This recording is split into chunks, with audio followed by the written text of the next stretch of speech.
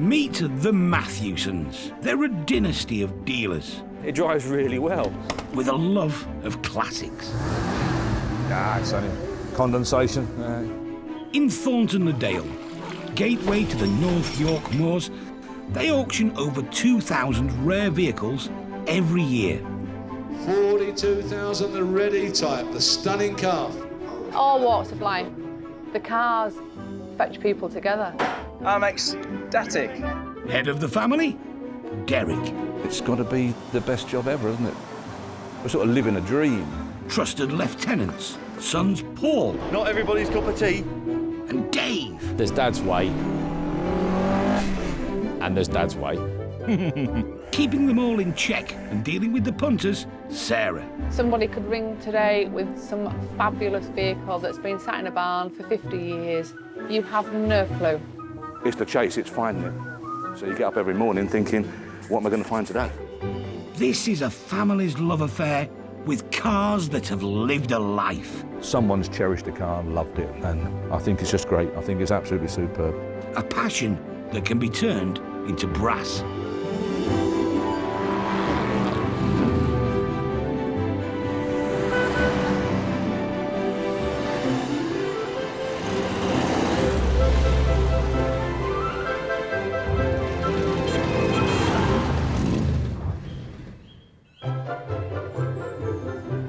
On sale this week. Now we've got the star of the show coming up here, 1986 Moskovich.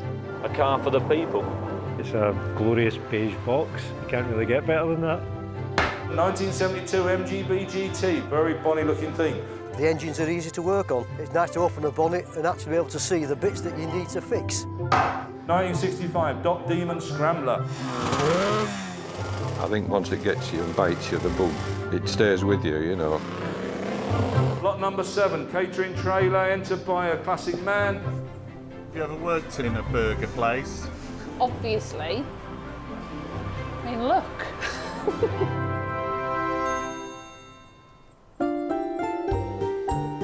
On a patch of wasteland, somewhere near Newcastle, a Cold War classic from the Soviet Union awaits its fate. This is a Moskovich, very strong, big heavy old car.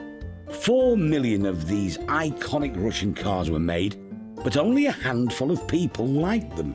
Yeah, it's an 86.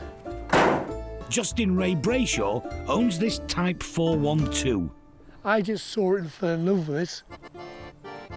The charm is that they're very basic in the way that they're built and constructed. So if you look at the door panel here, you can see they've got the old style window winders which operate correctly. No electric windows there. Rubber mats for easy cleaning, no carpets to hold the moisture on the floor. They're built for simplicity, and it's very much of the ilk of the Eastern Bloc countries manufacturing. This built like a tank son of Moscow was the first Cold War car to pass European safety laws. With its unsophisticated charm and a rally pedigree, the car sold in some numbers, peaking in 1973. But despite the choice of some new, bright modern colours and a bit of rebranding, the Mosky failed to keep pace, and by 1976, our Russian love affair was over. The appeal nowadays is the rarity of this type of thing in this country, because at one stage a lot of them were being re-imported back to their home countries because the car was worth more for spare parts in its country of origin than it was as a car in the UK to drive around in.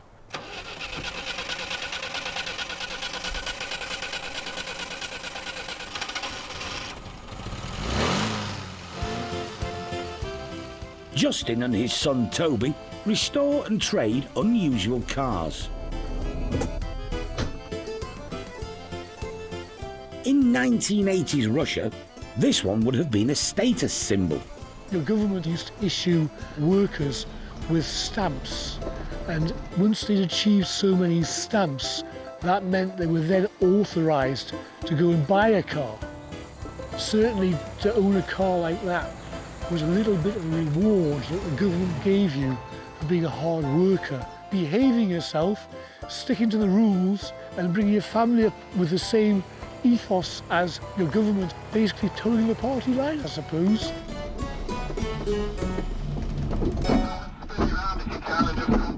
I'll just restart it again.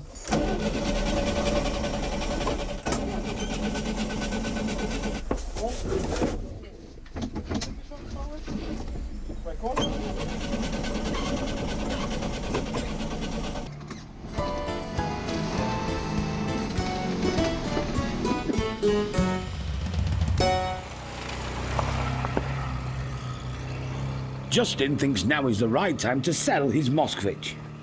There's a lot of collectors of this type of car in this country who will pay reasonable money to buy them and will restore them and keep them as part of their own collections. Dave's heading up to Tyneside to collect Justin's emerging Soviet classic. Cheap, cheerful, a car for the people. What would be the equivalent UK vehicle? Something mass-produced like the Mini or the Ford Escort or something like that, I would think. They were always built fairly sturdy to stand the rigours of Russian winters and Russian roads. The Moskovich is ready to go. Oh, you're right. But Dave seems more interested in Justin's other cars. 90,000 miles, full service history, one owner. He paid 11 grand for it. It was cheap. Oh, well, we were away.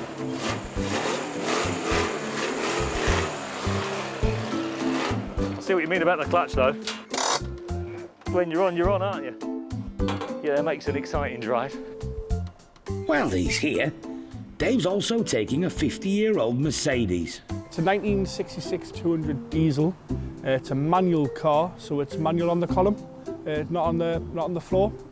Justin's son, Charlie, hasn't got the time to restore it. It's got the full-length sunroof with the leather seats instead of like a vinyl. To us, I think it's a little bit special. Who would have had something like this then, Jimmy? You'd have to have a few quid, I'm guessing. Oh, hired powered people. I don't know, maybe ones on the wrong side of the law with a bit of cash to burn. The Mercedes comes with a choice of two engines, petrol and diesel. The Mercedes is a fair restoration project. You know, the giveaway is the fact the engine's in the boot. Dave's not that happy about the Moskovich either. They're not worth a fortune. 2,000 or 3,000 quid would get you quite a nice one. But I might be proven wrong, hopefully.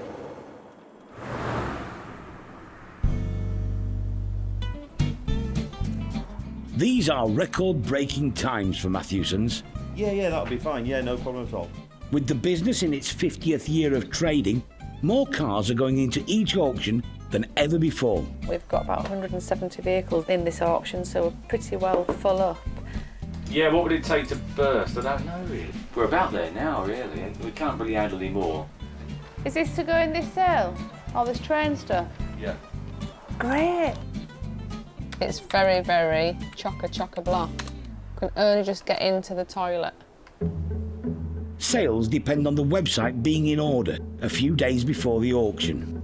I do most of the website stuff, but I have to hound Derek to do the running order. He does the running order, nobody else. We're getting better and better at it, aren't we? I'm further behind than I've been ever since I started working here. No running order on the website means the catalogue used by bidders on the day can't go to print. I keep telling them constantly, get on top of the job and get things done as they come in. The thing is, we always leave things to the last minute, don't we, Sarah? That's our trouble. And as such, we have to catch up. Even the dog don't agree with you. Yeah, that's right, Oscar. You tell him. What is he talking? So, what better time for Derek to have said yes to a massive refrigerated truck? As you know, our policy, Steve, is we never say no. Adding it as a late entry is a favour to regular buyer John. I'm not going to bid on this car, no, because I already have one. If somebody comes along with something that we shouldn't have here, not our sort of thing, if he's a good customer and we've dealt over the years and we think a lot of him, we'll do it. But there are 25 more vehicles this month than last. There's 25 more of everything to do. 25 more collections, 25 more descriptions, 25 more photo shots. A massive extra load on all of us, yeah. If anything else turns up today, it could be a bit tricky.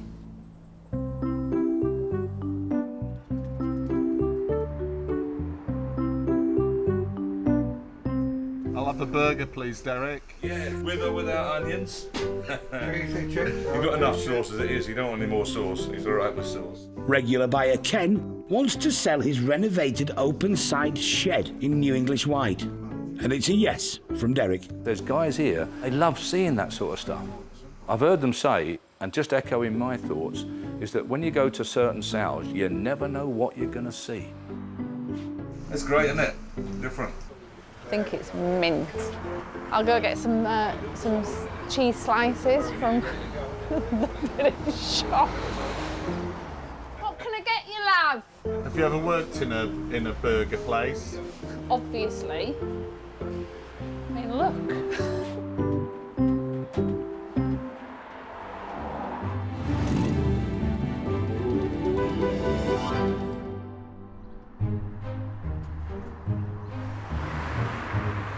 Dave arrives back at the garage with his uninspiring load. Neither the Moskovich or the Mercedes are his type of car. But not everyone shares his opinion. I'll leave that up in a minute. I'm just going to check chassis number. Brian usually sources and renovates cars for wealthy collectors. This one, if I got it, it'd be for myself. An investment, to be honest with you. That's what it would be. Something for my daughter. When I'm dead and gone, something she can have. Like the pension fund? Yeah, to be honest with you. I know it's not worth a lot of money. 20 grand all done and dusted. But it's a starting point. Even the Moskovich has an admirer. Something you don't see on many modern cars nowadays, but it does have a starting handle. Johnny Johnson is a dealer. Even the leaf springs are enclosed. He's well versed in Moskovich's British touring car racing history. It still works. Fantastic. In the early 70s, Moskovich won something like 90% of their class. They were a very strong car, and I think it was Silverstone where they rolled the car about 14 times, and somebody had the unfortunate task of driving it back to London after it was beaten roughly back into shape. It's got potential. From what I've seen, the structure of the cars there, it's just what you see. This is a full strip back job. You put them into like a big oven and you slowly bring the heat up so it doesn't warp them. Takes hot paint off. Whatever's left is decent metal. And then you know what you're working with. Yeah, so you could stick something like this in and you could end up with nothing left at bottom half. So you might only end up with about that much at care. So it's a gamble doing stuff like that? Oh, yeah, big gamble, yeah. Yeah, big gamble. Every year, Matthewsons sell hundreds of MGs. Almost certainly one of the best roasters we've had. 12.5. They've just got that something about them that just make it really nice. Midget, another little midget, nice little midget, bright red. 4,150, thank you very much. From rare wartime classics... It's a beautiful car, yeah. ...to wonderfully preserved 1970s GTs. 1970 MGB GT in white, stunning vehicle outside here, I believe. There's something for everyone's budget. You're going to drive that home? Oh, yes. 3 MGTFs, £1,600 plus the commissions. Good value for money. It's a sunny day, what can I say? You know what MGBs are making these days? They're making an absolute fortune. Third and last time, M13,000, £15,000. You all done? 6. Yours, sir? Derek's off on a date with a 1974 Roadster. I started off with a midget, thinking that a midget was a starting point. I went on to an MGB. Owner Anne is Derek's kind of woman. And then I went out and bought MGB V8. A glider pilot who does her own car repairs and has owned a string of MGs and sports cars. Beautiful one that was, Tahiti blue. And then I went a bit wayward after that, and I got the TR5. That soon went out the window when I found that my mother's teeth wouldn't stay in, and I went out and bought the MGA. We moved to France with the MGA, and I sold it as a steaming profit and bought another MGB V8. It was the launch of a new midget in 1961 that got things really going again for MG. At less than £500, it had young freedom appeal. It felt fast and sold well. Its big brother, the MGB, rolled out of Abingdon a year later. The faint-hearted could add an optional heater, but factory wire wheels for £35 made it look great. Italian designer Pininfarina was responsible for the beautiful BGT that hit the road in 1965. At under £1,000, it had room for useful stuff, like luggage. 10 years on, and the rubber bumpers arrived to keep the Americans happy and comply with their rules. The cars and sales slowed down as other cars got quicker. In all, a staggering 740,000 midgets and Bs were built from launch. Nearly 60 years on, there's still plenty around, and they still look good. I'm not really a great lover of this colour. It's sort of colour you don't sort of go for, but it suits the car, you know. I tell you what, it looks great with that black yeah, top I on. bet it does, yeah. Yeah, she's straight and tidy under there, isn't she? Yeah, it's a gold seal engine as well. So. Oh, is it? Right, yeah, yeah, all right. Door shuts are good, aren't they? Yeah, not all full nice of filler, is it? And boot seams are all good, aren't they? Which is a dead giveaway, you know, when I put my finger under it and all that lot's full of filler, gives you a fair idea what the rest of it's like. But right. Is there a dent there? Yeah. I thought there might be. The only time you put a GB badge there is if it's concealing something. And it just struck me. And Anne's kindly admitted that there's a dent there, but very little, I would imagine. On the plus side, the car is being sold with a hard top. See that piece in there? That's called the Surrey end of it, which fits on the back here. It's split, as we can see. Can you have one piece on at a time, then? Yeah. You can. She does know her stuff. She's very, very knowledgeable about vehicles in general, and certainly flying, brilliant, I think, really. A glider pilot, by crumbs. When you get to my age, this is the only way you get whistled at. Derek normally doesn't let customers load their own cars. Lovely. Bang on. Anne drove on, full of confidence, typical glider pilot. Brilliant. Very, very good. It's a lovely car, actually, and I would have certainly kept it if I was more able to drive it more regularly. Luckily, help is on hand to commiserate. Anne's brother-in-law, Rodney. What are you doing here? Well, Anne's related to us. Really? And I said to Anne, why don't you put your car through the auction, like I did? Rodney recently sold his standard Ensign with Matthewson's. Lovely car, 3.9.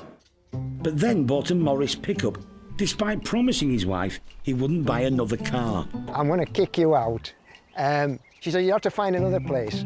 Mia was the one who played heck about me getting the car back. I am not going in that pickup. That's what I said, ever. Well, that's a little bit wrong, because she has actually sat in it, helping me to bleed the brakes. Yeah, you've got no choice.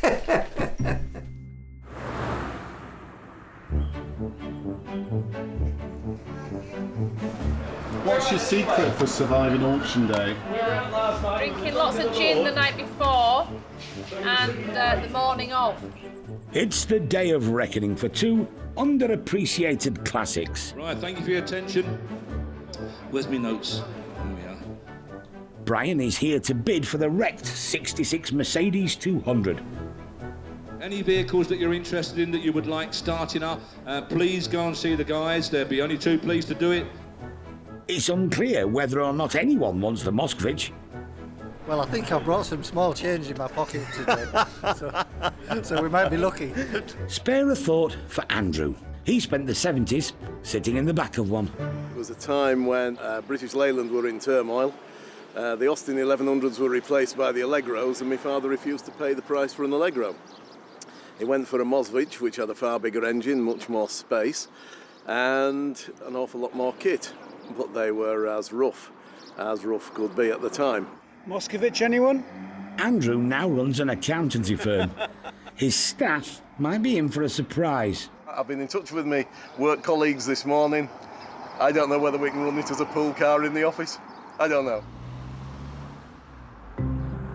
1966 200D. All sits out there. Don't worry about moving it, loading it. We'll soon move it and load it. Don't you worry about that. You'll have that on your garage floor before you know what's happened. Very, very rare bit of kit. Make a beautiful motor. We're going to be with it. Come on. Come on. 15, 1500, 16, 17, 17, 1800 pound. Replacement engine. 19 up there on the right. 1900 pound. We'll talk. We'll try. 1900. Provisional only. 19. Brian puts in the highest provisional bid. He'll negotiate with owner Justin later. Now we've got the star of the show coming up here. 1986 Moskovich, the 4-door deluxe. And all those years we were worried about the Cold War, about all this lot getting to the channel. They'd have never stood a chance, would they? Because they'd have all broken down if they were like that, wouldn't they? But it's got a lot of character.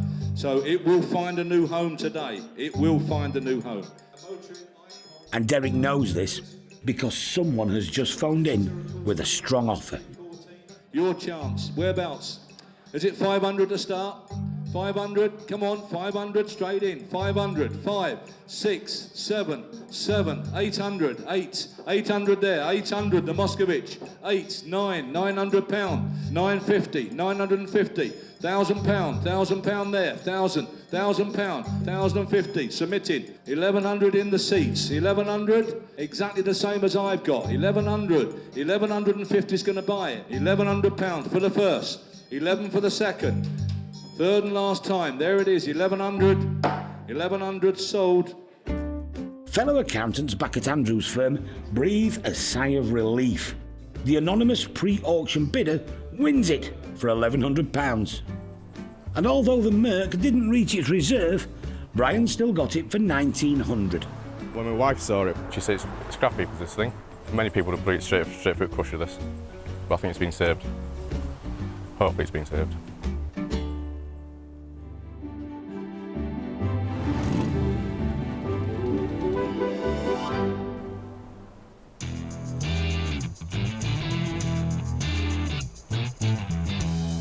Every month, Matthewson's auction dozens of rare and unusual motorbikes. 1969 Bonneville, it's a 1949 Squirrel, Yamaha 100, 1971, nice little bike this, 4,800, 4.8, 1,300, 5.3. Today, Paul is heading into the heart of North Yorkshire to meet a motorcycle restorer with a racing pedigree. I hear on the grapevine that he was once the British champion, I think of scrambling or motocross or something similar. So I'm sure he'll tell us a little more when we arrive. Keith Swires restores rare classics. His latest project, a 1965 250cc Dot Demon Scrambler. I've enjoyed a long amateur career, you know, with a bit of sponsorship from the oil companies. And the whole gang of us did that for a number of years, and it was a lot of fun. In his heyday, he raced competitively on both sand and grass tracks. He even competed in the Isle of Man TT. Now retired, restoration is a safer option. Well, it's what I do now, is do bikes up, and seeing as I can't ride them, I might as well sell this one and buy another project. That's the idea. So, yeah, I would have loved to have ridden it, but I think common sense will have to prevail. Good morning, Keith. How are you? All right, thanks. How are you? I'm all right, thank you. Have you done lots of work, Keith? The engine didn't need a great deal doing to it. It's been built up as, you know, a collector's bike, really. Yes. A little bit of recommissioning and it would be a very competitive pre-65 scrambler, you know. Founded in Manchester in 1903, the Dot Motorcycle Company was world-renowned for making superbly engineered and competitive scramblers. Although they never did win a British Championship, they did very, very well, you know, especially up north here. Keith couldn't afford a Dot when he was younger. and suspects he may have competed against this very bike. It was bought by a guy in Goole, so we'd be riding the East York Centre when I was riding. Right, yes, That's yes. as far as we go, really. And obviously you won't really remember the bike because normally it would be behind you. Well, of course, yeah. He's moving on to his next project and toying with the idea of racing again. When you're the wrong side of 70, you've got to have a medical every year. You've got to have your eyesight tested. In other words, you've got to have a real good MOT, you know. That's right. So far I've passed. I managed to scrape through. I think the bike's lovely and it will be an asset to somebody. It go into somebody's collection, no doubt. I think he's made a lovely job of it, yeah. Credit to him, absolutely. Anyway, we'll get back before we get any wetter.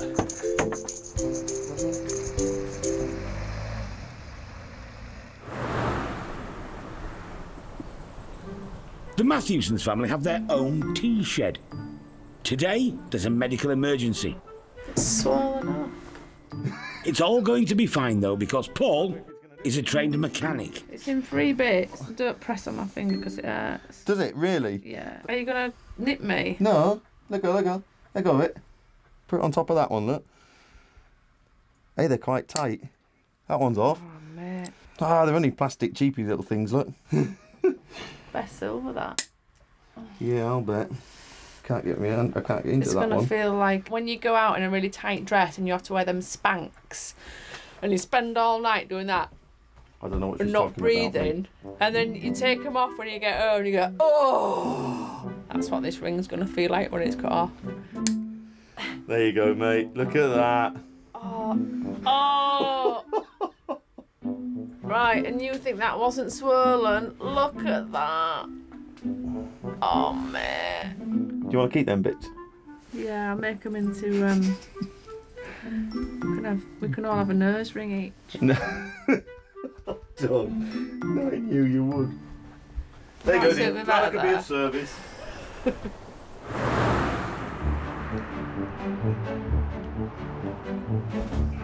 It's the day of the auction. Derek is tweaking the sound system. Got that, maybe a little bit more, Jack. Touch more. Sarah is working through the phone bidding applications. This gentleman's pressed yes, he'd like to make a telephone bid. And what lot number would you like to make a telephone bid? His answer is any. There's your number, there's your catalogue, there's a couple of tickets for some teas and coffee. Thank you. Are you interested in making a telephone bid or something on it today? You are? Okay. So, you got any chocolate? Keith is here to watch the Dot Demon Scrambler sell for hopefully a good price. He needs the money to fund his next restoration. 1965, Dot Demon Scrambler, super machine. Start me on that. Where are we going to be? 3,000. 3,000 I've got. 3,000, 3,2, 3,4, 3,400, 3,6, 3,8, 3,800, 3,008, 4,000 the other line, 4,000 on the other line, 4,000, 4,2. Out in the hall, 4,200 and selling, 4,200, 4,002. Are you all done? You sure? 4,2, thank you. Keith's Dot Demon sells for a decent £4,200. When you put a lot of work in like that, it's nice when, you know, things turn out okay and you get a bit of a reward for it.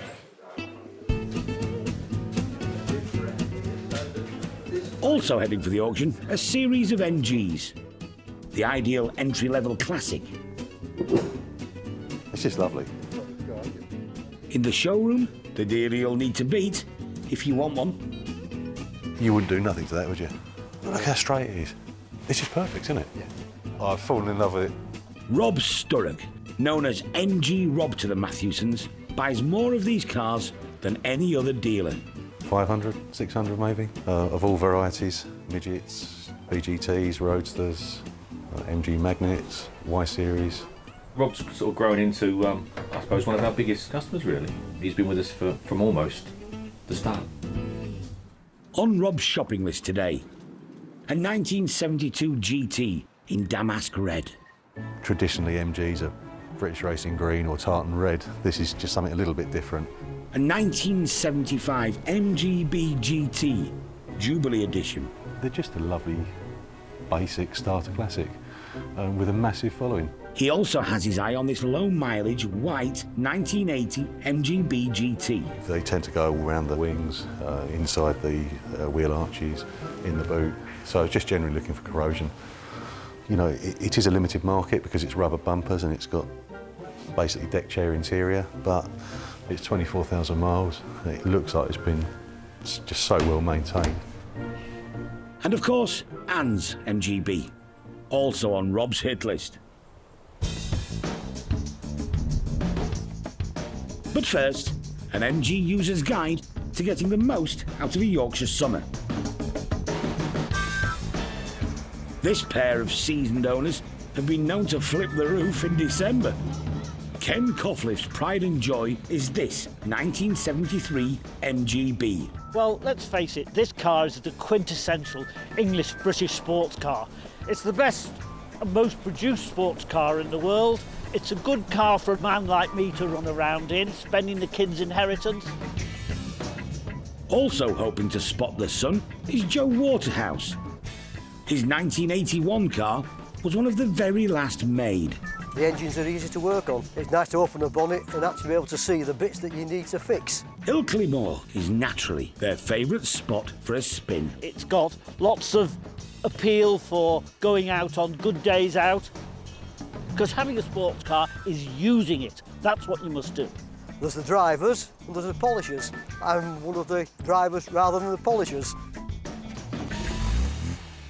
One has to cope with the fact that everybody else has power steering and you don't on this. This is a bit of an old-fashioned car, discs on the front, drum brakes on the back.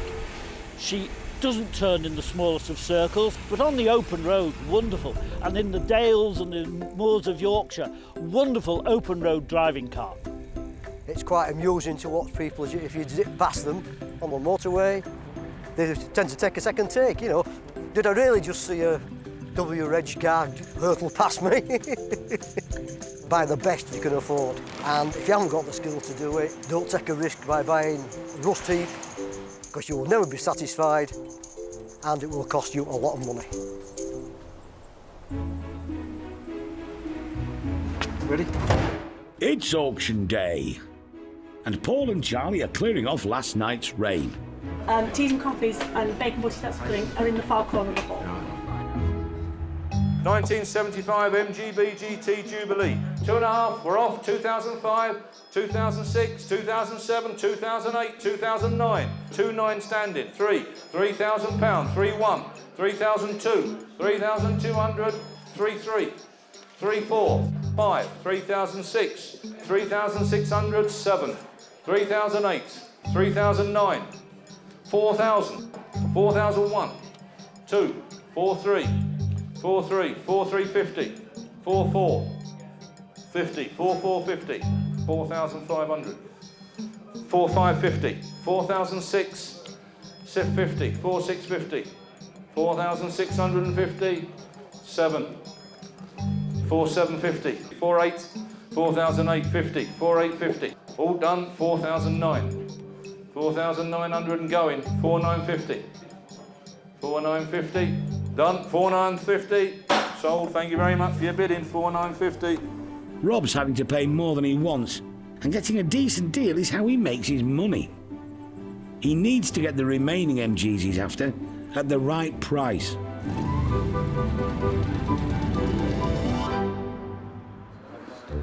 There's plenty of them about, but good quality MGs are hard to find. Eyeing up 4 of them at today's auction is dealer Rob Sturrock. That's too much money for me. Yeah, I've got a few on my list. He's got his work cut out though. Other people have spotted the classy Bs as well. Don't see many MGB GTs in this condition, 1980, where 5, 1, 2, 5, 2, 5, 3, 5, 4, 5, 5, 6, 5,006, 7, 5,007, 5, 7, 5, 8, 5,008, 5, 9, 5, 9, down the middle, 5, 9, 6,000, £6,000, both out, 6, 1, 6,001, standing, 6,100, 2, 6,002, 3, 6,003, on the right, 6, 4, 6,400 on my left and going. 6,500. Dare sell it. 6,500. 6,600 on my left and selling. 6,700 he says. 6,700, 6,800. 6,008 on my left. 6,900 he's back in. 7 there, Pidgey. 7,000, 7,000 back in. 7,001. Are you done? Do you want 2? 7,002. 7,300. 7,300 on my left. 7,300. Are you all done? 7,003. 2 down for Rob and a lesson in covert bidding. Oh, tin aircraft, the lot number 55. Memorabilia has been selling well. What have you bought today? So we have a Richard Garrett. What's that? Enamel sign off, well, it'd be off a steam engine, something like that, I would think. I have a small museum, collect tools, nameplates, that type of thing. Nostalgia is the order of the day. Brings back lots of memories. I just think it's really sweet. I saw it in the brochure, I just thought it was just a nice little sort of decorative item type of thing. Might do a little cheeky bid, but not too much. 15, 18 pounds. Yeah. Racing car rocker, it says, like on my one front. Oh, that's nice. I saw that this morning. Unusual little thing. £30. £30. Artifacts from the pre-computer era. When you had to repair cars regularly, every 2-3 weeks, you know, you had to check the oil every week, you know, check the tyres, clean the plugs and the points. But it's just great, you know. And the things you don't know anything about, grease guns. That's true. Lot number 67, 1972 MGB GT. Very nice, bright car. Very bonny looking thing. 4,005, 4,006, 4,700, 4,800. Third and last time. 4,800. On my left, third and last time, 4,800. Provisional 4,800. 3 in the bag for Rob, with Anne's Roadster next up to complete the set. MGB Roadster. Now, collected this myself as well. Lovely lady. Very switched on lady. 4,000 straight in, 4,100, 4,001, 4,200, 4,002, goodbye, 4,200, last time looking round, 4,200. MG Rob gets a full house. All in all, it's been a good day. There's also good news about the much maligned Moskovich. Having been given a stay of execution, it's now running better than ever. It works, that's a bonus. New owner Stuart knows a bad thing when he sees it.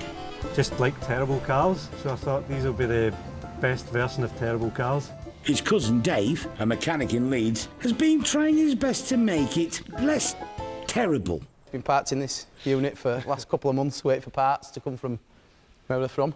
Ukraine. From Ukraine, delivered to Germany first, to another friend and then on to us. The plates only came yesterday to get it registered and now off it goes, thank God. What don't you like about it? Everything. The shape, the colour, how it drives. I like classics, but not this one. Would you go as far as saying it's embarrassing? Yeah, definitely. Yeah, as quicker it gets back to Glasgow, the better. It's a glorious beige box. You can't really get better than that. With a new alternator purring under the weapons-grade bonnet, Stuart's ready to show it off. Going to the Wartburg and Trabant Club, so going to a meet down in Withall, and then going down to Bicester on the Sunday. So, and then another 400 miles home on the Sunday night. Good luck with that one then. 1965 Dot Demon Scrambler, super machine. 4-2, thank you. The vintage Scrambler now has pride of place in a large private collection of classic motorcycles.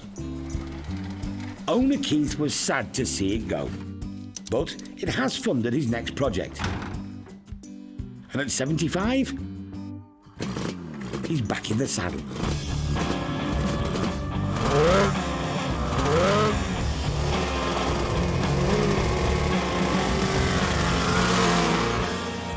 He'll be keeping this 1972 Yamaha 350 Sports Tourer.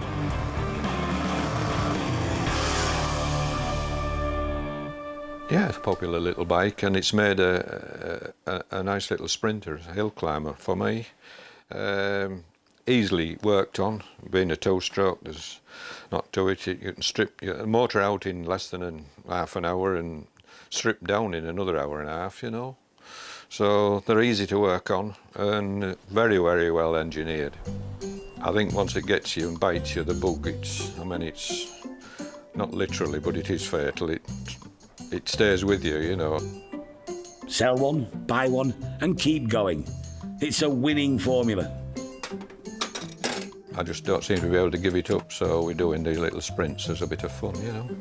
Having successfully renewed his racing licence, Keith will use it at quarter-mile classic bike sprint events.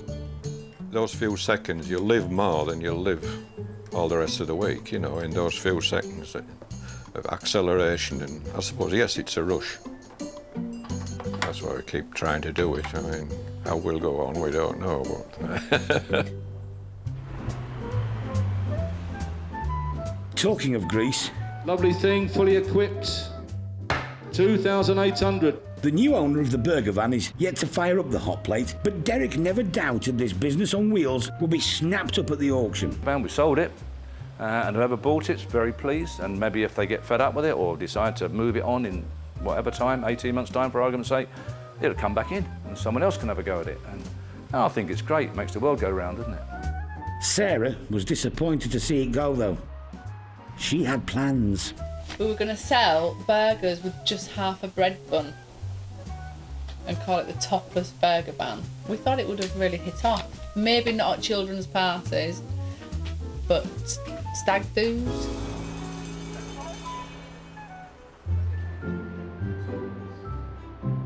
Back at his showroom in Norfolk, and Rob's not wasting any time moving the MGs on. Just completely original. Nothing's been modified with it. It's totally unmolested. It's just a genuine car. The only thing I'm not keen on is the deck chair seats. Yeah, well, that's like it's personal choice. I'm not that keen on them, but I've got a lovely anniversary GT over there, which has got a normal fabric trim, which to me looks a lot better than the deck chair. Yeah, that's a lot harder wearing. And then of course you go to something 72 car. It's got what you call the traditional leather. Anne's MG has already sold. And potential customer Steve looks like he'll be buying too. I've got to the age where I want something to play with, and the modern cars have got no character. The old MGs, they're great fun to drive. And Rob will be back at Matthewson's next month to see what's on offer. I got a soft spot for these cars when I was in my late teens. Owned one when I was 17, and quite a few years later, I'm still having a love affair with MGs.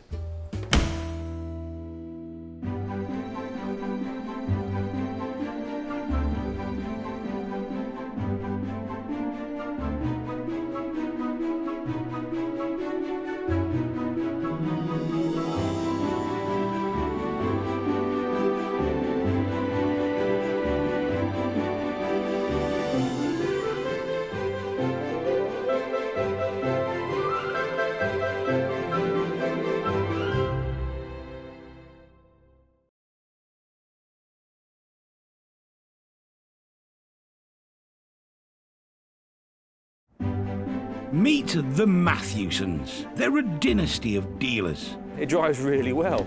With a love of classics. It's only condensation. In Thornton-le-Dale, gateway to the North York Moors, they auction over 2,000 rare vehicles every year. 42,000, the ready type, the stunning car.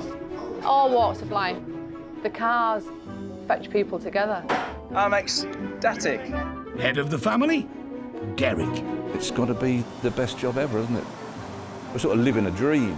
Trusted lieutenants, sons Paul. Not everybody's cup of tea. And Dave. There's Dad's way. And there's Dad's way. Keeping them all in check and dealing with the punters, Sarah. Somebody could ring today with some fabulous vehicle that's been sat in a barn for 50 years. You have no clue. It's the chase, it's finding it. So you get up every morning thinking, what am I going to find today?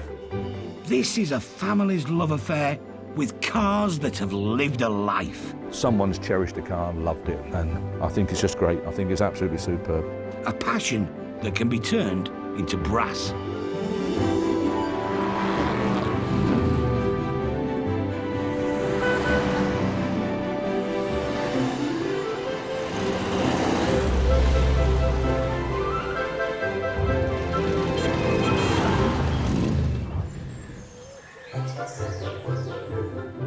on sale this week.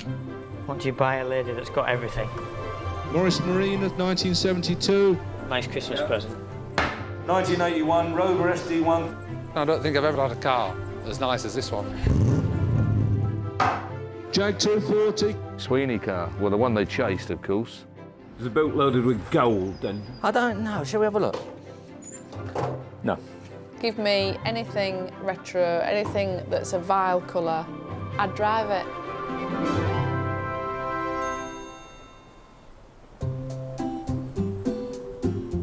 It's auction week.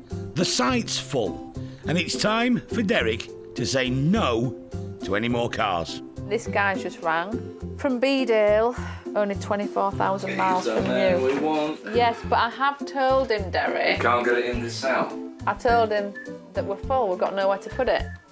Yeah, Dave, it's, Thursday. It's me. I'm not Fetch it around, mate. Thursday. Okay, not so bad. All day, every day, until 5 or 6 o'clock or something. Make that 8 or 9 o'clock, Derek. Bring it tomorrow. That's the best thing. No. All right, mate. See you later, Dave.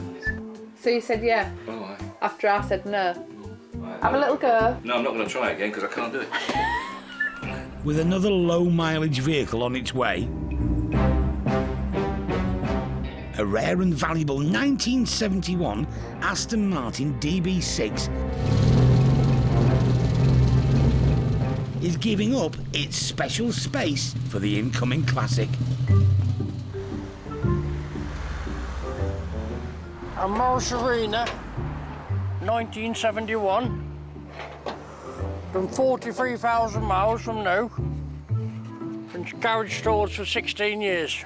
The classic Marina is owned by Richard Winter. And it's never been welded or never been restored. In very good nick for the year of it for a 47-year-old car. Totally original, one owner from new. It may be in good nick, but all the bits aren't in the right place. Gear stick looks a bit short, Richard. It is. The gearbox side that's in the boot, the clutch is gone. Where's the gearbox there? Totally original, look. So obviously you take it off and put it in the boot? Yeah, when the clutch is gone, yeah, because the man took it apart, left it, and never did put it back together. What happened to the rear window, Richard? I don't know really, to tell you the truth, it got smashed out with it being stored. Just a 1.3, cheap to run, easy to fix. Do you want to buy it? With Ford bringing out a string of decent family cars, British Leyland hit back with the Marina. Built at Morris's dated Cowley works, it had issues from the start. But BL loyal Brits bought plenty. Over 1 million if you include the ITAL.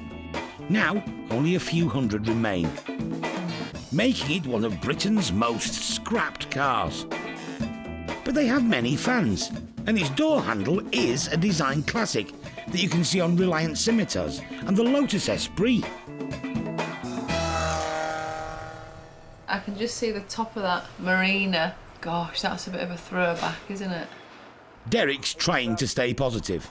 It's got no gearbox in it. It's in the boot. Oh, that's handy. Yeah. I normally put them in the boot, yeah. Well, it's a lot more handy. It's a lot handier when you want to take them out again. They're just there. 43,000. 43,000? It's proper, yeah. One owner. How many times it been round? None. Are you sure? Been in the shed for 16 years. Since 2002. As it happens, I think you're right. So she's definitely a non-runner then? Yeah, non-runner. This is no Aston Martin,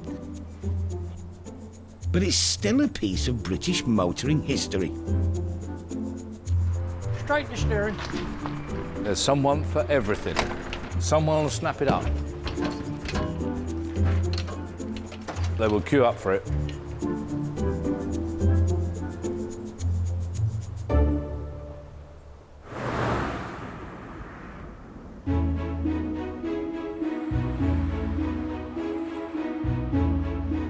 Father and son, Derek and Paul, are both on the road to collect a double wedge of motoring heritage.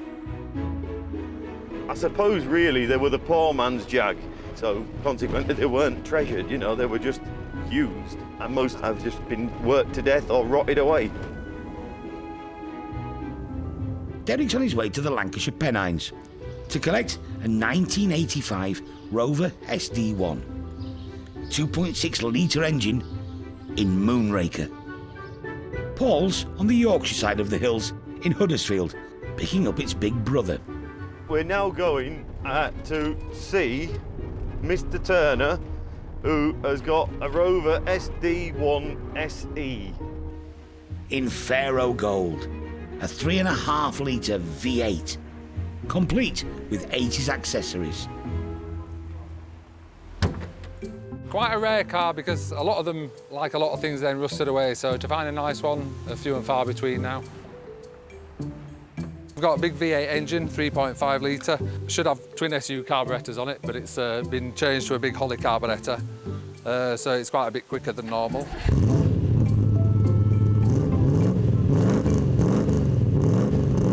Sounds good, doesn't it? You're in a time warp when you're inside it. Absolute 80s paradise in there. It's like brown, almost corduroy inside. Obviously a few period modifications on it, like the wheels aren't original. The front and rear spoiler is probably done back in the 80s. Yeah, top of the range car, I think when they were new, I think it was about 11 or 12,000 pounds back in the day. Paul likes these cars. Yeah, I've got an SD1, yeah. I think because you don't see many of them, they are so rare, aren't they? It's good and practical.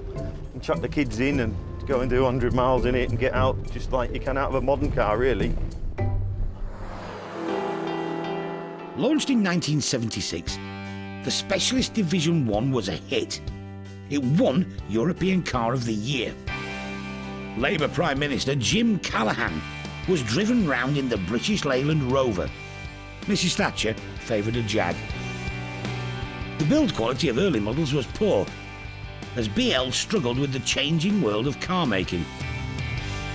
But they sold more than 300,000 of them. And the SD1 V8 is considered by many to be the last true Rover. In Lancashire, Spot these out well. classic car restorer Terry Bullas is selling the 2.6 Rover for a client. It's all right. It's not bad. He's passed on buying it for himself. One's getting at now, don't it? Just a bit of work on it. Terry's a connoisseur of cars, which is why it's not tucked up in his garage and staying there. It needs someone who's going to love it, a bit of TLC, and address these bits and pieces like these door shuts and these door skins and things like that.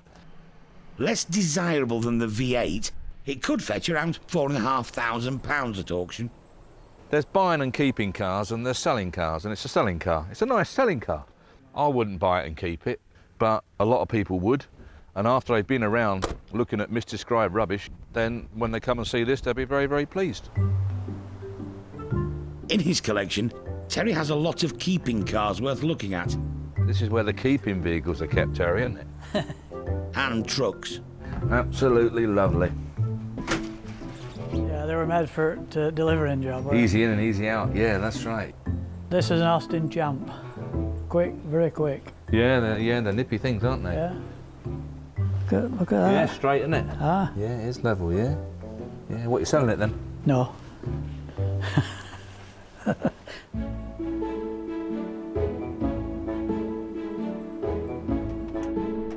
In Huddersfield?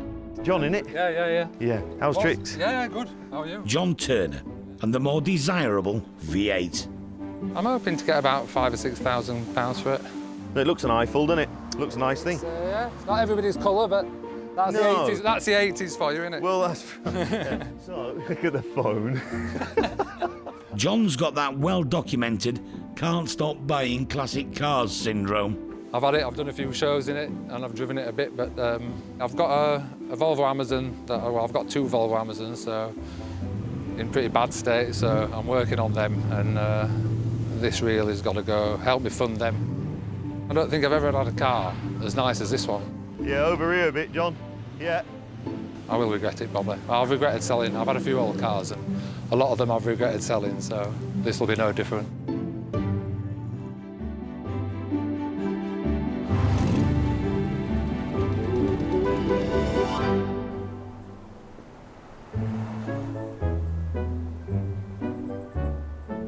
With the Morris Marina and the 2 Rovers ready for auction, Derek is in a reflective mood about British car builders from yesteryear. Yeah, were built to fall apart, weren't they? British Leyland, to be honest, lost the British car manufacturing market on their own. They didn't need any help. At least the gold SD1 is up to scratch. I think it's a nice example, this. Very, very smart car, isn't it? Lovely colour. Nice thing about that car, it still smells like an SD1. Definitely smells.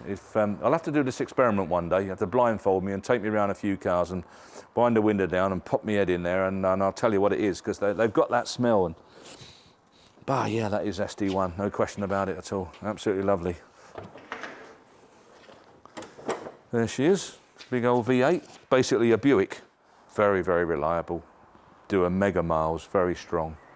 And still popular in the specials and the kit cars today. I mean, everyone puts a Rover V8 in if you can get hold of one.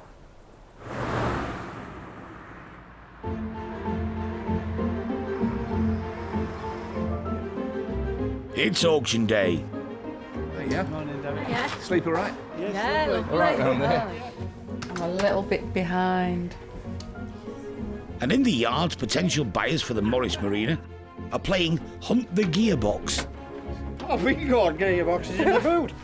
It's quite an early one, and being the 2-door coupe, you don't see as many of them now, so I'm just thinking I'll keep my eye on it and see what happens. Yes, it's a worthwhile proposition. It is. At the right money. At the right money. It's got to be right money. Has it come from far, this lad, you know? I wouldn't know, to be honest. You don't know. It's caught the eye of mechanic Spike Hayward from Hornsey.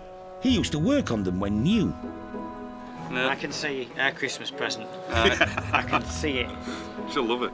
It could be the perfect gift for his wife. My parents had a Marina and she loved it when she was a little girl.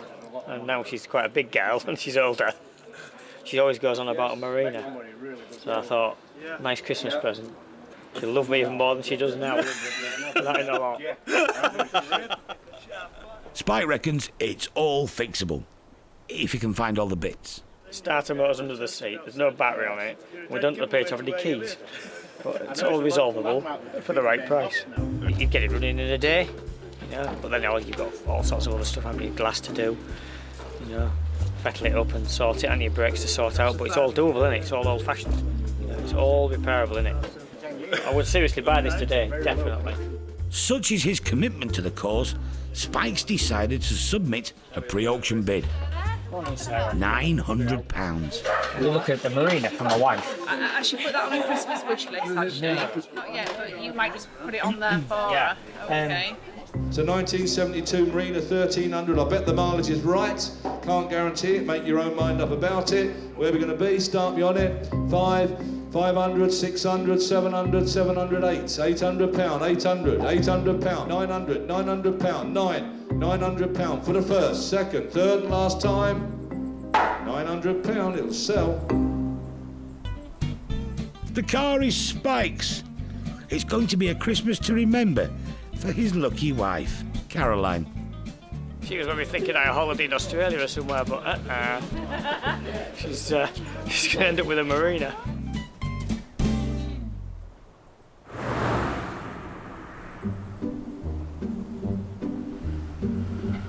This is a rare car, actually. Derek is on a double date. And first up, Les Thomas and a car with a split identity. Oh my word, yeah. Yeah, oh dear. Well, we're looking at an unusual one here. It's started life as a 1360-year-old estate. I'll be right in saying that, Les, won't I? Yeah. And someone's grafted in a straight six, which they put in the Vitesse. It would have had a little four-cylinder engine, which would have sat in there about there, wouldn't it, Les? Yeah. With a bit of room back and front.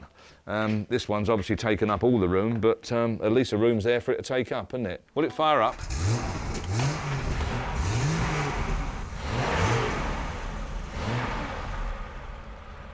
Yeah, it's an oddball, isn't it?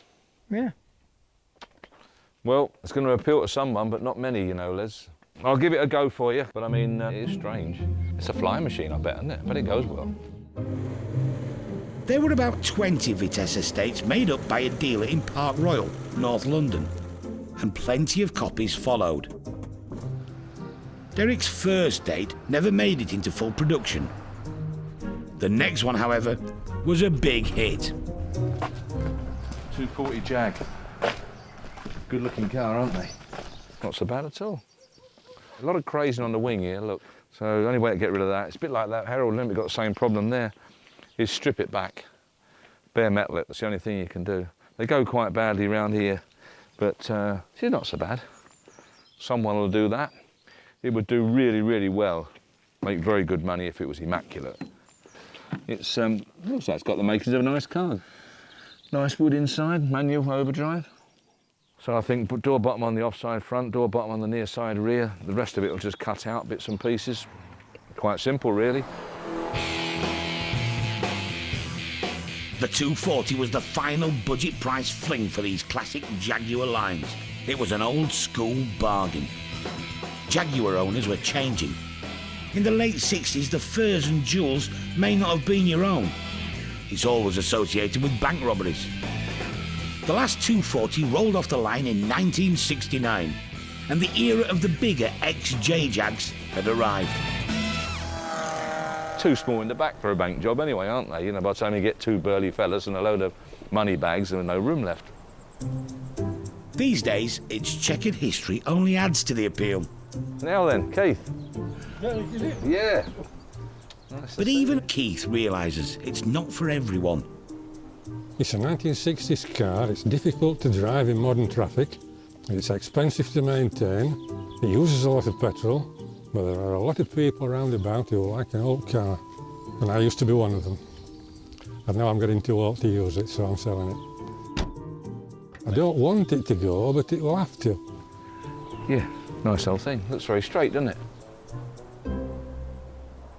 Crank her up then. See if she'll go.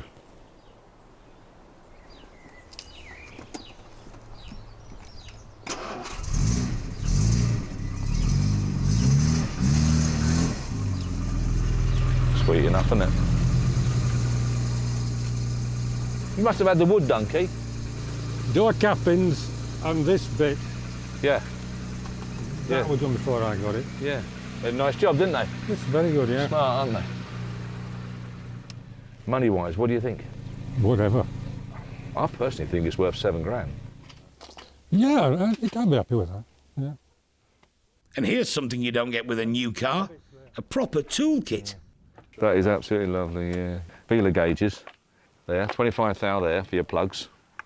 In that, there we are, let's get it out, mate. 25 thou for that, and 15 thou for the points. Full toolkit there in one go, Keith, isn't it? For anybody who's daft enough to... I used to do it for a living, you know. Did you? Yeah, served me time as a motor mechanic. Oh, we know what you're about then, don't you? Yeah. The Jag in its toolbox has cheered Derek up, and it's not over yet. Keith's got a surprise for him out back. Oh, my word. Oh, crumbs. Yeah, you got a fair old workshop here, mate, haven't you? It's just a bit I wanted to show you. Oh. 1923, Gardner, two-stroke diesel, stationary engine. I'm a gardener. How about that? That's lovely, isn't it? Something like that would drive a workshop like this, wouldn't it? Years back. It would. You know, power it all, belts everywhere, all over the spot, different machinery and such like. I keep looking to try and find another one like it. Yeah, no, you won't do, will you? Can't be that many of them about. As the Jag goes off for a new life, there's mixed feelings. Yes, I'm sorry to go. It's been around a long time, you know. 18 years I've had that. Speak to you soon. Ta-da.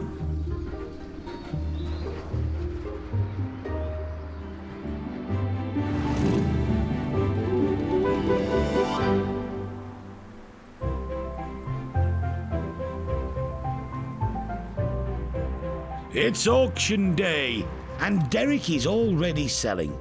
So start me on it. There we are, lot number one. Let's get off. Whereabouts? Come on, where?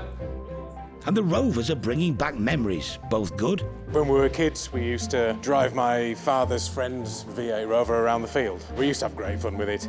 And bad. British Leyland, wasn't it? You know, so if you got a car built on a Friday, you're in trouble, sort of thing. Usually rusted by now. But I think they're becoming quite collectible now. This one's a particularly good model, I feel. I like the chrome trim on the wing mirrors. It's quite an unusual feature. Seeing one now, it kind of makes me want one. Whether I buy it or not is another thing. First up, the tidiest but smaller engined model. And on to the SD1, the 2600 SD1. Smells like new, feels like new, got all the history to back it all up. She's out there, conditions speak for itself. It's lovely. 3,250, 3,250, 3,500, 3,500, 3,500, 3,500, 750, 3,750, 3,750 is the 4. 3,850, 3,850, 3,850. That it? All done? 3,850. 650 below reserve from the phone bidder, but it's enough. The V8 should go for more. 1981 Rover SD1 3500 SE in gold, as you can see. Where we're going to be with that? John's here to watch it sell. We're off again. 4, we're off, straight off. No press, no messing. 4, 4, 2, 4, 4, 4, 6, 4, 6, 4, 6, 4, 8, 4,800, 5, 5,000, 5,000 pound going then. 5,001, 5,001 on there, on the phone. 5,2, 5,200, 5,3, 5,003 on the phone. 5,003, 5,003, I'm out. 5,300 for the first. 5,3 for the second. 5,3, third and last time provisionally. 5,300. A phone bidder comes out top again. Just £200 off the mark. I thought it might have made him a little bit more money, but I'm more or less happy with what he's made. After a negotiation with Sarah, John decides to let it go for 5,300. Right, brilliant, excellent. See you next time. Can't wait. Right, cheers. All done, everybody's happy, yeah. Hopefully, he'll love it, so should do, it's really nice. So yeah, it's been a good day.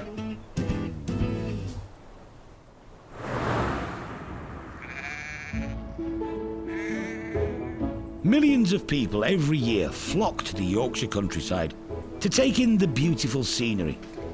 Part of its appeal are the twisting, winding lanes with their dry stone walls.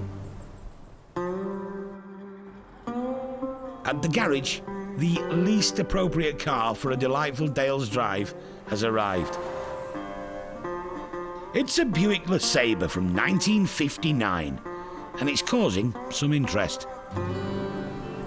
I love these big old Yanks. We restored one of these a couple of years ago, and I really liked it. And I thought, if ever I see one, maybe. And this is the first one I've seen since that time, so yeah, I had to look at it. Martin Morocco is a professional car restorer, and with the help of Ryan, has rebuilt countless classics. I've got a shed full of cars. Do I need another one? Well, this is two cars, isn't it, in one? He'd like to get a closer look at the interior of this 5.5 metre monster, but there's been a schoolboy error. The keys are locked in the ignition. Who was that? Your father. What a dipstick. Derek, the guilty man. Windows are tight, aren't they? Yeah.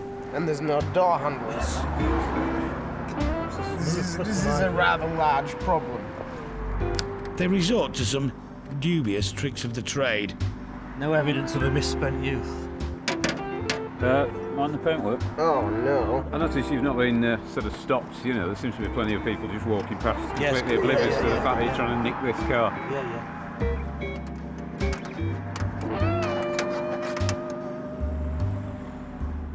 But in the end, genius will out.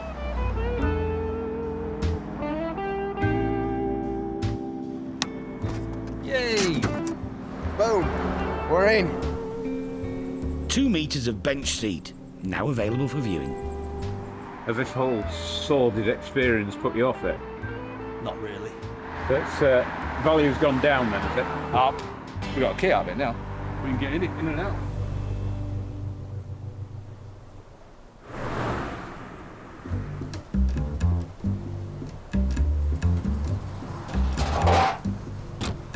The Jaguar 240 from 1968 has arrived at Matthewson's. Good morning, Joyce. Joyce there, she's a lovely lady. Lives up the road. Getaway car, weren't they? There's a boat loaded with gold then. I don't know, shall we have a look? No. It's loaded with a lovely history file and some spare keys, which is a bonus. Yeah, Sweeney, here we go. Yeah, get Carter. Yeah. Every film made in the 60s and 70s had one of them, if not a dozen of those. And they were a little bit of a status symbol, 2.4, 3.4 then. If there was a scene in a film where one hit a load of boxes and flipped over, and it was one of them. And it meant that lots of people could relate to them. Values have increased accordingly. But still within reach for the buyer on a budget. It's quite good value for money.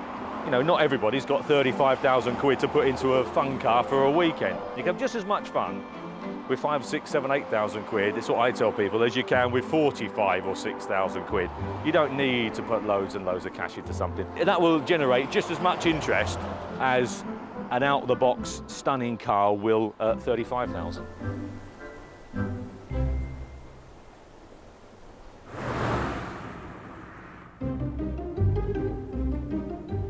The success of the business is partly down to the family's connection to a network of highly skilled restorers.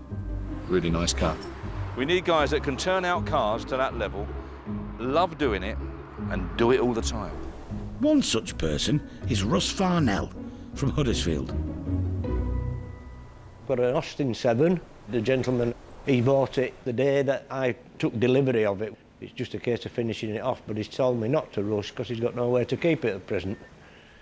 And what's this thing on the rack here? That's a 2.8 injection Capri, which is I'm doing for somebody else. Looks like quite a big job. It is. Bigger than I thought, but we'll get there. Russ will take anything on, but he has a soft spot for 1930s Morrises. They're easy to get parts for, mainly, and they're quite a nice little thing to work on. Here's one he renovated earlier, a Morris 8 Tourer from 1936. That's how it arrived at August 16th. It was about 12 months later when I finished it. It's now in mint condition. So you've got the original engine, the original electronics control unit, original dynamo, starter motor, which have all been rebuilt. It's been a labour of love. Nearly 8 hours a day for about 7 or 8 months. Hey, and this is the old 8 then, mate. 2-seater. It's a little bit unusual, isn't it? Derek's here to give it the once-over. All these panels are all brand new, and it's all built on a new ash frame, including the door frames are new as well. Nice one. Yeah, nice one. Yeah, it's good, isn't it? Yeah, I mean, the power-weight ratio... Small details can alter the value of any restored vehicle. Have you not got a hood then? No, I've got a hood frame, yeah, and everything, but I haven't had the hood done yet. Yeah, with a hood, somewhere between 8 and 10, nearer 10. Yeah. Turns out a nice car, does our Russ. And it's not the only Morris 8 Derek's here to value. This one has undergone some radical modifications. It was a 2-door saloon. Yeah. And the back end of it was absolutely rotten. Right. But I thought, you know, the front end of that were too good, you know, to just scrap it. Absolutely, yeah. So I've rebuilt it and everything as a little pickup. Yeah. It's been skillfully renovated by Russ, but again, a slight tweak could add value. I know it's more work and all the rest of it, but I'd put 500 quid on that if you put drop sides on it. Or even fixed sides and a tailboard. Don't have to go ever so high. You've got to think about the bloke who's going to buy it. He maybe wants to put something on it. Just below that window, if I were you. Right. And then someone can put something on the side, can't they? The name and all the rest of it make a hell of a difference, you know. And I don't know what it is, it just looks more manufactured. I think it could do 6 grand. Derek could just sell the vehicles as they are. Cheers, Derek. Good work. Thanks very much. But this way, everyone stands to benefit. He's been in the game a long time, as Derek. And he knows what's what. So, yeah, I think I'll take his advice, I'll do that and see if we can move her on.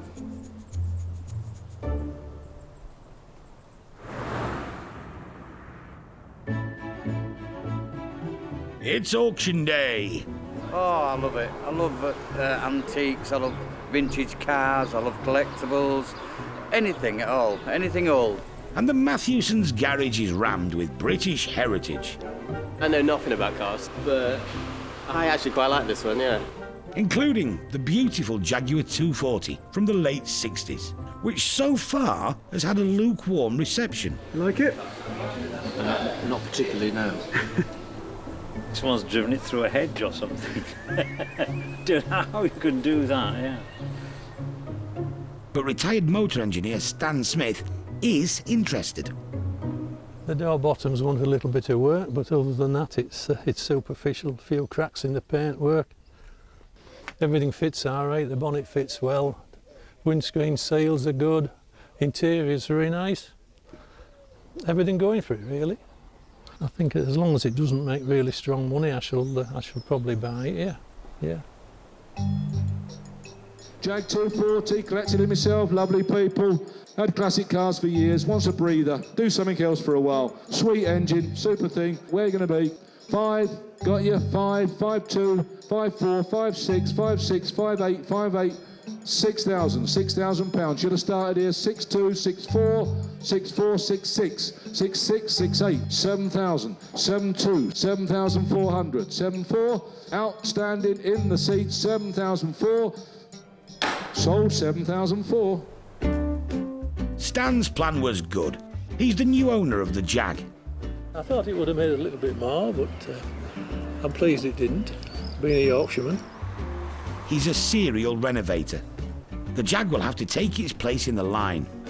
2 or 3 cars that I'm on with at the moment, so probably paint it all, take the glass out of it. Time consuming but not expensive. It might jump the queue, it might not. We'll see how we like it.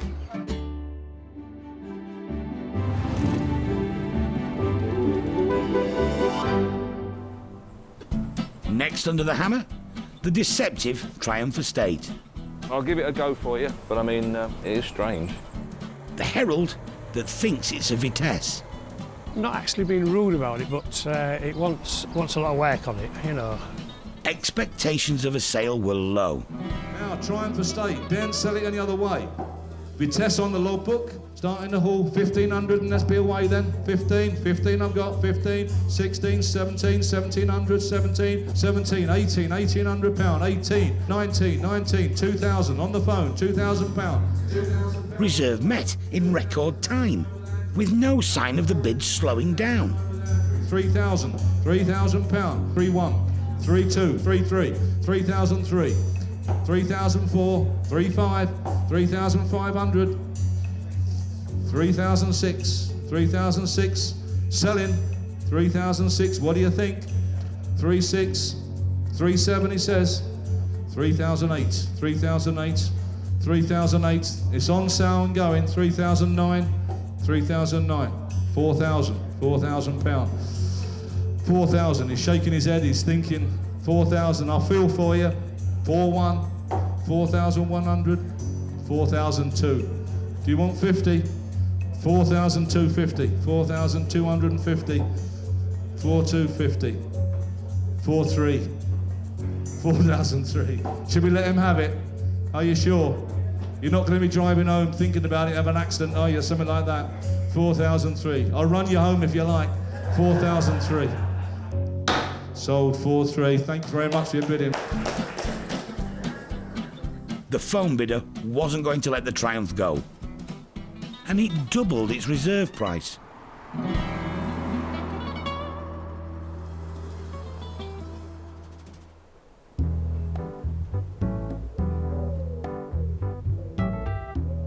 As for the Jag 240, it's now installed at Stan Smith's Yorkshire home. And it's been pretty well behaved, so other cars in his garage are being renovated first. It's like being in an armchair, isn't it? It's the old school, my era.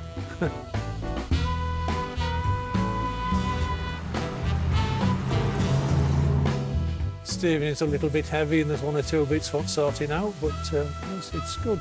Stan's wife Pauline takes a keen interest in the renovation project. I think it's wonderful, it's so comfortable. And it's got a beautiful interior. And she usually has the casting vote on which cars stay, which are moved on. I might have to keep it. Her indoors says we're keeping that one, so.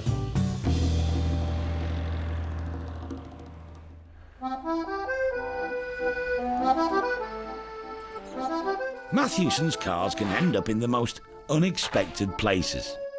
My name's Brian Lightbody. I'm a retired police officer. I spent the last 12 years of my service in Royal Team Specialist Protection.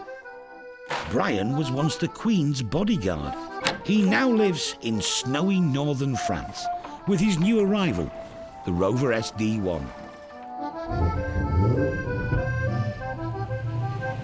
My history with SD1 Rovers, I suppose you could say, started around about 1978. My dad was a traffic cop, and I can remember going into his place of work one day, and there's this garage full of these immaculate, brand new Series 1 SD1s all kitted out for traffic duty. There's a picture of me as a 10-year-old in an SD1. Little did I know quite how much of an impact they would have on my life. These days, Brian is an author and a battlefield tour guide. He's had a lifelong love affair with the car. I kind of never really got to drive one properly in anger through my police service, but between 90 and 95 I owned two of my own SD1s, so a blue 26 SE and then a green 3.5 V8 Van & Pla, which I kind of bitterly regret selling that. He's already spent £2,000 getting the engine running like new. Basically, he's had a new fuel pump, clutch master cylinder replaced, but most importantly, it's had the hydraulic lifters replaced and a new high-performance Kent cam. So it's actually putting out 200 brake horsepower on the rolling road, which is about 50 more than the standard 3.5 SE would put out. Brian suspects the car may have seen active duty. There's some anomalies with this car. You know, it's fitted with the George Cowley, as I call it, CI5 type phone on the dashboard. What the origin of that is, I don't know. There's a panel on the centre console that's been blanked off at the back and put down with screws, and it's typical of the way the Met Police used to try to put a car straight before it went to auctions, where it's had emergency warning equipment fitted inside. It would be interesting just to find out a little bit about the car's history, because it's quite unusual. But, you know, kind of March onwards, I want to use this to do the odd trip back to the UK, take it to, you know, some shows, put some miles on it so that, you know, mechanically it stays good by being run. Yeah, it's an old car. It's always going to have a few things that are going to need doing. It's still not perfect, but it just drives lovely, you know, and it brings a smile to my face now. As you were just getting in it just now, we started it up, I thought, this is just great. I love the sound of it. Restorer Martin decided against the colossal Buick LeSabre, but it did have others interested on auction day. Are you bad to the bone? I wish. 3.3, 3.350, 3.3, sold, 3,003. The fully renovated 1935 Morris 8 pickup eventually arrived at the garage. And thanks to Derek's advice... Put 500 quid on that if you put drop size on it. Then someone can put something on the side, can't they? The name and all the rest of it. Make a hell of a difference, you know. It was a more desirable vehicle. Tell you what, this is a nice machine, like, isn't it, eh? Beautiful. Ray took a shine to it, and not just because his surname is Morris. My mother used to have a shop, and we used to use that to deliver bread and cakes and stuff like that in it. The trailer and everything at the back is fabulous.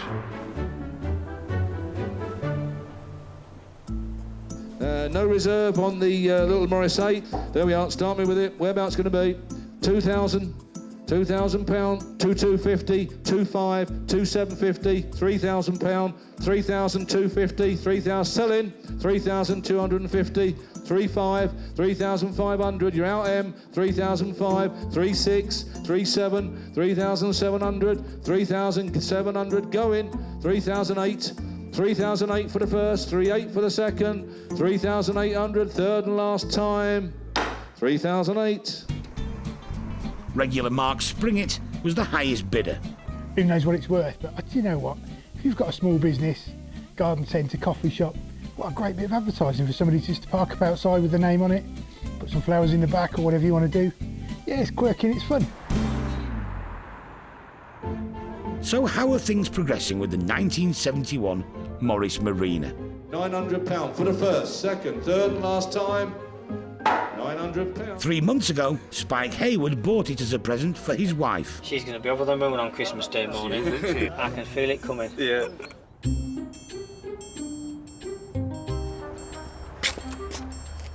At Santa's workshop in Hornsey, the Morris Marina is undergoing a transformation. Yeah, we're getting there. The mechanical bits, gearbox, brakes, engine, starter motor, battery, that was easy. This isn't very easy. This is hard work. So I'm pleased it moves again, and I've saved it from the grave. Once you buy a lady that's got everything, she's even got me. So, give her something that she ain't got, something that she really wants. So, yeah, 1300 1971 Morris Marina. With a bit of luck, we'll have it all spick and span ready for her at Christmas. So. We wish you a Merry Christmas. Christmas morning, and Spike's wife is delighted. Until some sort of engine failure. It's a minor glitch, but not enough to put Sarah off a humble classic. I'd rather be driving around in a Morris Marina than a Porsche 911. Something that's going to turn your head in the street, but for all the wrong reasons. See how beautiful does this look now? Fancy a drive?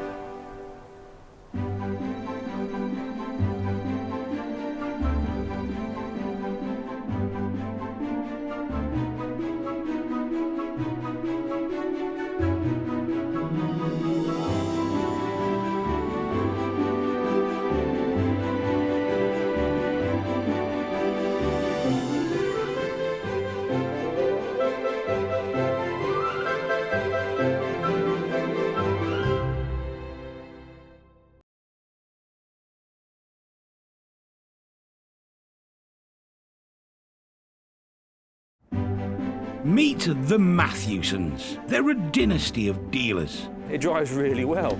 With a love of classics. It's only condensation. In Thornton-le-Dale, gateway to the North York Moors, they auction over 2,000 rare vehicles every year. 42,000, the ready type, the stunning car. All walks of life. The cars fetch people together. I'm ecstatic. Head of the family, Derek. It's got to be the best job ever, isn't it? We're sort of living a dream. Trusted lieutenants, sons Paul. Not everybody's cup of tea. And Dave. There's Dad's way. And there's Dad's way. Keeping them all in check and dealing with the punters, Sarah. Somebody could ring today with some fabulous vehicle that's been sat in a barn for 50 years. You have no clue. It's the chase, it's finding it. So you get up every morning thinking, what am I going to find today? This is a family's love affair with cars that have lived a life. Someone's cherished a car and loved it, and I think it's just great. I think it's absolutely superb. A passion that can be turned into brass.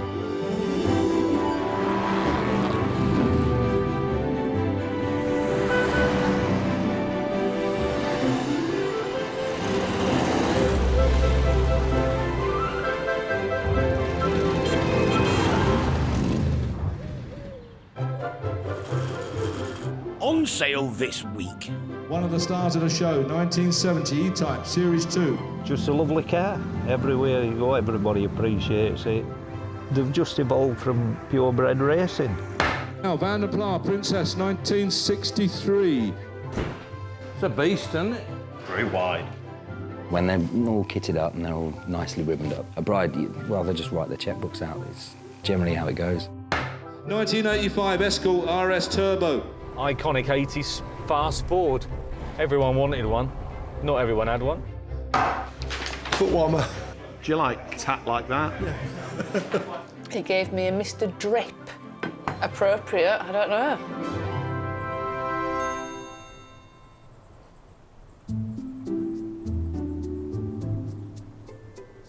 When I was 16, we were at Sheffield and it was just a cobble back street, like, imagine all steelworks, one were parked there. And I just said to myself, I'm gonna have one of them one day. On a Pennine hillside, Tel Snape is saying goodbye to an old friend, an E-Type Jaguar. My mates who worked at pit, a miner's trainee pay was £14. I started exhilarating and I was taking home £240 per week. So I could afford an E-type. But this love affair is at a crossroads. Wife's fed up of sitting in a field and me polishing car, so she wants a motorhome or we're going to have a look at a place abroad. Tell makes the call. Good morning, Matthewsons. One of Britain's most iconic sports cars is now on the market. Brilliant. Nobody's ever seen Derek move so quick. And I'm sure it will generate a lot of interest. It's the right colour, it's a selling colour. Bright red. Everybody loves them. Everybody wants one. But before Derek arrives, one last drive.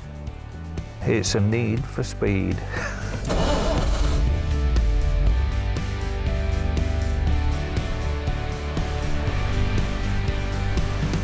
There's no computers, no traction control, no ABS. But just a lovely car. Everywhere you go, everybody appreciates it. They've just evolved from purebred racing.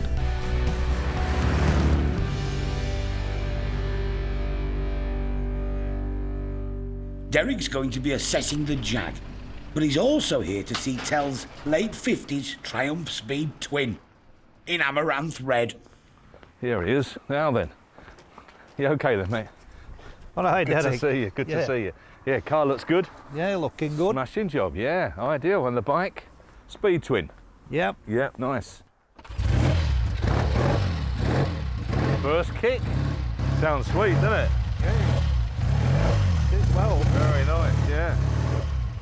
Very nice. Yeah, it's the original one, isn't it? Yep. Yeah. Nice, smashing. Got the original knacker catcher. Oh.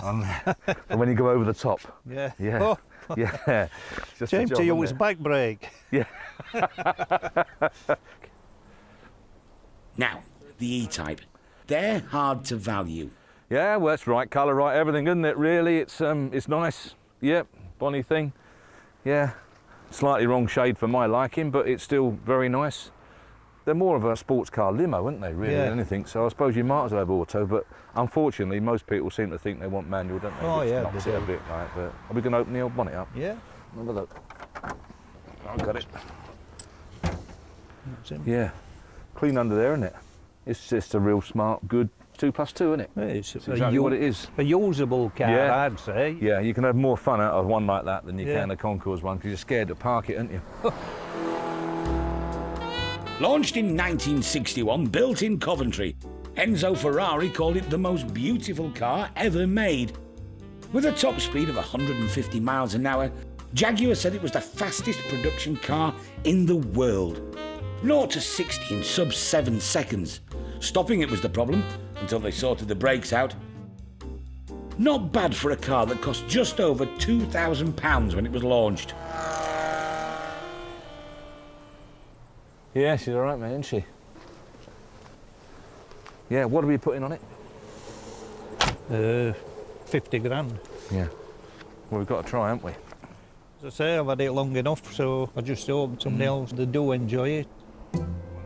So, a 50 grand reserve is high, but this is a lot of car. Refined British beauty, just like these two. You know, it's price range, isn't it, really? Yeah, it is. It's, I mean, to you and I, it probably seems a fair bit of money, but it's E-Type money now, isn't it? It is, yeah. Not much you can do about that, is there, really? It's a fine line, though. Derek wants to get the best price for Tell, but put it into the auction too high, and buyers might take their money elsewhere. Thanks for the deal, Tell. Yep. Lovely. Just a Right. job, mate. Look forward to seeing you. Yeah. A 5 grand reserve was agreed for the Speed Twin, and if both vehicles sell, Tell should be able to afford that motorhome. But saying goodbye to his adolescent crush hasn't been easy. It's been a big part of my life. Yeah, I do feel sad now it has gone. It's like, I didn't think I would feel like this, but I say, it's gone. Back in Thornton-le-Dale, a fresh delivery of automotive memorabilia is about to arrive. We have our regular memorabilia family. One of my favourites, obviously, is Perry. That's a champion, look you. In his van full of treasure, there's always a special gift for Sarah. He gave me a Mr. Drip to remember him, because this is what this guy's called, Mr. Drip. So, whether or not Perry thinks it's that appropriate, I don't know. We need guys like Perry. Yeah, he finds everything. Wherever everything is, he knows where everything is. He homes in on things, don't you, mate? Lovely. Very, very nice. Now, what we're supposed to say now is that that's just as I like it, with the rust and all the rest of it, which is an absolute load of... What it ought to be is in lovely condition without the rust, and everyone would like it. That's nice. Yeah, that's nice. Someone was saying they wipe them over with baby oil. You like that, don't you, Derek? Baby oil? We love it, don't we? Yeah. Ah, lovely. Late 50s, probably early 50s, I would have said. Well, even better. Oh, that's nice. That's nice, that is superb. Absolutely lovely. Man cave signs like these can go for big money. There's probably £2,000 worth right here. Are these going in, my love? Yes, of course they are, yes. Oh, Yeah. do you wear these on a weekend? I do, yeah. Perry, we could get dressed up this evening and nick a few people. Hello. Perry's excelling himself today. A French mobilette scooter from 1959. Good ones can go for more than £1,000.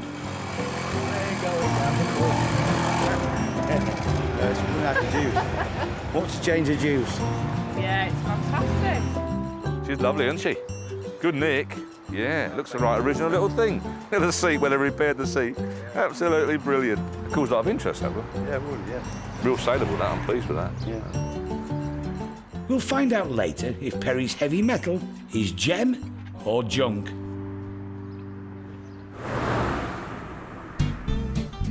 It's getting close to hammer time for this lot of auction-bound beauties, and there's much love for Tell's red 4.2 coupe.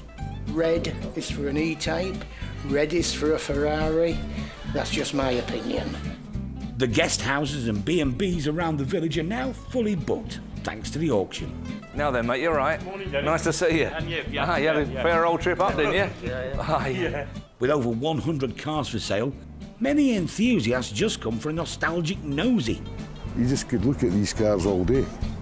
Fuel injection, alternator. But others are on a mission. Restorer Brian Johnson is on the hunt for an E-Type for a discerning client. He could buy himself a new Porsche Boxster for the price of this one, and it wouldn't need any restoring. But where's the fun in that? It's a nice car. It's had obviously a lot of work over the years. So a lot of stuff wants starting out on it. It wants a full strip down and start again. The other problem is it has some stiff competition.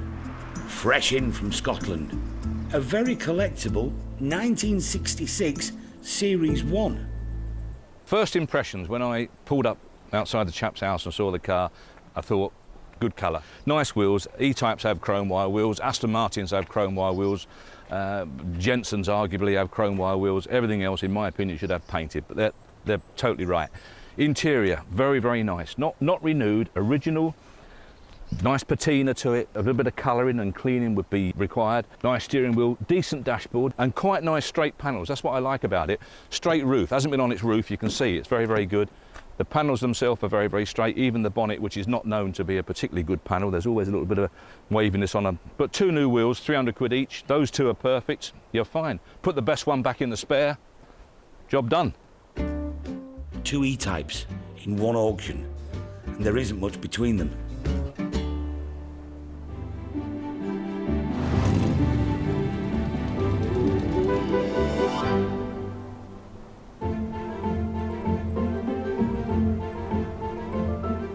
It's auction day at Matthewson's. Got a really good feel about it this morning. It's nice and busy.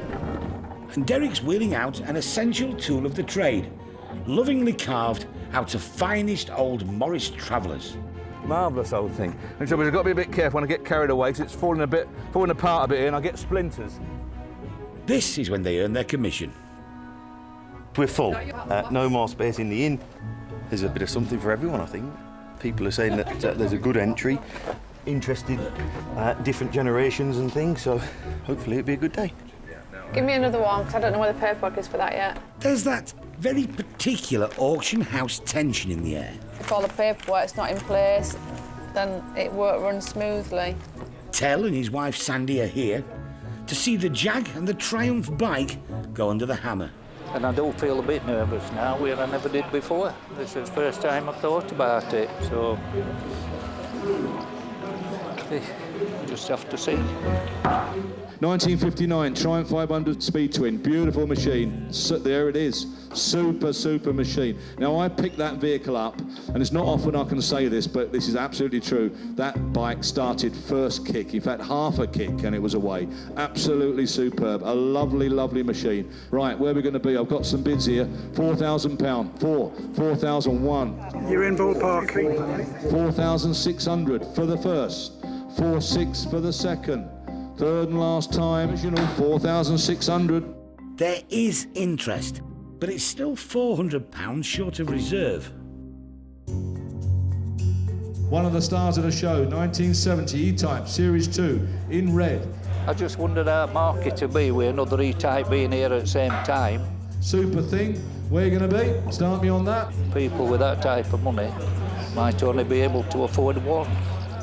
Whereabouts? 30, 35, 35, 35, 35,000, 36, 37, 38, 39, 39,000, 40, 41, 41,000, 41,000, 41,500, 41,500, 42, 42,000, the red E-Type, the stunning car, 42. We all know what they're making. 42,000, very provisional, 42.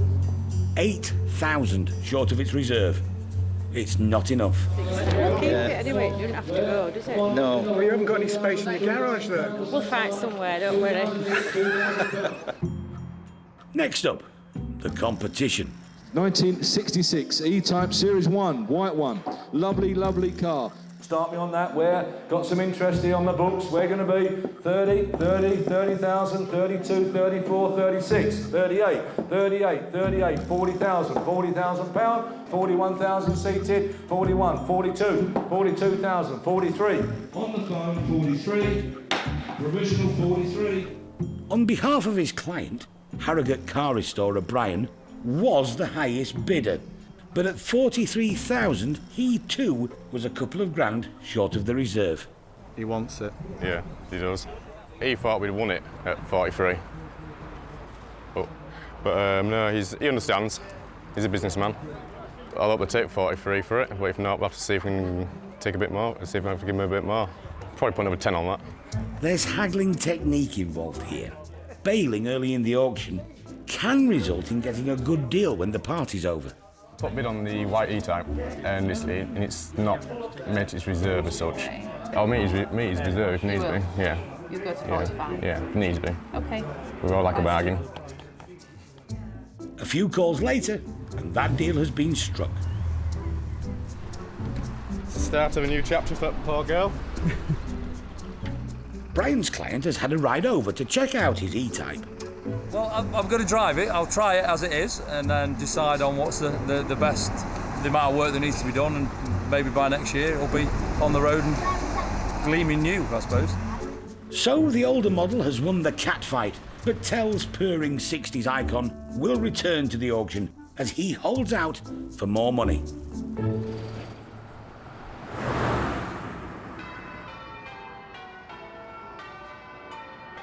The happy day has finally arrived for the Matthews family. It's all eyes on the white Austin Princess Vanden Pla as she glides up to the next best thing to a chapel. Has it still got the bride in it? No, it is empty. It's quite heavy. Austin's flagship motor started life in 1947 at Longbridge in Birmingham. But the luxury Vanden Pla range was handcrafted in North London. The chosen vehicle of British ambassadors. Optional extras included mohair rugs, a decanter, a monogram and a flagstaff. However, time was finally called in 1968 and the Princess's 31-year reign came to an end. Not everybody's cup of tea. They're big and clumsy. Arguably, perfect wedding car, really. You know, loads and loads of room in the back. You could nearly have a party in the back of there. Wedding cars of this age and quality are rare, and driving brides can be a fickle business. People go in phases with it, you know, they think it's a really good idea, which it is, really, you know. People do make a career of it, of course. But there's a lot more pressure than people actually realise. So consequently, you get quite a bit of repeat and turnaround with wedding cars. People think it's an easy job, and it actually isn't, you know. Yeah, steady on. A little bit of left. Yeah. Yeah, a little bit of right, if you... No, not much. Leave it here. Yeah. All right, oh. It's a beast, isn't it? Look at this. Full 7 seats. Got the old 4-litre straight 6, like a Austin Champ, basically a lorry engine, like an Austin K2 lorry engine in that. 4-litre, great heavy numb thing. There's someone for everything. So someone might have themselves a almost ready-made wedding car business. Hat there and everything's all ready for it, look. Just a job. Good afternoon, Matthews. There's never a shortage of beautiful classic cars hanging around the Matthewsons' garage, waiting for a new home. People like to buy cars they can relate to, whether it's their early motoring career or, more importantly, their dad's motoring career. My dad had a lovely A55 Cambridge, I remember, which was a really modern car as far as I was concerned in its day, 1958. And then I wound up owning it for a year, 18 months, and then he had it back. And if the car came on the market now, VXO 677, I would have to buy it. It's one of them things, isn't it, really? Yeah, it's strange. We're odd like that, aren't we? Of course, someone might also want a classic car, purely for business. Jason Sagade from Shropshire runs a wedding car company. This is probably one of the top 5 wedding cars that go out and that have always gone out for years and years. I'm hoping to buy that really cheap, which is within its estimate value. So if I can get it for 5.5, 6, I'll be happy to spend 2 on it, 2.5. When they're all kitted up and they're all nicely ribboned up. A bride, well, they just write their checkbooks out. It's generally how it goes. As the crowds gather for the auction, we'll find out soon if the princess gets the honeymoon in Shropshire or whether she'll be jilted at the altar.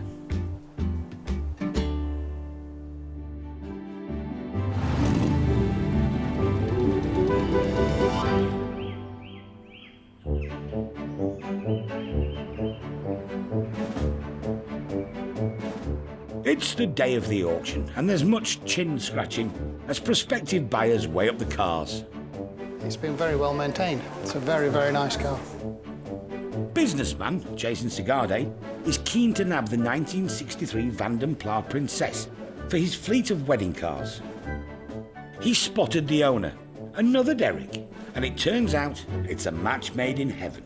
Might as well get rid of it. My son's getting married this year and we'll give the money to him basically to help him with his wedding. He's a nice dad, isn't he? Fair enough, though. I'll tell you what, though, Derek. I'm getting married on the 8th of July. This will probably be the vehicle we use, so... All right. I'll send you some photos of me getting married in this. So, yeah. You've got time to change your mind. I've been married 38 years.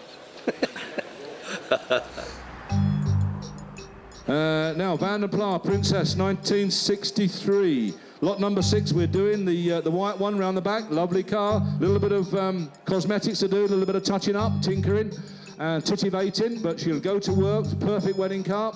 4,000, 4,000 pound, 4,000, 250, 4,250, 4,500, 4,500, 4,500. Submitting it then, 4,500, 4,500, 4,600, 4,006. Standing down the middle, 4,006. Do you want 7? 4,006. We'll submit then. 4,006 provisionally for the first. Provisionally for the second. Third and last time standing. 4,600 provisional only. 4,600 provisional. Jason's bid was the highest, but it didn't reach the owner's reserve.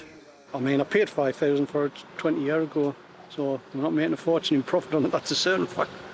But if it doesn't sell, we'll just take it back to our workshop and store it for another 20 years. But Jason's not giving up.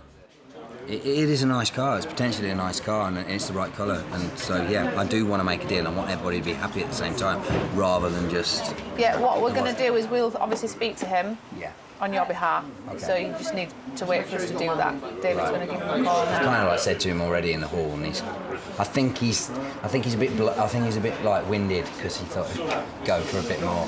There was no interest in that. So just a little bit of negotiation. It sometimes takes a few calls, people to go forward and backwards. Sometimes they need to have a think overnight, so we might not get an answer today. We'll just have to wait and see.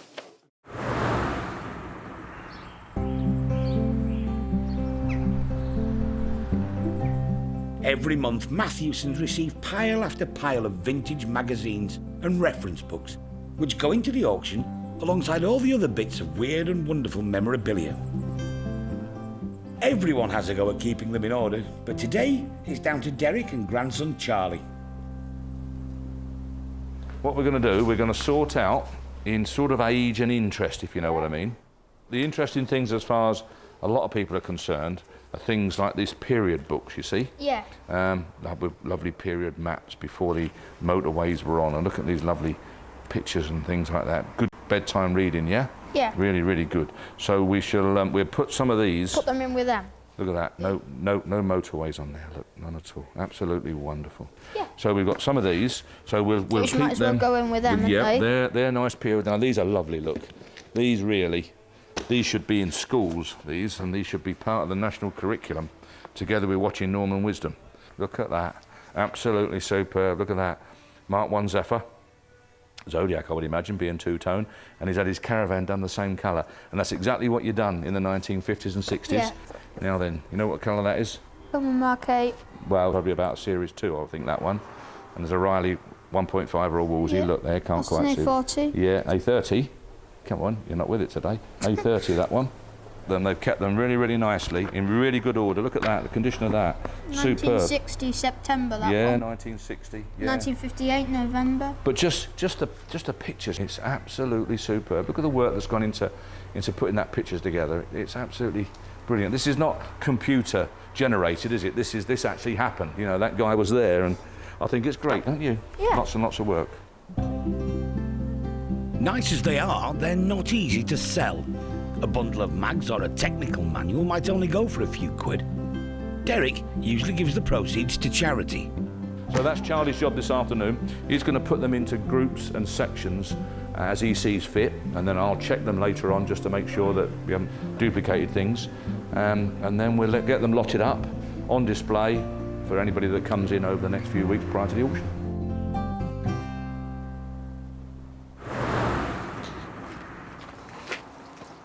It's a busy job working at Matthewson's. So when Dave needs to relax, he goes to his workshop and spends some quality time with his own private collection of Fords. Mark II Cortina GT, two-door, which is nice. Most of the Cortinas obviously were four-door, and it's as solid as a rock. It's really, really good. If I actually started that on Monday morning, there's no reason really why I shouldn't have that out by the end of the week, but I haven't got a spare full week to do it, so. We've got a Capri there, 2-litre S. It didn't really want a repaint, it just wanted bits and pieces. I haven't repainted the roof, but we've done down the sides, then we'll start refitting it all back up again and making it look just like a nice, mature 20,000-mile car. So that'll turn into a nice car, that actually. And then the Escort, originally an RS 2000, so would have had a 2-litre Pinto in that, but that's now running a 2.1 Duratec, a modern engine in that. So this has cost a small fortune to do. There's still bits and pieces I want to improve upon, which I will do. Dave has enjoyed rally success in this impressive machine, but Fords have been a lifelong obsession.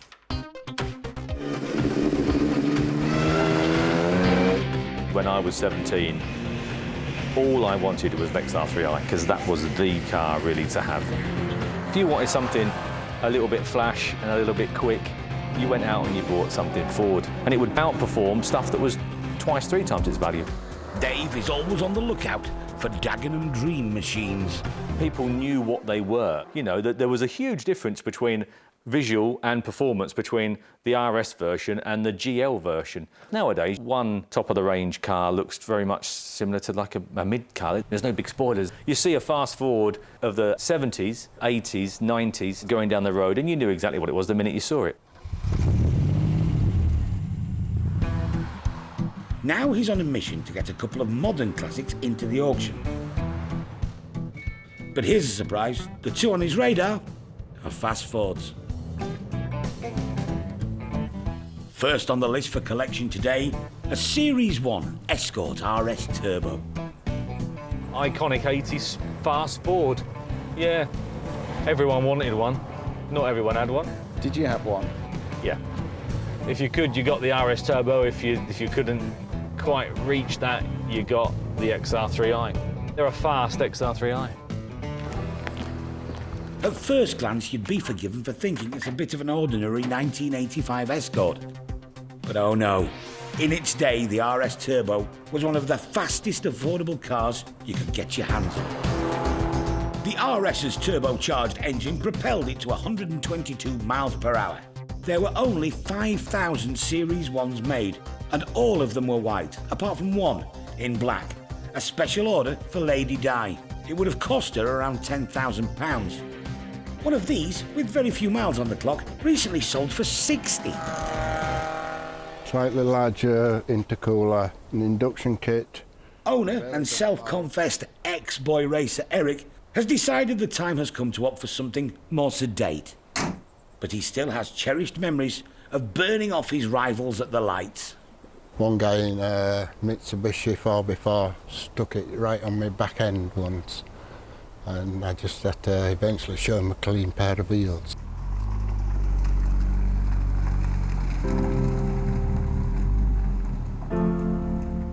Eric's hoping for around 9,000 to 10,000 for his modern classic, but today, well, it's the end of an era for him. Bit sad, but I get over it. We do become quite attached to them, don't we? And they become one of the family if you had them a long time, you know. One woman was quite hysterical when I picked up a minivan once. You just think, God, it'd be a lot easier just to take it back off the truck and say, see you later, thanks ever so much. Yes, she was proper. Life goes on. The classic car market is shifting. It's much more than rare Aston Martins and mint MGBs. Dave knows that cars like these fast Fords open up a younger market. It's bound to move on, isn't it? You know, it's a different generation coming on board, and there's people coming in with disposable income into this bracket, and consequently, this is what they're looking at. The next owner of this RS will have to buy some cassette tapes to fully enter the 80s classic car experience. And for Eric, saying goodbye to his car may yet prove to be a sound investment.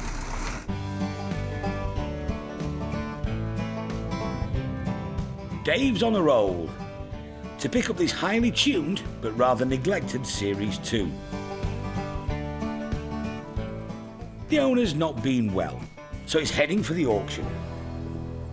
The owner, he feels it's probably time he went to someone fresh pair of hands, fresh start, and hopefully we'll do that, we'll find someone for it. The Series 2 RS Turbo, produced between 1986 and 1990, would normally be a bit less desirable than the Series 1 like Eric's. This one, though, has had a load of good work done on it. The list of modifications is tremendous. I'll have to read through it when I get back. I mean, you can see just by glancing through there, upgraded brakes and the back. Yeah, and just by quick glance, and the exhaust. A previous owner spent 9 grand uprating the engine of this already quick car. As soon as it arrives back at the Matthewson's garage, there's a potential new owner taking an interest. Dave's son, Jack. Yeah, as you can tell, that'll clean up very nicely, I'm sure, with a bit of time and effort. It's had a lot of money spent on it, and I imagine it's running some high power as well. This car is capable of getting to 60 miles an hour in less than 5 seconds. I think it's a smart car. I'd like to buy it myself, actually, and it'd be a good project to do. It'd certainly clean up very easily, and no, it's a nice thing, I like it. Combined, the 2 RS turbos could sell for around 20 grand at auction. We'll soon find out if these modern classics are powering their way to a good investment.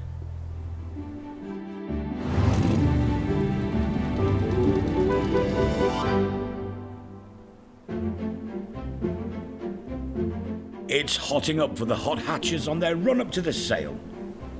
Going back to the 80s, I've had the Mexico version, the Mark 1s, I've had absolutely loads. It's just an icon, aren't they, really? I think it's priced pretty cheap, that. Eric's here to pay a fond farewell to his beloved RS. Kiss it goodbye. Hey.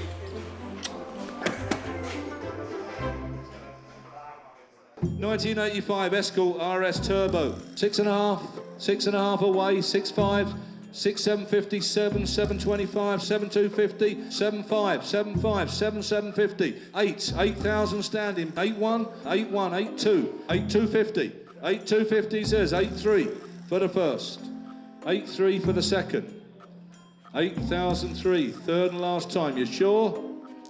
8,003. I'm happy with everybody.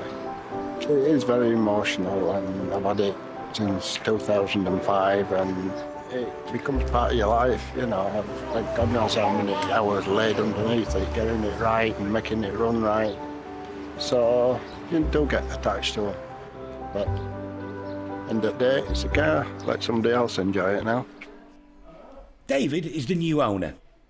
This will be the 8th fast Ford from the 80s that he's had. No, I'll get it immaculate. I'll do the little bits. It won't take much. It's nothing really, and I'll get it nice. And then me and the bairn, she's 9, she loves them and all, and we'll just go about on weekends and that. It's in excellent condition. No, it's really nice. Couldn't get a much better one. The beefier RS Turbo is unlikely to recoup what's been spent on it. The previous owner but one undertook this as a project, spent £9,000 on the engine, and about £25,000 on a full body restoration. We've all done it, we've done it, I've done it. It's very difficult to know when to stop. And then before you know where you are, you've just spent a fortune. When Dave picked up this rare collector's item, it was a sorry sight. Covered in leaves, seemingly forgotten. But there was a good reason why it had ended up like this. Escort RS Turbo. Another one, second one today. Owner Sean has asked Derek to accept the highest bid, whatever that might be. I bought it, and then not long after buying it, I got diagnosed with cancer, and I didn't get the car put away properly, and it just deteriorated on the drive, so it was like, I don't know, it was neglected, so I bought it, neglected it, and it's become more of a stress having it there. If the car sells, Sean and his family will use the money to have a long overdue holiday. 6,000, 1. Bidding starts slowly. 6,2, 6,3, 6,300, submitting it, 6,003. Looks cheap, this, 6,300, submitting it, 6,4, 6,5, 5, 6,4 I've got, 6,4, 6,4, 6,5, got you. But after some people drop out, it's down to 2. 1, 7,100. A phone bidder. Right at the back, 7,100. And Doug, a regular buyer, who Sean doesn't realise is standing right behind him. 50, 8,150, 8,150. Doug's a bidder. 8,250, 8,250, 8,3, 8,3, 8,350, 8,4, 8,004. 8,450. The price slowly rises. What do you think, Doug? Yeah, 9.8. And continues to edge up. Are you out, Doug? Sure? 10,250, Doug. Wow. 10,250 to the phone bidder. It's a great result. I'm ecstatic because I thought it was going to go for about 5. No, it's good. It's good. Spend it on you. Yeah, we'll get Ruby a new push bike to do a paper round on. And the joy continues as the memorabilia gets snapped up. My partner's bought them, Jane, and whether she's going to put it on tonight or not for me, I don't know really, but... If it fits, I'll be on duty this week. Mr. and Mrs. Plod. Foot warmer. Do you suffer from cold feet? No, I don't. No, it's for ornamental value. Do you like tap like that? Yeah. Mobilette, probably the most popular ride-to-work moped of the 1950s, 60s. £500, 500. The mags and manuals that Charlie sorted out have helped to raise a few hundred for the local air ambulance. But the winners of this category were undoubtedly the enamel signs. It's the Pratt sign 134. Charlie's got it there. Sold 220. Well, these are the genuine Pratt's colours. About a year and a half ago, I bought a nice Pratt's petrol pump made in Springfield, Massachusetts. Back in the day, they used to sell petrol at the chemists. You just went to the chemist and bought bottles over the counter. It'll make our garage look nice inside. The garage is going to be dehumidified and possibly heated as well. This one went for $650 on its own. Total for the batch, £2,500. Tell's E-Type was put into the next auction, but didn't sell. It's gone back home. I would really hate just to keep lower in reserve and then just get rid of it. It is worth 45, in my opinion. And if I don't get 45, I'll never sell it. I'll just keep it to one of the kids when they appreciate what it is. He did check out a few motorhomes, though, and took a trip to France to see if he liked it. It was too rural. There's good news from County Durham, though. Car dealer David and his daughter Ava have only had to do minimal tweaking to their Mark 1 Escort RS Turbo. Put the original radio in it, I've put an immobiliser on it, and had all the wiring for the fuel pump done. So it wasn't running perfect, and it seems okay now, spot on. Ava can't get enough of this car. Right, where should we go, like? To Durham? Her favourite bit? The sound of an 80s turbo dump. Well, it's got a dump valve, hasn't it? Put the revs up a bit, and when you let the revs off, it just makes a loud noise, so she loves it.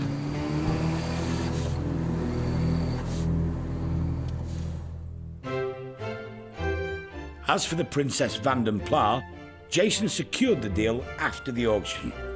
But then he had a big task ahead, getting it in shape for his own wedding. It has been chaotic. Let's just get it there and drive it as minimum as possible. That's all I want. Oh, look at that. Where were you sitting by? Girls in the next one. Is there seatbelts? Yeah, put all them seats up there. Are you in? Does this lift back? Yeah, just pull it towards me.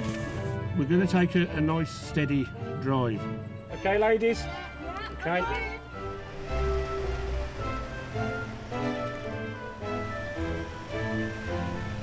This is what made the motoring industry, you know, as good as what it is these days, you know. Old cars like this, the way they was built. Therefore, Jason, do you take Jo to be your lawful wedded wife? I do.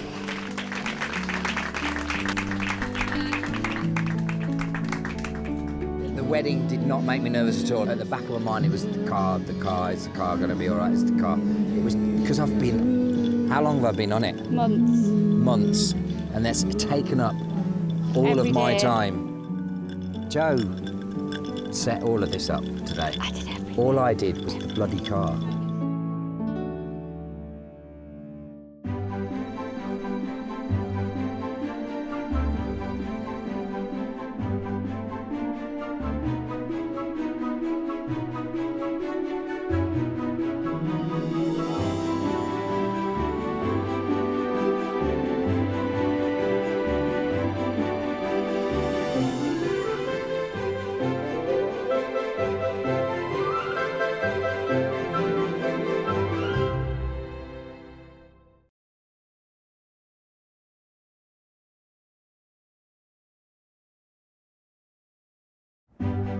Meet the Matthewsons. They're a dynasty of dealers. It drives really well. With a love of classics. It's only condensation. In Thornton-le-Dale, gateway to the North York Moors, they auction over 2,000 rare vehicles every year. 42,000, the ready type, the stunning car. All walks of life. The cars fetch people together. I'm ecstatic. Head of the family, Derek. It's got to be the best job ever, isn't it? We're sort of living a dream. Trusted lieutenants, sons Paul. Not everybody's cup of tea. And Dave. There's Dad's way.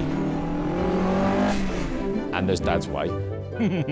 Keeping them all in check and dealing with the punters, Sarah. Somebody could ring today with some fabulous vehicle that's been sat in a barn for 50 years. You have no clue. It's the chase, it's finding it. So you get up every morning thinking, what am I going to find today? This is a family's love affair with cars that have lived a life. Someone's cherished a car and loved it, and I think it's just great. I think it's absolutely superb.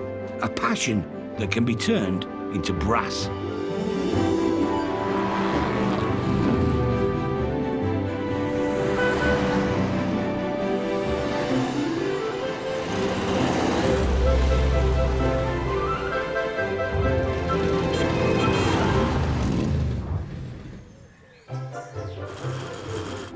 On sale this week. There's an unusual thing. Bond bug. We could overtake. Well, maybe not here, no. Rover 2000. We sold it a year or two back when it was brown. Well, John loves his cars. I sort of come second to the cars in the household. I didn't know that. The 240 Jag. When I sit in that car, it reminds me of Mum and Dad driving around in it all the time. Hey, end of an era. Is it big enough for you? Yeah, big enough. Another one sold, yeah. Another toy.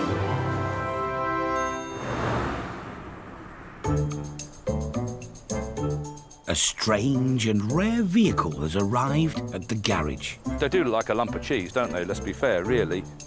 A car whose shape and colour make it unmistakable. Well, they were trying to be revolutionary, weren't they? This microscopic icon is a Bond bug.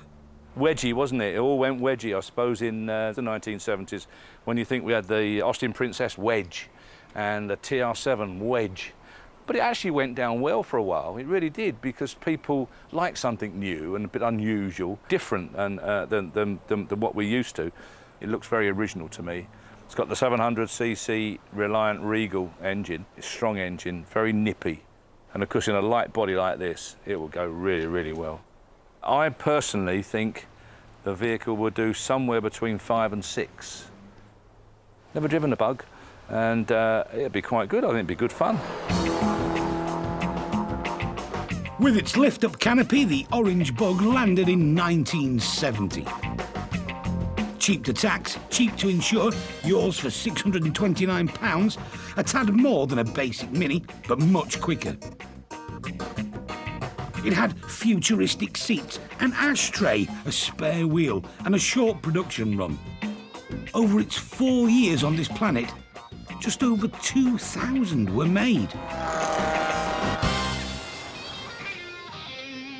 Proud seller Basil Harmon has the bug. I had a lot of fun, a lot of fun with it, especially when you went up behind some slow drivers, you could say. All it was necessary to do then was just make sure the road was safe. I had no hesitation in overtaking, because I knew that the power was there to get past. Although it looks like cheese, there was a proper boot, and there is a boot there, and there's a room to get all your shopping in there normally, whatever. 47 years old, and I understand that it has not been resprayed. Can't go rusty, fiberglass body. If you were unfortunate to have an accident with a fiberglass car, then it was expensive to repair them. That is true. But otherwise, they are, as you can see, holding their own.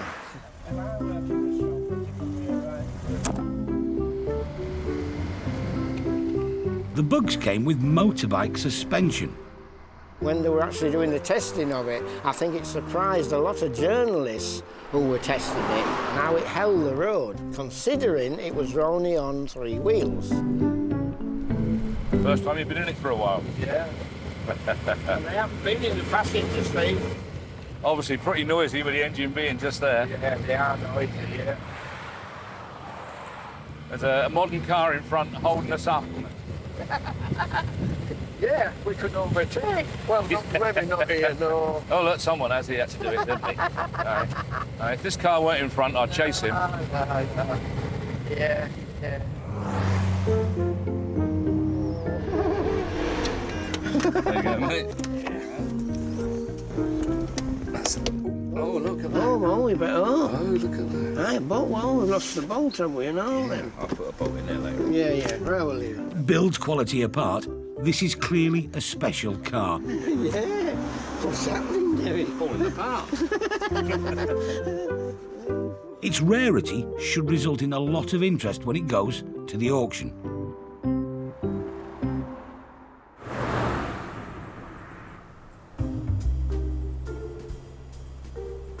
At Matthewson's, many of the cars are like old friends to Derek. That's a lovely car. And I remember we done some paintwork on it. I think we done the grey from memory. Having been sold at auction, they can reappear years later to be sold again. We have lots and lots of our vehicles back, which I'm really pleased about, because it obviously shows that the car's been okay and the buyer, the owner, has been happy with it. Mark II Cortina. Now that went to a customer up country who has loved it and improved on it. I think it was about 5 years ago. It's a nice car. I don't see many Mark II 1300 Supers, which is a very, very rare bit of kit. Oh, the MGB. Sold it before, I think about 18 months ago. Lovely colour, and it's a rubber bumper converted to chrome. Nice leather seats fitted. The A40 went to a cracking guy. Nice metal visor he's put on it, a lovely white steering wheel. Very many sales that we do. We've got 6 or 7 or 8 cars that we've sold 3 or 4 years back. Most of the reasons that we get when guys bring stuff back is, I've loved it, I've enjoyed it, but just recently I've had no time to use it. Coming in for this month's auction is a P6, which has been with us before, but I believe it's got a new identity. It was a lovely shade of brown. Not anymore. John Bilson and his wife Helen bought the stately Rover and gave it a makeover. Well, John loves his cars. I sort of come second to the cars in the household. I didn't know that. I stay in the house and John buys his cars, disappears for a few months, spends ages on eBay and whatever, getting all the bits, and then this comes out the garage. I got this from Matthewson's in the auction last September, and it's only done literally about 1,000 miles in the last 6 years. It's not gone far at all. It was what they call tobacco leaf brown. It was disgusting, wasn't it? John got it for £4,000 at the auction. It was for his daughter, Claire. Well, I said, I've got a car in my garage, I think it'll be perfect for your wedding. It doesn't need too much doing to it, just a quick polish and... A few flowers on the seat. Yeah, and we'll clean the interior out, and then it's horrible, it's a horrible colour. I think Claire's heart dropped when she saw it. That's when we had to start to renovate. With the wedding just 6 months away, John had to work quickly. But it was a labour of love. It really is a fantastic thing to do. He bought a second, cheaper Rover P6 as a donor car for the spare parts he needed. Then finally, the essential respray. That's well, if it's white. They used to have white police cars like this. So it might look like a police car, so that's why we went with ivory. Spent 7,000 on it. Expensive, very expensive. But it went well.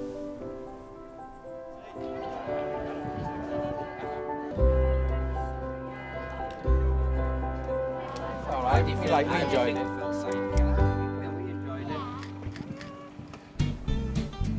Just 1 week after the wedding, John is ready to take it to the auction. I don't get emotionally attached. This is what I do, isn't it? I get it up to a pristine standard, and then I'm bored then. It's actually doing the car that I get enthused with. I know he's going to make a loss, so 4.5. Well, that is absolutely Wrong. I'm hoping to get at least 6 over 6. Nearer to 3 or nearer to 7? We'll soon find out whose auction instinct is the most finely tuned.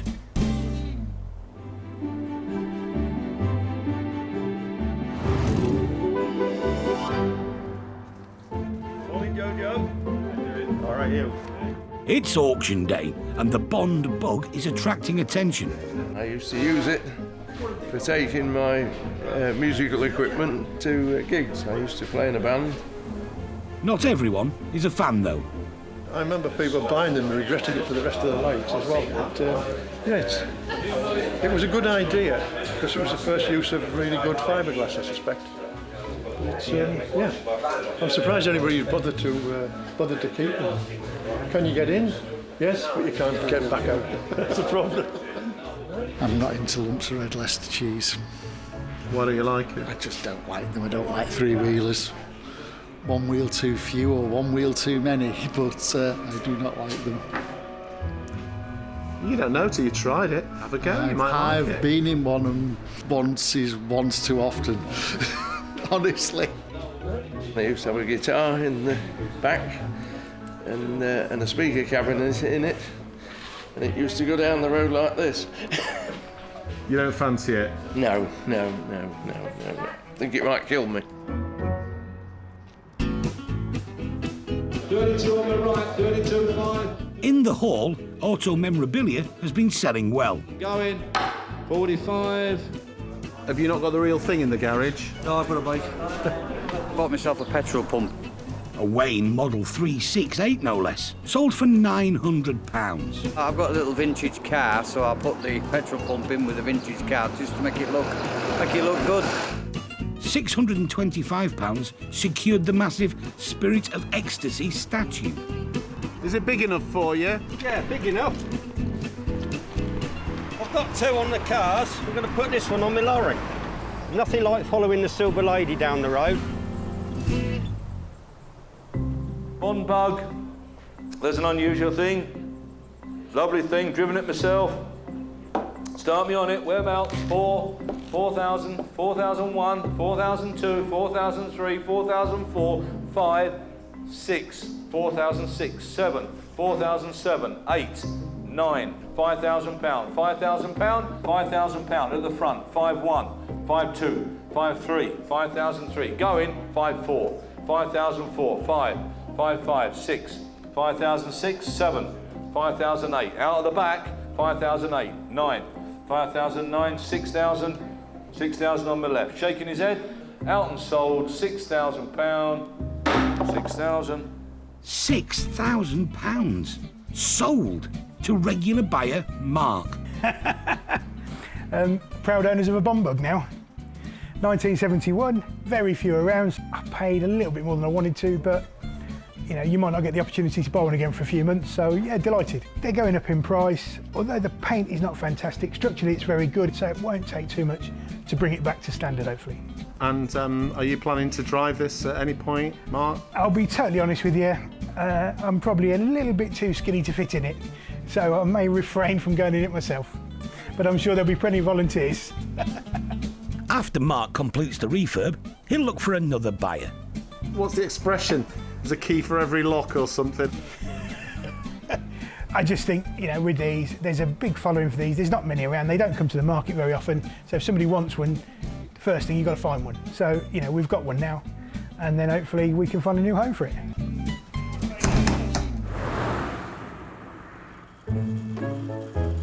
After a busy day at the office, Derek usually stops off in nearby Langdale End for a pint at his local. They've been shopping in York today, Steve. Oh yeah, it cost you a fortune, won't it? Bit of therapy, it would have done actually. But it's a bit more than just a pub. It's the family home. We've got roast chicken, smoky bacon, prawn cocktail. Right. I think it's... Well, what more do you want? No. You get strangers coming, and it's funny really. We're all sitting there talking or playing dominoes or whatever it might be, and bar billiards next door, and people come in and they say, "Oh dear, have we? Is it a pub? Shall we? Are we all right coming in?" I said, "Yeah." And they said, "I've never seen anything like it." I shouldn't show you the shop, but I'm going to do it anyway. There you go. Eric and his wife Sue used to live in Luton. They first visited this pub when they were on holiday in the 1970s. I couldn't get it out of my mind, and I thought sooner or later I've just got to go up there. You know, it's just one place I want to be. They initially bought a farm, but moved to the pub in 1990. Derek restored it in the same way he renovates his cars. We spent a fortune keeping it as it was. It would have been a lot cheaper to have flattened the thing and started again, but it was worth it. I think it'd be fair to say, really, we've never really run it as a proper pub. We open up every day at 11 o'clock in the morning or whatever it might be. We've never actually done that. It's always been a sort of a hobby thing. Oh, yes. Put it harder. We just operate it on a sort of a laid-back basis. Payment is made entirely on trust. It's a bit odd, isn't it, really? It's a strange sort of pub. And no, I prefer people serve themselves because it just saves me getting up, doesn't it? They're all right and they pay at the end of the night. Most of them, I think. I've not seen much money changing hands. Well, no, we don't pay for anything. Anyone out there that wants to sort of run a pub like the Moorcock, don't, whatever you do, think you're going to do it for money and make a fortune, because it ain't going to work.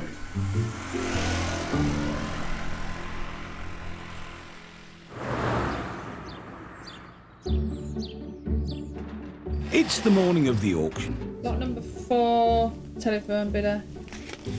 Yeah. Sarah and the family friend Abby check the paperwork.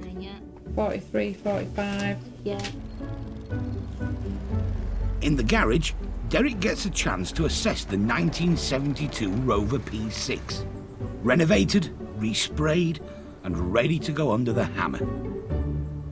Lovely car, nice thing. It was brown.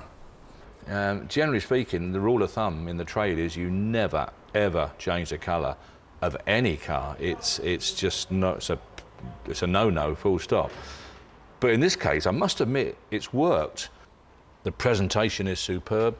I think the interior, the fact that he's changed the interior with very, very good condition leather, very, very tidy order all the way round. I think it's just an absolutely superb car. So I expect it to achieve very good price. Sadly, on top of buying it, he tells me he spent something on the lines of £7,000 on it since he's bought it, which is going to go to prove what we all know, the more you spend, the more you lose.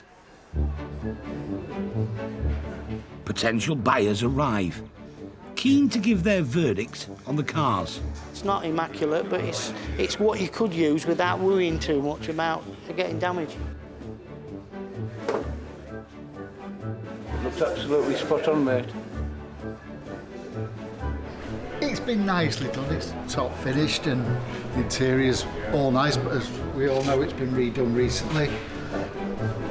I never like colour changed cars. It would have been better left brown. Rover 2000, interesting one this. You've no doubt read all about it. I won't bore you with it all. Lots and lots of history and bits and pieces about it. John thinks it will meet the reserve. Helen's estimate was as low as 3,000 to 4,000. Looks far superior now in its colour than it did before. Start me on that. Where are we going to be? Kick it off at 4,250, 4,005, 750, 4,750, 5,000. Standing, 5,250 down the middle. 5,250, 5,250, 5,500, 5,005, 5,005, 750, £6,000, £6,000, 6,250. He's thought about it. 6,250, 6,350. Gentleman standing, 450, 6,450 at the back. 6,500, he says. 6,500. 6,500, you sure? I'm selling it. You'll be kicking yourself on the way home. 6,500. Sold. 6,500. Thank you. £6,500. so nearer to John's estimate than Helen's. The new owner, Andrew Hickford. Pretty pleased, I think. It's what I came for. It's about the money I wanted to pay for it, and just hope it's as good as it looks. Another one sold, yeah. Another toy. I owned one many years ago. I've always liked them. It's a drivable classic, you know, it'll keep up with modern day traffic, it's comfortable, just use it for fun.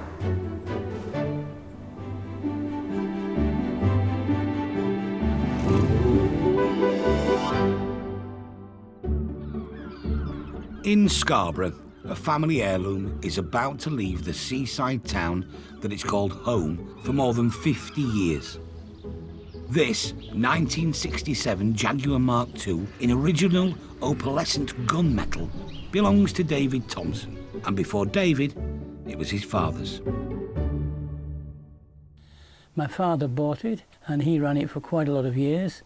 And when he was at an age of 82, we thought he might be a bit too old to drive the car. He was only about 5'4", 5'6", and towards 82, he was looking through the steering wheel rather than over the steering wheel. David inherited it 30 years ago, drove it on the occasional family holiday, but it hasn't moved for decades. Even so, it's a reluctant sale. From 1990 was the last time I used it. When I sit in that car, it still smells the old leather there, and it reminds me of Mum and Dad driving around in it all the time. But I would like to, if I had another garage, I wouldn't sell it, to be truthful with you. Paul's been tasked to collect the Jag. He knows from experience this could get emotional. If it's been in the family for a long time, then very often they become part of the family. I know it's ridiculous, really, but they do, you know, it's just always been there, haven't they? We shall know a little more when we get there. I'm not too sure what to expect, what it's going to be like. Hopefully, it's got a flaw in it, and it's not too bad. David's man cave is well stocked with everything you'd need for a car restoration. The retired insurance salesman was also a Rolls-Royce trained engineer. Well, this is our workshop here, which I work on here. I've got a bench drill here, and this is another part where I work on with another bench drill. Pandora's box, people call it, you know. So, but it's done a good job, because I can make anything, you see. I mean, most of the stuff, what I need, I can make. Despite having all the tools to restore the Jag and 30 years to do it, he never quite, well, got round to it. You can see I'm a hoarder. I mean, if I took you, I've got 4 sheds behind the house, full of stuff. Father tells me we've got no brakes. He said I haven't to touch you the haven't brakes. to touch them, no. No, that's right. Well, I think mainly because it's been stood for so long, it doesn't want to press the brakes, and then obviously everything will expand, brakes will come on and they won't release. Don't put the handbrake on, Chris. I've never put that on, luckily. Nope. Right. Well, if that just eases Oh, back there you into are. there, look. Look at that. Be careful. Fortunately, this one's fairly free, so we're okay. But of course, it's not uncommon for brakes to seize up due to lack of use, and then you can have all kinds of trouble, of course. I was expecting worse. He said it's been stood for some time, has it not? Even in its current state, the car should generate lots of interest at auction. They're a nice car. When they're nice, if you get a good one, then they drive really well. And of course, everyone knows what they are, don't they? You know, they're featured in several television programmes, haven't they? And for the sake of forensic comparison, here's a really good one in Jaguar opalescent blue. This one is the pride and joy of enthusiast Chris Lee. Oh yeah, it's unique, it's lovely, fabulous thing. This is just something about it. There really is.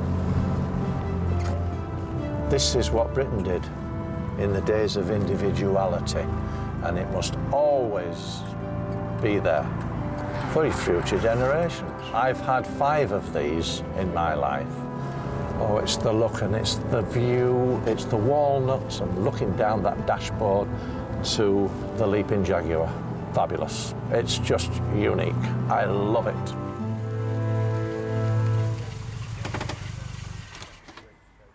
They are the ultimate classic car now. When you ride in them, when you drive in them, there's nothing like it. It literally is walnut and leather all the way. The shape for its time was totally unique. There's not a flat piece to it anywhere. Nobody's ever done that since. I think it was the Leaping Jaguar that he was trying to emulate. I was 14 when this car was made. I was still at school and I'm now 70. But everybody still thinks of this. Ladies in particular. I don't know why. If you're an enthusiast, true enthusiast, you do it for love, and I did it for love. And when I bought it, I thought, well, I'll get that, I can get that done. So we did, and she's beautiful. I had it valued actually 2 weeks ago, and I was told anything up to 45 to 50,000. Back in Scarborough, it's time to say goodbye to our much loved but unrenovated Mark II. Yeah, it's a shame. As well as cosmetic changes to the bodywork, the engine will need a lot of attention before that Jaguar purr returns. Hey, end of an era. It'll be a mixed emotions day for you. It is. Yes. Aye, it's a shame, but it has to go. Bye-bye, old girl. David's wife, Barbara, is on hand to put a positive spin on an emotional moment. I'm quite pleased because we've got room in the garage. Our daughters keep saying, for goodness sake, you could do with about 10 skips and just get rid of it all and then move somewhere smaller. She said, why can't I collect stamps, not cars? Thanks for the cup of tea. Pleasure. Nice to All meet the you, best, David. Paul. Get the best for me. Yes, Get we'll prize. do what we can. Look after her. Dad'll be watching it. Should be. What are you doing with my car? Oh, gosh. Nice. Yeah. Oh. When you've had a car all that time and it was your father, it's part of you, isn't it? Mm. And of course, you miss it, but there again, it's going to a good home, we hope, and somebody will enjoy life with it again. Mm. That's it. Oh, gone. 50 years. Thanks, now. 50 years, oh, God. How have I put up with you for 50 years? 50 years, that's not bad, is it? I can see it doing somewhere between 3,000 and 4,000. I would like, for David's sake, I would like it to go on and do a lot more, but you know, I think if it started with a 4, I think he'd be doing very well. Of course, the trouble is, back in 1990, when it had its last MOT, it was worth a lot more, wasn't it? You know, so what he should have done really was sell it then, rather than keep it in the garage until now. People have to just get round to these things, don't they? You know, he's selling off Dad's car, isn't he? At the end of the day.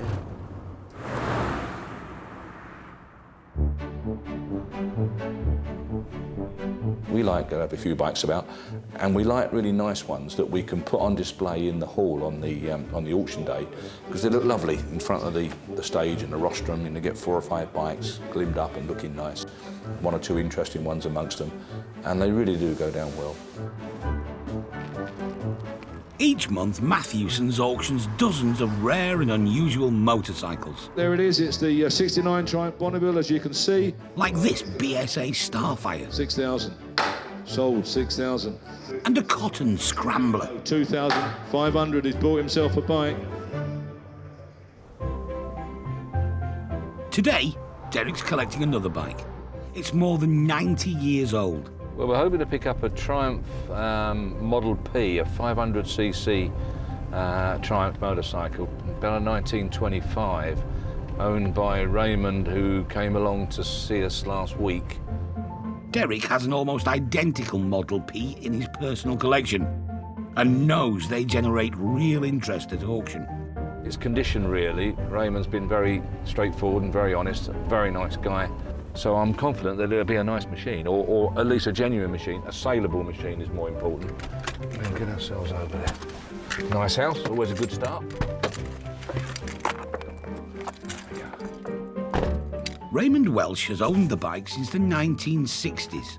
The reason that I'm selling it now is it's just I don't ride it anymore because I've had problems with my hips and trying to start it. Now then, Rayworth. Yeah. Ray's long stewardship of the bike will add value. It's a very, very original little bike, Ray, isn't it? It is. As you said, it's all complete and nickel plating. Yeah. Which is nice. 1920s motorcycling had its quirks. The Model P has gas-powered lights. A carbide lamp, that's called an accumulator or generator. And in the bottom there you would put your carbide that Raymond's just going to show us now. You take the bottom off, tip some carbide in, and in the top half you put water. There it is. There it is, carbide's, there it is, sits in there, that's it. The water drips onto the carbide and produces the gas. And it'll come through to the back and the front, of course, and then light them up. Just get a match and... Yeah. And a beautiful white light, isn't it? It's a lovely light. It's a great light. Yeah. It seems the carbide lights were less than reliable. My dad used to tell me all about these, I mean, because he was born in the era when this was it. I mean, they used all these, and they used to run out of carbide. He said time and time again they get pulled up, and they'd say, "Where's your lights? You've got no lights on." I said, "Why, they must have just gone out. They were working just a minute or two down the road there." And the copper would go, "Oh yeah," put his hand on there, and it's stone cold and that, yeah. So he knew straight away that they were lying. Riding in the dark was the least of your worries. Controlling the Model P takes skill and concentration. It's retard to start it and advance to run it. That's accelerating this one. This is a choke. Front brake there, back brake here, gear change. And on top of that, you've got a manual oil pump. So basically you've got petrol in this side, and oil in the other. And if you're out in the wet, just make sure you brake early. Yeah. Because if this gets wet, you haven't got much of a back brake, have you? Yeah. Other than that, simple, isn't it? Yeah. Introduced in 1925, the Model P was Triumph's first foray into mass-market motorcycling. It didn't break new ground for speed or technology in its day, but it was the cheapest bike around, going on sale for £42, 17 shillings and 6 pence. It met a demand for robust everyday motorcycling, and 20,000 were built. Shall we get her out? I'll do the mussing if you want to control it, Ray. I don't know whether you're more used to it than me, maybe. Ray's hoping to get at least 6,000 at auction, and if it sells, he's planning to use the money to buy a boat to sail on the nearby River Ouse. Should we fire it up? Yeah, there's no fuel in it. Ooh, she fired. I don't think there's enough fuel. No, I don't think it is. No, there's nothing coming through at all, is there? No. No, not to worry, no. But you've had it running I've been to rallies. Yeah. You've had it running since then. I've had it. I was riding around garden yesterday. I think it'll sell. I think it'll cause some interest. It's, just want some cosmetics. It depends how far you go, doesn't it, really? I mean, it's nice as it is, like an oily rag, really, but maybe you perhaps paint the wheel, wouldn't you, or something, you know, maybe both wheels. It wants this painted. Yeah. There you go. You getting back end? After 5 decades, it's hard to say goodbye. Yep. Yeah, let somebody else have the pleasure of using it. That's the main thing. Instead of stuck in a garage. Somebody has to get some use out of it. Righto, are you ready? You're going to keep hold of it as well? Nearly 100 years old, isn't it, now? For a motorcycle. It's a long while to keep it.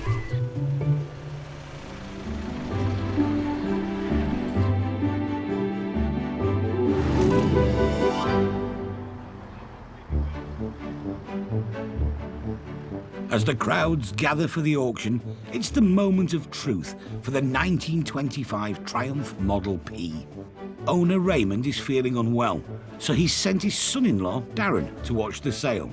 He was hoping to come today, obviously, to see if it sold, how much it'd go for. So he's asked if I'll pop down and keep an eye on it for him. Raymond's hopes of cruising down the river depend on it selling well. He'll be sorry to see it go, I think, but I think he's going to enjoy himself a bit more on his boat. Model P 1925 Triumph, picked it up myself. Gentleman's had it 50 years. Stunning machine, absolutely superb bit of kit. Original number, etc. Lighting set on it, absolutely superb. Love it to bits, super thing. Start me on that. Lot number 24 it is. Whereabouts? 5 I want, 5 I've got, 5,000, 5,250, 5,500, 5,750, 6,000, 6,250. Submitting then, 6,250, 6,500, 6,500, 6,750, 7,000. On sale, selling, 7,000 on the left, 250, 7,250 on the left, 7,500, 7,500, 7,500, 8,000 on the left, 8,100, 8,100, 8,200. 8,002, there, further along, 8,3, 8,003, 4, 8,400, 8,485, 8,6, 8,006, 8,006, Scotland, you're out, 8,006, 7, 8,7, out of the back, out on the side, 8,7 down here, 8,8, 8,8, I've got David, 8,8, 8,9, 8,009, 9,000, filled it up, £9,000 and selling, £9,000, 91, 9,2, 9,002, 9,3, 9,003. Beautiful bike, where do you find them like it? 9,4, 9,004, 9,5, 9,005 and selling. 9,5, what do you think? Shaking his head, 9,005 going north of the border. 9,005, thank you very much for your bidding. 9,005 on my left. 9,005, well done, thank you. Looks like Ray's going to get his boat. Yeah, very pleased. I've just made the call and spoken to the mother-in-law. Barbara's quite vocal, shall we say. So there was lots of screams and shrieks when I told her how much it went for. Also going under the hammer today, the 1967 Jaguar 240 Mark II. It's caught the attention of classic car dealer Bruce. I've got an E-Type, Series 1 XJ, Series 3 XJ, and the X350 supercharged. And when I just bought another XJ as well. I do like to buy them that need a little bit of work. I mean, it's estimated up to 4,000, so I'm hoping to get it a bit cheaper than, you know. You never know, do you, on the day? Depends who's here and got the same interest as myself. The 240 Jag wants a bit of work, we know that, but it's a Mark II Jag. Difficult to come by, sensibly priced. Good buy, in my opinion. Start me on it. Where you going to be? 4, where? 3, £3,000 we're off. 3,1, 3,2, 3,003, 3,004. Put a beard. 3,005 down here. 3,005 in the front. 3,5, you're out the back, sir. 3,6, he says. 3,6, you're out, G. 3,7. 3,7, you're out, sir. 3,8. 3,008. 9. 3,009. 3,009. 4,000, he says. 4,000. On sound, selling it. The magic 4,000. We can sell her. 4,1. 4,001. You're out. 4,001. It's down the front and going. 4,2. 4,200 on sale at the back. 4,003. 4,300. Down here, sir, and selling. 4,4. 4,400. 4,5. 4,005 with you. Are you sure? 4,500 in the front row. Last time looking round, 4,005. 4,5. £4,500. The car is going back to the Midlands with Bruce. Yeah, I can do something with that, can't we? Yeah. I think we paid a little bit too much for it, but there again, we can get it into shape and, you know, could be worth a few bob, the TLC. We're in the money. So, what's happened to the Bond Bug? Sold £6,000. 6,000. Bought by dealer Mark Springett. It's now back in Mark's Northampton showroom. After some cleaning and a bit of work to it, there she sits and she looks great. They're very popular. We've had a lot of interest, actually. I didn't quite expect the phone to be as busy as it was. The car is unknown to the official Bond Bug Club. With just 160 road legal examples in Britain, they're sending a member to check it out. And when he arrives, we're going to get to do some Bond Bug bonding. Nigel Elsey from Derby, here he comes. He's made it. Has brought his own 1970 Bug. This is it, the big blob of orange joy. Yeah, mate, I love it. It's fantastic. You've obviously really looked after this one. It's beautiful. An early model built in the original Preston factory. Well, I'm really delighted you've come down, and I guess you want to see my car? Definitely. Let's go and have a look. Thank you very much. That's absolutely fantastic. That's lovely. Yeah, no, we're really pleased. Beautiful. With it. I mean, you can see the paintwork. There's no crazing. It's all straight. There's no accident damage. The canopy fits well. You know, it's just all there. It's just lovely. People are always on the lookout for a nice Bug. Yeah, they buy them in any sorts of disrepair, and they get excited about those. and there's just a bag of bits. So something of this nature will be very much sought after. Got the right diff on it there. Oh, really? Oh, yeah, brilliant. Yeah, it's the... And I know it's the right colour, because they're all that colour. Well, mostly, yes. They did do a few in white. Did they? And allegedly some in green as well. People are frightened of them in some respects. I take people out and they say how stable it is. People think it'll tip over at a gust of wind, and they're actually a really good car to drive. Will it tip over with a gust of wind? No. If you actually look... Will it though? No, no. But can it with a gust of wind? No. I would imagine this was made in Tamworth, because the original ones were made in Preston. Oh, OK. The first 500. Yeah. And then they moved it to Tamworth. Right. Yeah, this is a Tamworth-made one. OK. Just like driving a Dodgem on the road. It just brings you so much fun and happiness. It just puts a smile on your face wherever you go. Looks like Mark was right to take a gamble on a Tangerine three-wheeler. I think he's done a fantastic job, yeah. He's got a good buy. Sometimes you have to take a little gamble, don't you? And I think, you know, this time it's paid off. And somebody's going to drive this car and have more miles per gallon. So what news of the Jaguar 240? 4-5. After buying the car, Bruce shipped it back to the Midlands. It deserves to be back on the road. We need to get it up and running. Use it. Bruce has numerous projects on the go, but the Jag is a personal passion. My dad was a big Jag lover, and I think it's come from there. He's had a number of Jags, and when I was 17, I used to borrow his car, and I don't know, there's something about them, really is. It's just a passion, you know, it's in the blood. That's why I love the Jags. Since he's been back here, the bonnet's off, and we've been working on the engine. Unfortunately, we've got to work on it outside at the moment because of the workshops tied up with the other vehicles. I've been underneath it, and all it wants is the two jacking points renewing. I'm going to continue with it, you know, until I get it running.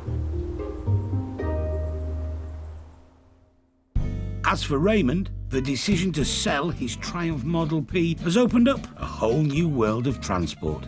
5, thank you very much for your bidding. 9,005 on my left. Raymond and his wife Barbara have traded in their biker's leathers for a river cruiser. Here we are on the boat. When it actually went for as much as it did, it was fantastic news. It was brilliant. I didn't expect it to go for that much. I keep missing it when I walk into the workshop, and it's not there. There are consolations though. The boat is named after their favourite tipple. Everybody who comes on board gets offered a G&T first as they come on board. So this is below decks. The table goes down, another cushion goes in there, and you have a big circular bed. Like the Triumph Model P, there is a knack to driving it. It's got two engines. Your port engine and your starboard engine. Point it where you want it to go. Only one problem with them is they have no brakes. Cooker, grill, fridge. We've never had a fridge before on a boat. It's also been a big hit with the family. The whole summer, really. We never missed an opportunity to come down here. Grandchildren have all been on it. We've had barbecues on the riverbank. The kids all fish off the mooring. It's been brilliant. We've had some really good times. And even Rafa, the dog, loves it. It works out well. The bike's gone to a good home. The bike's gone to a good home, yeah.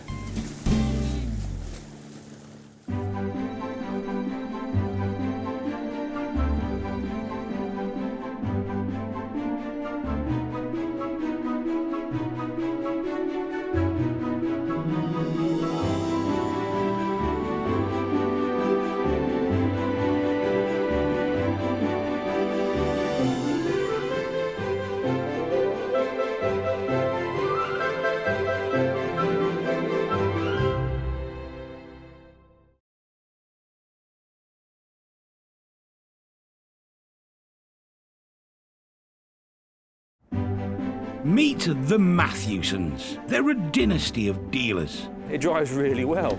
With a love of classics. Ah, it's only condensation. In Thornton-le-Dale, gateway to the North York moors, they auction over 2,000 rare vehicles every year. 42,000, the ready type, the stunning car. All walks of life. The cars fetch people together. I'm ecstatic. Head of the family, Derek. It's got to be the best job ever, isn't it? We're sort of living a dream. Trusted lieutenants, sons Paul. Not everybody's cup of tea.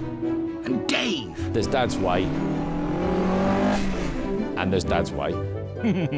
Keeping them all in check and dealing with the punters, Sarah. Somebody could ring today with some fabulous vehicle that's been sat in a barn for 50 years. You have no clue. It's the chase, it's finding it. So you get up every morning thinking, what am I going to find today? This is a family's love affair with cars that have lived a life. Someone's cherished a car and loved it, and I think it's just great. I think it's absolutely superb. A passion that can be turned into brass.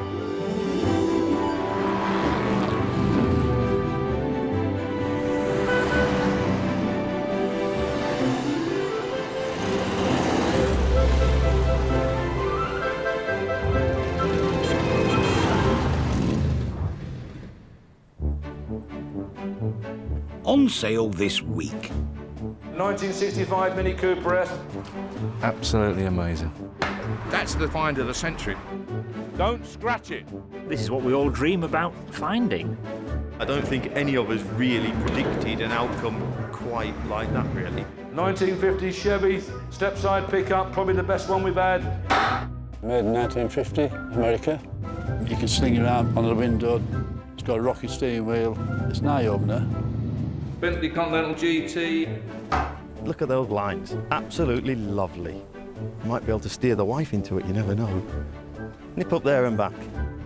Oh, no pressure. It wasn't an instant no.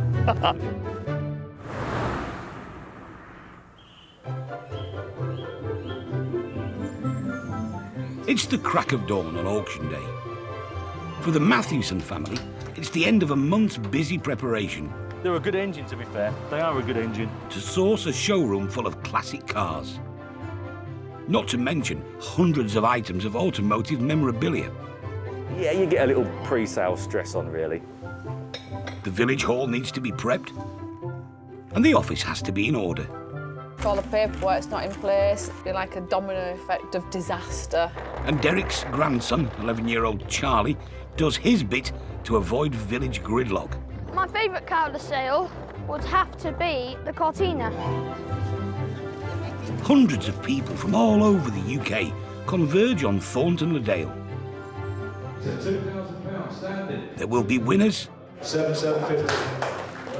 and losers when the hammer goes down. But none of this can happen unless the family finds something to sell.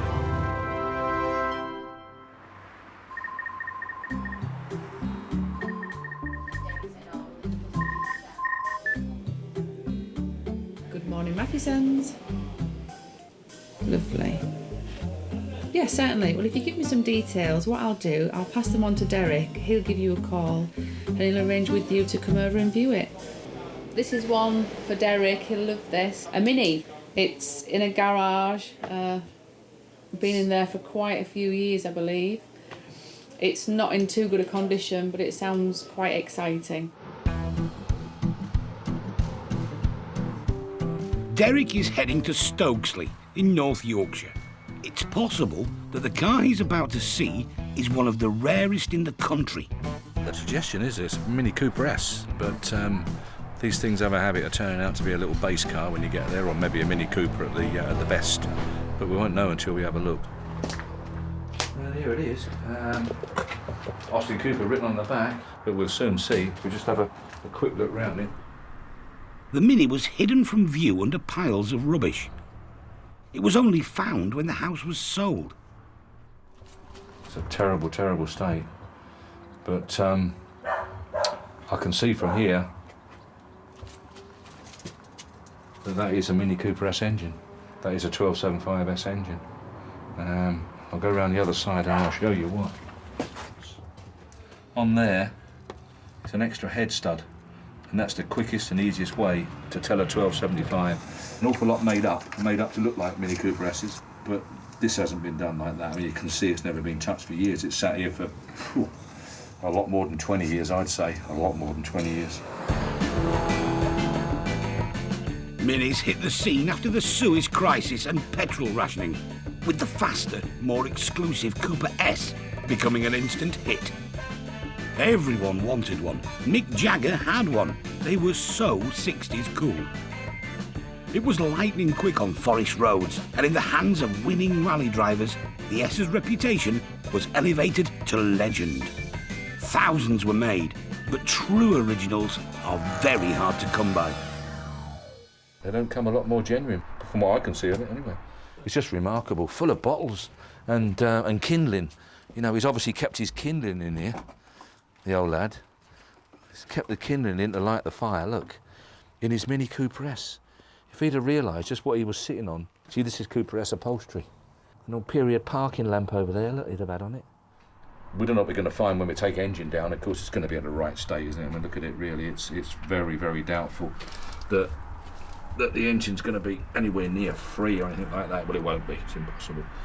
So it's going to want a big rebuild. You know, a lot of work to do to it.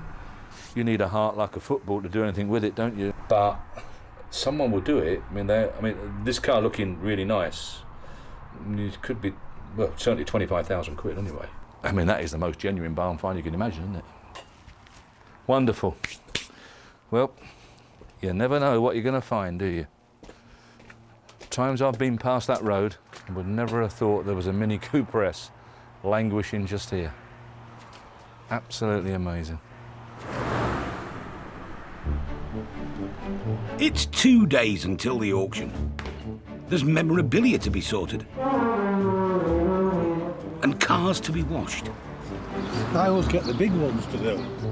Paul has been asked to photograph a late auction entry. This Bentley Continental GT. But he'd quite like the car for himself. Look at that, they're lovely, aren't they? Look at those lines, absolutely lovely. You might be able to steer the wife into it, you never know. 14 years old, 100,000 miles on the clock, it's expected to fetch around 13 grand. A lot of car for Fiesta money. I myself could live with this. I think it's lovely. I'm just going to nip round the corner. Road test, really, of course, and just show the wife really what she's missing out on.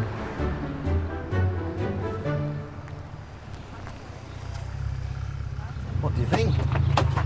For me? Could be. Not really my kind. Go and have a quick spin. Give it a spin. I've got to go back to Drives work. lovely. Snip up there and back. Oh, no pressure. Well, it wasn't an instant no, Steve.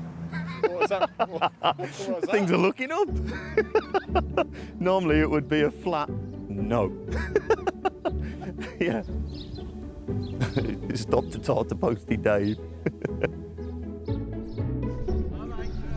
She's coming. She's here. I think she likes it. It's lovely, but it's a bit posh for going to work. A school run. Dave, is it a bit too flash for the Matthewsons, or do you think it suits them? No, it suits them, yeah. This is more an Angie car. I think I might be able to wear her down here, Steve. We'll keep working on it. I've got 2 more days. If Paul can persuade Ange it's the car for her, they will have to bid for it like any other customer. Not much room in the back, is there? Oh, don't worry about that. You don't put the want to sit in the back, do you? There's room in there, isn't there? We'll find out shortly if Paul's Bentley sales pitch wins the day, or if his plan is vetoed.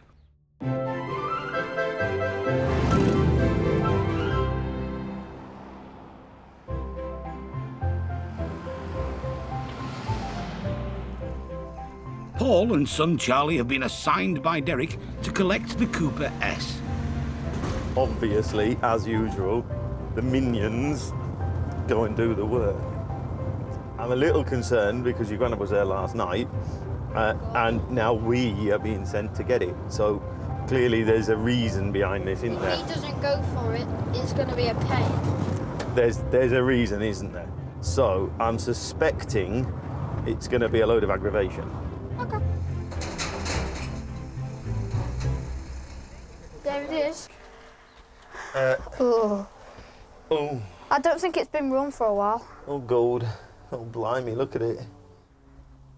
Look at all the bottles in there, look. Where does that come from? Barley water. Yeah, look, proper little wheels, look. Proper Cooper S wheels, look. Oh, I wonder if we're going to have a flaw in it.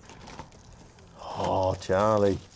Tell you what we're going to do. We're going to bring that jack in and see if we can just ease her up and get a couple of planks underneath it. Put them under, strapped round it. Otherwise, you're going to end up with an awful lot of bottles on the floor, I think. Neighbour Clive remembers the original owner of the Mini. He was an ardent collector. Nothing was ever thrown out. All the old toothpaste tubes carefully folded up and kept. All the papers that ever came were kept. We'll get a strap on and see if it wants to move. Can't think why Father doesn't want to return. And it is scrap, it's had it.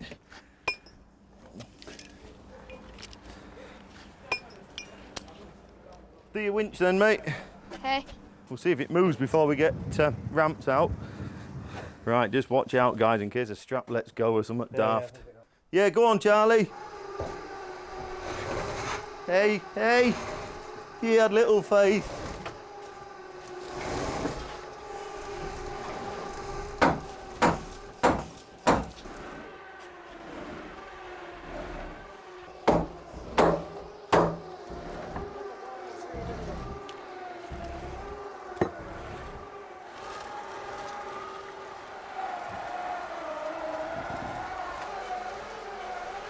Righto. That's it. Is that stopped? Yeah. No! You can't stop there. Is this why we usually don't do non-runners? Yeah, have a word with your granddad, will you? Oh.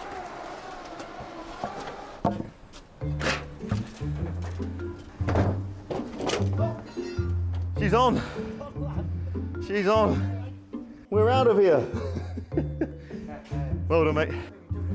I knew I'd get it. Well, I was fairly confident I would get it. Believe it or not, I think most of it, other than the flaky rust, has actually made it on the truck, isn't it? Just. Still to come, the challenge of getting it off the truck when it arrives at the garage. But that's a job for tomorrow.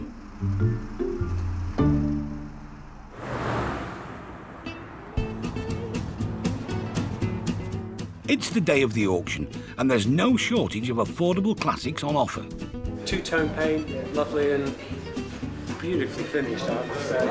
It'd be a joy to own and drive, it really would. Straight across into the hall. That's where the auction's held. All right. Okay. Cars from every era. Shuts beautifully. Including the impressive Bentley GT that Paul fancied. Over 100 grand when new. Really, truthfully, it's not a very practical family vehicle, is it? Let's be fair. So it looks like someone else will be paying Sunday League money for Premiership style.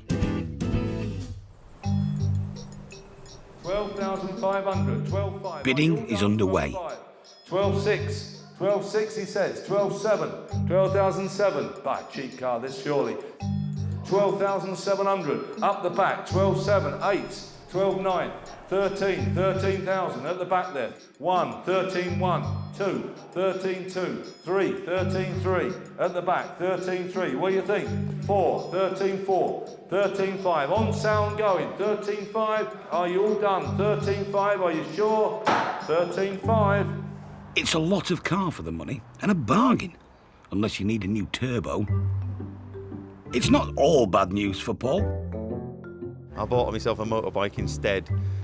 So I go on my own, go alone. So you've got a consolation prize. Exactly.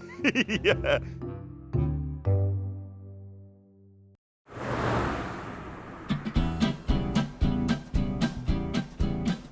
It's a big day in Thornton-le-Dale.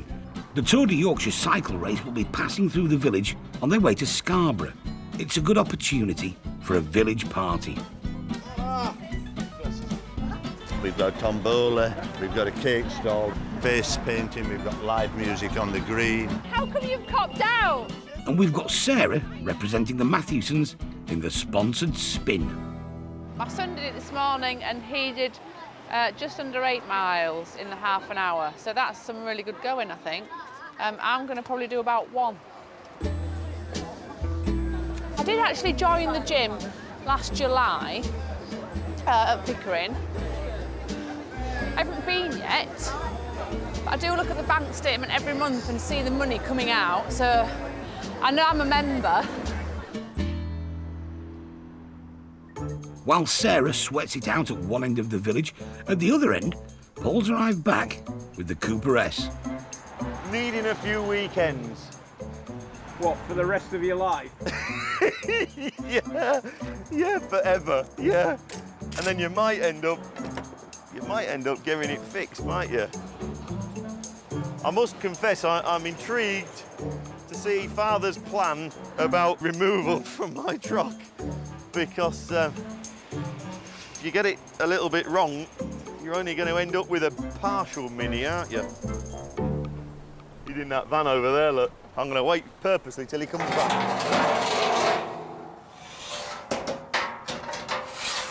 He's not getting out of it. You see, all our lives, this operation, this type of thing has just always happened because there's always one of us boys around to load, unload, nurse him on, should we say. Because he's in put up to now, we'd have a quick look in the garage, think, oh yeah, I'll send Paul for that. So he can have a bit of aggro later on. Derek, at which point did you think this might be a good idea? Oh, every point. I'll still believe it. I'm a firm believer of that doing really, really good business, that car. I've learned that you always check the wheel arches. Yeah. Well, you could take them away with you and check them at your own in your own time, couldn't you, those ones? No, I think it's got the makings of a nice car. A little bit of weekend work, fair enough, we understand that. This is a lovely project for a Mini Cooper S specialist, enthusiast, and don't you worry, this will go back on the road, no problem at all. It's very, very hot. Back at the Tour de Spin, Sarah's going for the burn. We could have had like an old butcher's bike with a basket on the front, with Derek sitting in the basket. It would have been like a scene from E.T. At least it would have taken her mind off it. She's had enough. 7.3 miles. Not bad for an old girl. You're moving. I've come to get some money out of you all. I've just done 7 miles in this heat. So if she'd have done 8 miles, I'd have given her something, but 7, not enough. Nice warm day like today, it's a doddle.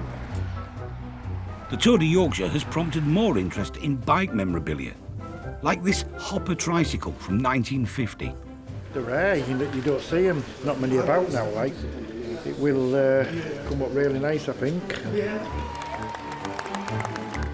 Derek paid up in the end. Sarah was just glad to be off the saddle.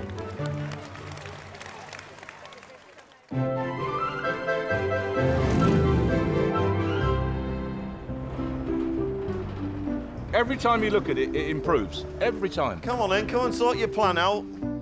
Well, we've got to get a pallet. We're going to go up Atkinson's to get a pallet. No, we'll just bring the one from round the back that I've already dug out. Oh, there you go then. We'll do that then.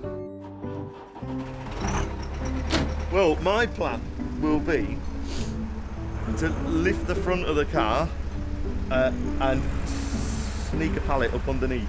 And then when it drops back down, it will sit, I'm hoping, on the boards. Go on then. Don't scratch it. Steady away. There you are, no problem at all. Steady on, whoa, whoa, whoa, whoa, whoa. Done it, job done. Keep that, Charlie, might need that. Yep. Cracked it, cracked it. The pallet should, in theory, allow Paul to get the Mini into the yard in one piece, but he's going to have to take it very easy.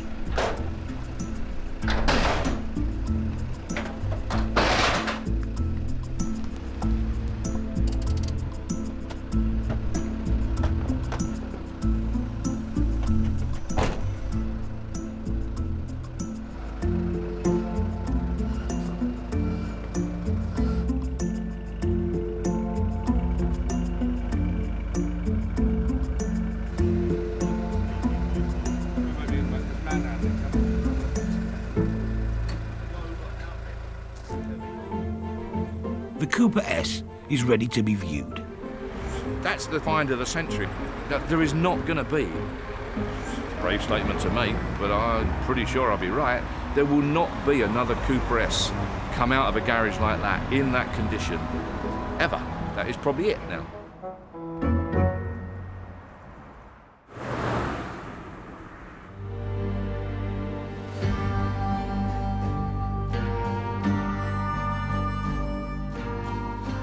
In a dusty car junkyard, a lonesome cowboy is preparing to say, so long.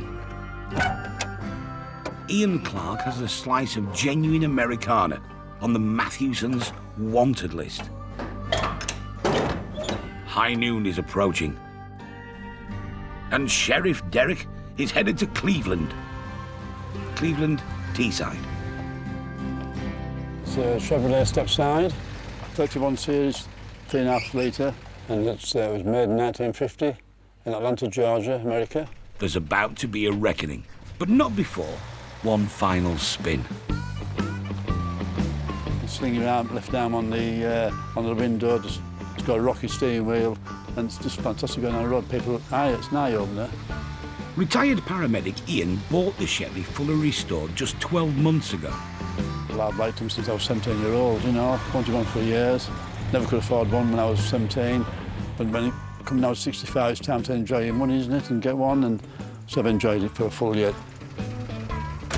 Having had his fun, he's decided to move it on. Was it dark blue when you got it? No, same it is now. Baby, I think it's baby blue, isn't it? Well said. Yeah. Brand new bed. Yeah, it's tidy, isn't it? And she's got standard straight six engine. Straight six engine. 4-speed box. Yeah. Heater as well. Heater as well. Yeah. It's good.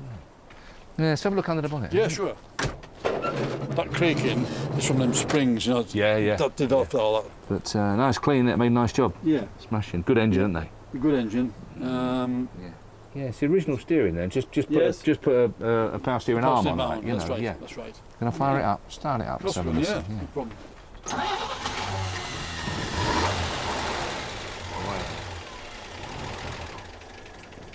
Wow. Yeah, no, it's great. Sounds very sweet, doesn't it?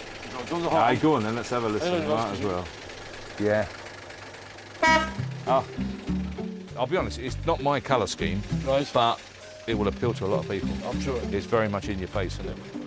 So you didn't put any of this chrome on? That's how it comes? On. That was on, Dake. No, I was on. Bling is off here, isn't it? It is a bit blingy. Yeah, it is a touch. I'm into chrome, like, so it didn't bother too much. It's like a sunglasses thing, isn't it, really? But, you know, whoever's done it started with a good truck.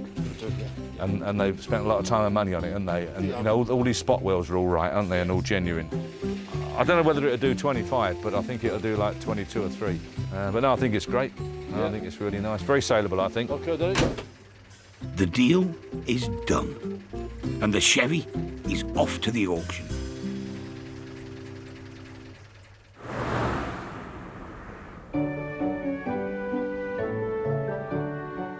The auction might be based in one of the most tranquil corners of the UK, but running the business can be a frantic affair.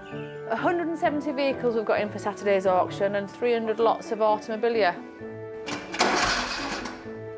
Jupiter car. Dreadful. So what better antidote could there be than a regular family picnic in the sumptuous grounds of Derek's estate? Steptoe's yard. Steptoe's yard, yeah. So, yeah. Delightful. It gets a little cold in December and January, but we still enjoy it, don't we? A picnic when I was a kid was an occasion, a Sunday afternoon occasion. You know, you packed up, There was none of this, oh, we'll get fish and chips while we're out. You took it with you because you couldn't afford anything different. My old nan, she was no trouble at all. She'd sit in the back of our Austin 16 or whatever it was, and she'd sit in the back of that all day long with a bottle of Guinness and some cheese biscuits, and she'd hardly say a word.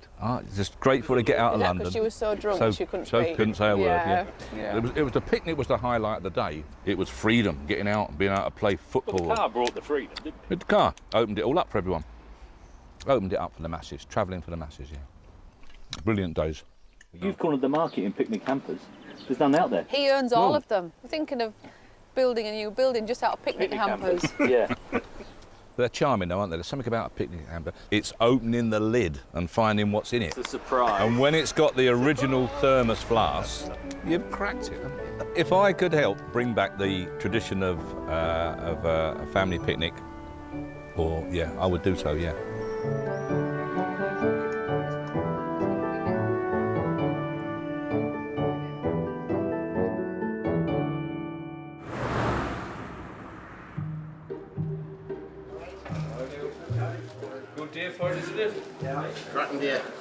It's the morning of the auction, and the Chevy stepside is attracting attention. Yeah, I've seen a few of them, but you know, this is one of the cleanest I've seen. That is for sure. It's a credit to whoever's done it. Ours is a 3100. It's still a Chevy stepside, exactly the same model as this, 1947. If you've got one, so you might as well have another. Well, exactly, his and hers, that's what I'm thinking. I'm not a millionaire.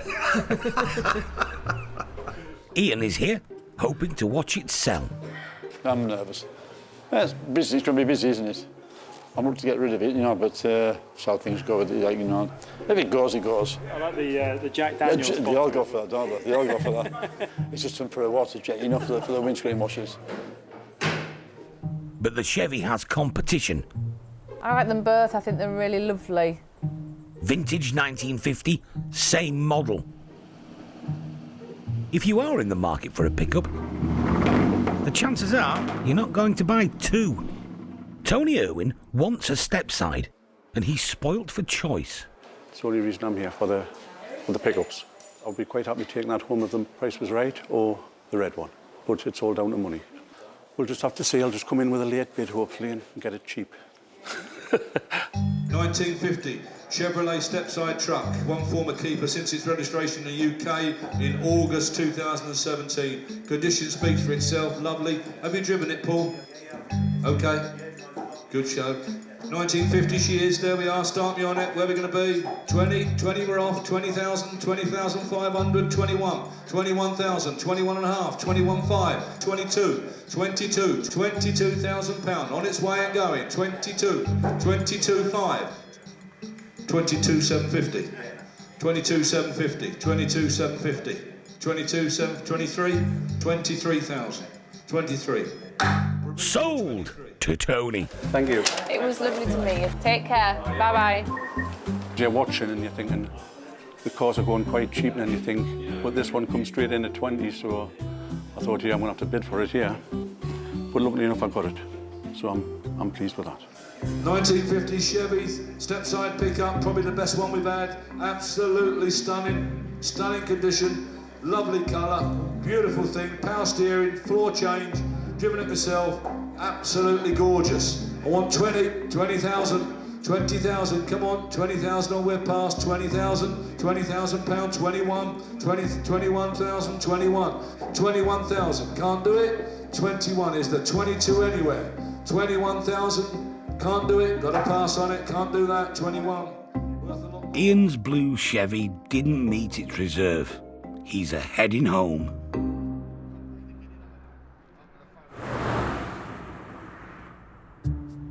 The Cooper S is attracting much interest, just as Derek predicted. Yeah, it should have one on this side as well, and there. And the oil cooler. The oil cooler. Ian Wood has arrived from Australia. Both he and his Yorkshire-based brother Martin know their minis. It's got disc brakes, which only the Cooper and Cooper S had. It has got the little short remote gear lever. What does the speedo go up to? 120. Well, that definitely won't be a standard Mini. It's a genuine Cooper S, I'd say. Yeah. There it is. There it is. This unrenovated wreck is worth a lot more than it looks. £5,000 or £6,000, but it could easily go for more than that.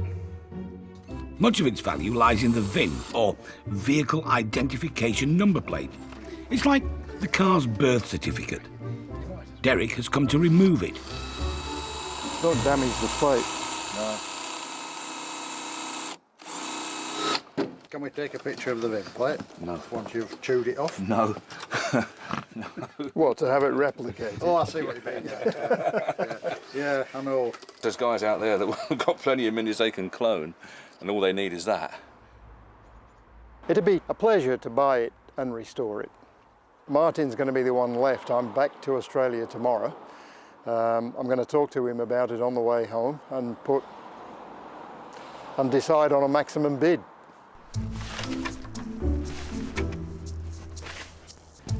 But Ian has competition. Some quite rare original features. Brake booster, what we call a vertical oil cooler. Steve Brook already owns 2 classic minis. First car at 17, and they just get under your skin, really. I think the more you learn about them, the more interesting they are, you know, especially these, you know, the Coopers, which is my thing, and the 60s sort of racing and tuning and the rally cars. It's horrendous, but it is a fantastic project. I think it'll go for close to 10 grand in its current state. Done up, it's worth north of 40 grand, 40 to 50 grand, depending on the standard of workmanship, but it'd be pushing 50 grand.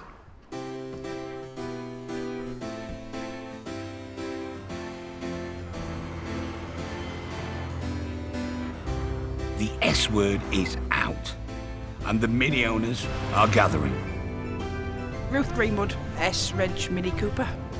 Andrew Santon, 1977 1275 GT. John Rayner, 1968 Mini Cooper S. Ken Brown, 1980 minivan. If they approve it, Derek's definitely onto something. Interesting. You've got the original Speedo inside. Yeah. Yeah, it's all there. It's all there. Are they making shells for these? Yes. You're looking at 10 grand for a shell? Yes. To start? Yes. You'd spend well over 10 grand in restoring that. Yeah. But there are bits of that you could keep the originality. When was the last time one of these came up in this condition? To uncover something like this is what we all dream about finding. The advantage with this, as I did with my car, is that I spent quite a lot of money on my car, but at least I then knew it was done properly. Because there's a lot of cars out there that look nice on top, but then when you start to look, they're not being restored that well. If it's done properly, it could fetch high 50s. You know, some recently have gone for over 60. It seems this heap of rust might just become one of the most sought-after cars to have ever gone through the auction.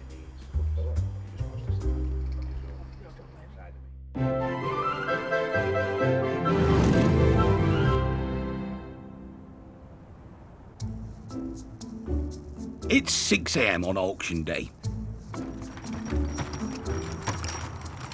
Derek gets here ridiculously early, doesn't he? Yeah, I don't know why he bothers going home, to be honest. He may as well just camp down. So it's lift the actual full rostrum? Yeah, just a rostrum. In a few hours, the Mini will go under the hammer. It's one of the most eagerly anticipated sales of the year. Massive interest, absolutely massive interest. Phone calls from all over the country. If it doesn't find a new home and it's below those figures that you're talking about, then I'll speak to you and give you a tinkle. As the auction begins, Lovely little lot, beauty. first up, it's some prime auto memorabilia. Nothing to see here. Keep walking. One of our customers has brought in a box of assorted tins and old cigarette boxes. This one reminds me of my my father, so it reminds me of my childhood. £40. Yeah, I bought this post box. I've been looking for one for quite some time now. £90 to confuse the postman. Yeah, Porsche champion, yeah. So why do you collect junk? We've got a garage full of it. How much did you pay for that? 160, I think. A 1965 Mini Cooper S. Someone said there's 7 phone bidders on it. I don't know, we'll see. Everything in it and on it goes with it. Do not start tipping all the stuff out on us. It's full of valuable bottles in the back and even more valuable kindling in the front. Will someone start me in the hall at £5,000? 5,000, got it. £5,000. 6,000, 7,000, 8,000, 8,000, 9,000 on the phone, 9,000, 10,000 on the right in the hall, 11,000 in the hall, 12,000 at the back of the hall, 13 on Tracy's phone, 13, 14 at the back of the hall, 15,000, hey, 15. 16, I've got you, sir. 16. 16,000, I've seen you before. 16,000 at the very back. 16 and submitted. 16,000 and going. £16,000. The phones are out. 17 on the left. Out on the phone. 17,000. 18, he says. 18 is back in at the back. Right at the very back. 18,000. 18. Are we all done? Virtually unrepeatable, we know. 18,000 at the back. 18,000, thank you very much. Yeah, well done, well done. 18. The bidder with the deepest pockets was Peter I Watchman. didn't get the number. Would somebody get the number? The thing is, there's not many of these cars left. I wanted to make sure I acquired it, so you have to pay the price. It was only £1,000 more than somebody else was prepared to pay for it. So, you know, he might be regretting next week not buying it. But Peter's provisional bid still needs to be okayed by the vendor. It certainly does. So you're happy with it? You're happy with 18,000 then? You've got provisional on it. It'll be 2,000. Well, all right then. Yeah. You enjoy. Cheers. You go, and I'll speak to Monday about Bye-bye. One very happy man. It's gone for £18,000, Charlie. Well, my dad got that bit wrong. He said 500 quid's worth. Yeah, I don't think any of us really predicted an outcome quite like that, really. So your dad is right. Occasionally. 703. Right, that's the Mini. The Mini. You're the mini man. The Mini man, yes. Okay. The bid has been accepted. I've just spoke to the gentleman. He's on the way to the shops to buy a bottle of champagne as we speak. Well, we all know it was going to be a star, didn't we? And we all knew that it was going to wind up somewhere stupid. There was an indication that it could have wound up at 20 grand. And in actual fact, it very nearly did, didn't it? So, what's happened to the Chevy Stepside, bought by Tony Irwin? 23. The car's now back at home with Tony in Northumberland. Well, what can you say when you see it? Just absolutely beautiful. The shape, the sound, the curves on the wheel arches and the step sides, and the size of them really, you know what I mean? Compared to British cars, there's no comparison, to be honest. On the day, he had the choice of 2 classic Chevys. So why did he choose the maroon one? It was the stance of it. It looked like an old farm truck, basically. And the more I looked at it, the more I liked it, and the more I thought, I'm going to have a go for it. But the other one had much more style about it, and flair, and a lot more chrome.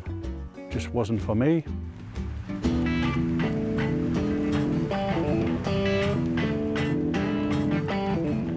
Well, it's fantastic, it is. Absolutely fantastic. Well, they're very basic. Driving an old car, basically, the suspension's quite brutal, really. But once you get into top gear and tooting along, it's great. Tony's clearly delighted, and he has his wife to thank. She paid for it. It wasn't my money, it was the wife's. She was quite happy about it when she seen the car. we've obviously got a very happy relationship. Well, I must have if she lets us spend that kind of money.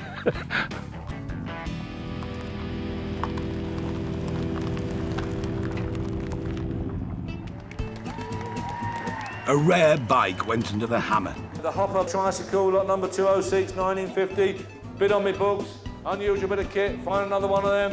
115, 20, 120, 125, 125. Behind you, sir. 125 and selling. Are you all done? 125. Thanks for your bidding. 125.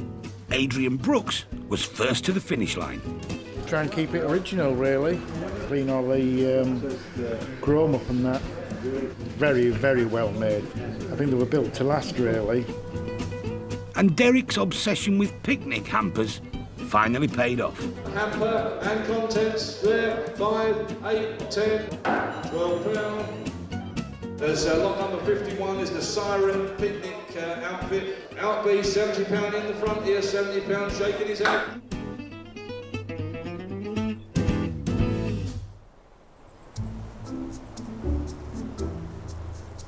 And after all the excitement, the Cooper S is about to leave the building.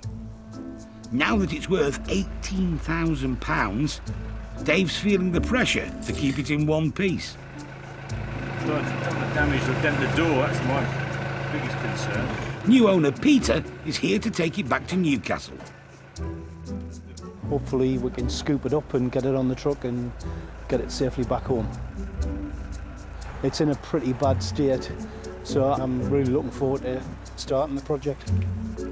I was taken aback by the amount of people that were here at the auction and the attention that it received. But obviously it's a rare car and there's not many cars like that left anymore. Does it look any different? No, it's still as bad as ever. I just hope it doesn't fall off the pallet.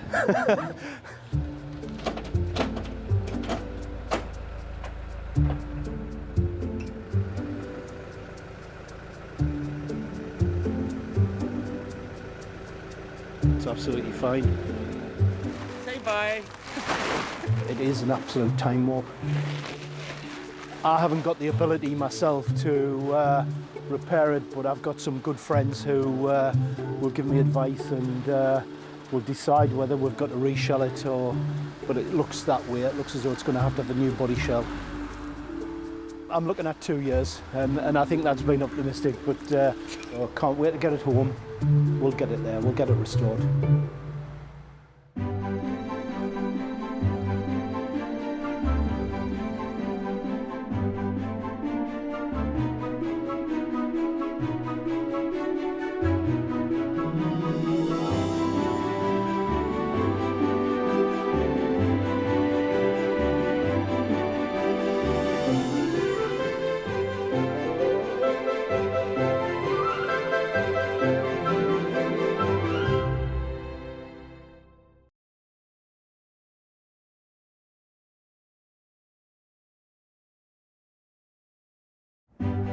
Meet the Matthewsons. They're a dynasty of dealers. It drives really well.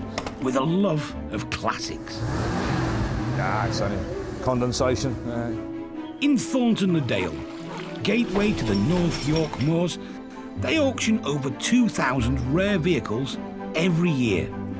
42,000, the ready type, the stunning car. All walks of life. The cars fetch people together. I'm ecstatic. Head of the family, Derek. It's got to be the best job ever, isn't it? We're sort of living a dream. Trusted lieutenants, sons Paul. Not everybody's cup of tea. And Dave. There's Dad's way. And there's Dad's way.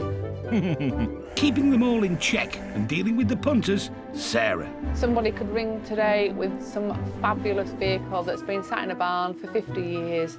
You have no clue. It's the chase, it's finding it. So you get up every morning thinking, what am I going to find today? This is a family's love affair with cars that have lived a life. Someone's cherished a car and loved it, and I think it's just great. I think it's absolutely superb. A passion that can be turned into brass.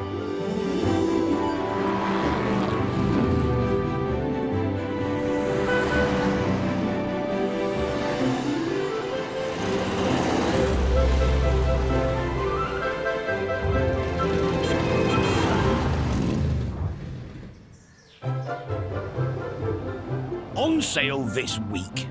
1976 registered AC Cobra Pilgrim bodied. They're good value, they're good fun, they're individual. At least it's still in one piece and it ain't wrapped around a lamppost somewhere, which is always a bonus. Volvo, F88, the Wrecker. Wow, that's different. It's become known as the love truck. Drawing the curtains on a Saturday evening on Redbourne Common. Royal Enfield Constellation. Got it in October 1960. We'd had good times on it. Lovely bike. I just never ever saw me getting rid of it at all. With every age group, they reminisce. It's what their dad had. My dad drove a Maxi. I don't want one.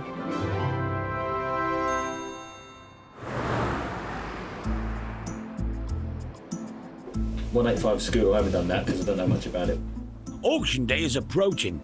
Oh dear. Go on, what are you looking at, sir? They love right, it. okay. They love the pressure. Look at that little face over there. Look at that little glint in his eye. Yeah. Look at it. And Derek's in trouble. It's going to be busy, yeah. 200 and odd vehicles. Too many cars. 30% more cleaning cars, 30% more paperwork to do, 30% increase in pay. What was that?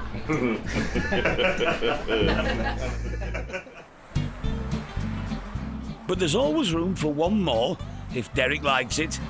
It's a good enough looking vehicle to encourage quite a number of people to come on the day, I believe.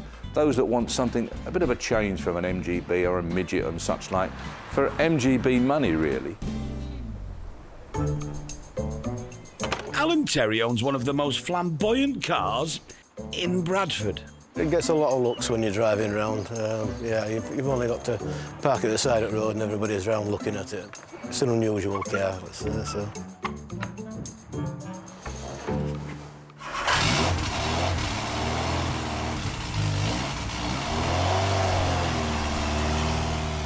We've got Pilgrim Sumo AC Cobra kit car, 2 litre Pinto engine, tuned Del Auto carburetors. It's based on a 1976 Cortina 2 litre. I used to be very brave to drive them. It's quite easy to lose a back end. You have to keep that in check because it does like to slide about.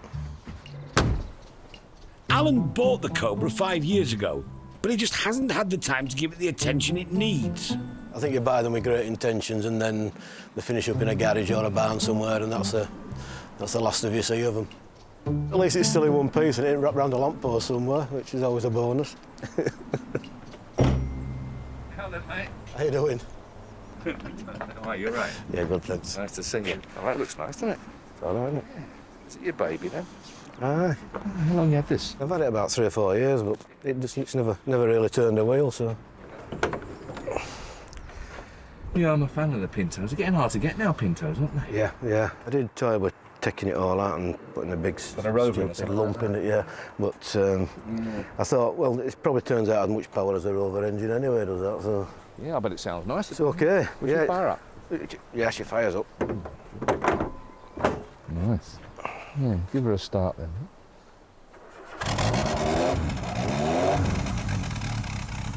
Sounds nice, doesn't it? You've got them carbs about right, haven't you? Yeah. Very smart. All right. Well, quite a nice broad car, doesn't it, really? It's Yes, they look the part, don't they? Yeah, they do, don't they? Yeah. What we got to do? What sort of reserve we want? I'm hoping to get 11.5 for it. I don't know if it's sold when it's in the ballpark, isn't it? Yeah, it's in the ballpark. Does it drive all right, Alan? Yeah. Oh, I think it's saleable, isn't it? The Cobra was a result of a collaboration between the very British sports car manufacturer AC and American race engineer Carroll Shelby. With a 7-litre engine, it hit 60 in 4 seconds, topped out at 165 and put the frighteners on Ferrari. Less than 1,000 Shelby ACs were produced. All the others are copies, replicas and kits, paying homage to a car that epitomised raw power. You can get a basic Cobra kit car for a few thousand, a really good one for 100,000. but you would need £1 million to buy an original Carroll Shelby AC Cobra. These are the real thing. These cars are a childhood dream for me. This collection of original AC Aces and a Cobra are owned by professional stunt driver Russ Swift. Once I got my first one, it just snowballed from there. The Cobra is the ultimate car that I was looking for. I can remember drawing Cobras in my school exercise books and getting told off by the teacher. They've got the shape, they've got the engine, just the personality from day one. They were just an animal. They are dangerous. They are so quick and so light and so delicately aluminium body and a very flimsy space frame underneath. And if you do have an accident, there isn't an awful lot of protection. They used to call him the widow maker. I've met the son of the person who bought it, and his mother made him sell it before he killed himself.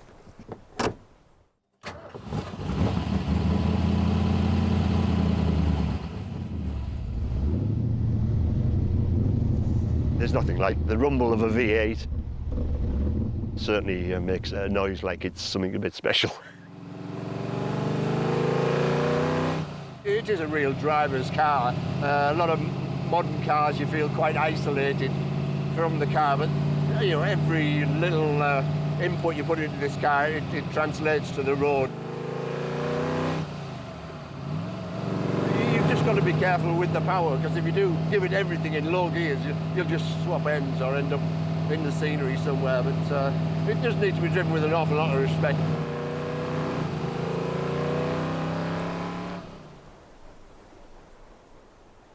Some of these replicas are absolutely fantastic and have the same feeling of satisfaction as you drive it down the street and nobody would know the difference.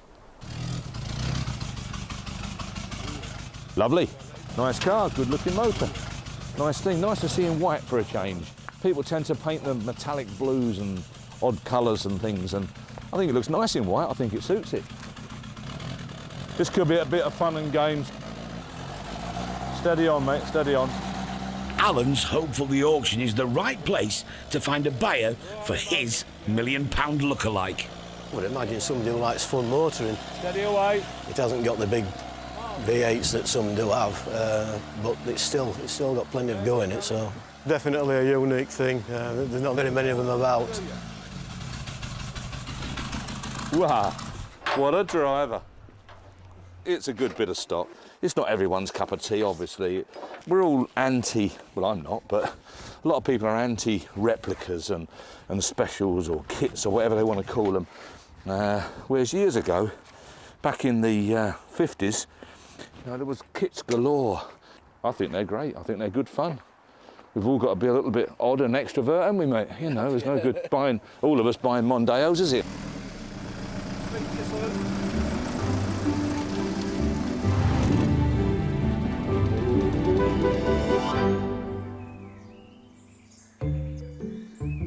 At Matthewson's, the mighty Cobra has arrived. The owner is looking for £11,500. It's sensibly priced. A lot of them up in the 17, 18, 20,000. It's not in that league, but then again, it's not that price. I think it's very, very good value for money. Not dressed up very much. Would like nice maybe with a side pipe, or perhaps the pipe wants rerouting rather than come from the middle of the vehicle. But other than that, absolutely lovely. I'm quite pleased with it. I think it'll do extremely well. Replica AC Cobras vary a lot in quality and desirability. Derek's had a cheaper Hawthorne version in for a while. That's never reached its £3,000 reserve. It's caused very little interest.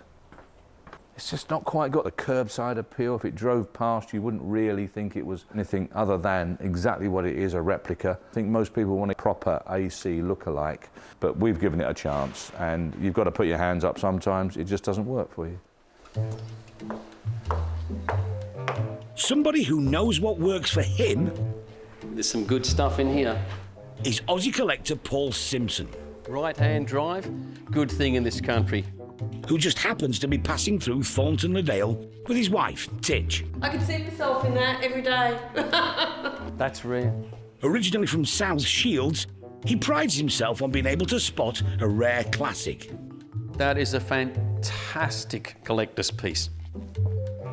Spin that camera, the little Bond over there. That's a collectible car, and it's just laying there in the grass. Shame, actually. But the real reason Paul's here is to show off his V8 replica Cobra. Have a look at the side pipes on this one and the mag wheels. Beautifully finished V8. 5-speed gearbox, independent rear, so it handles very well, drives extremely well. What's the attraction of one of these for you? The noise.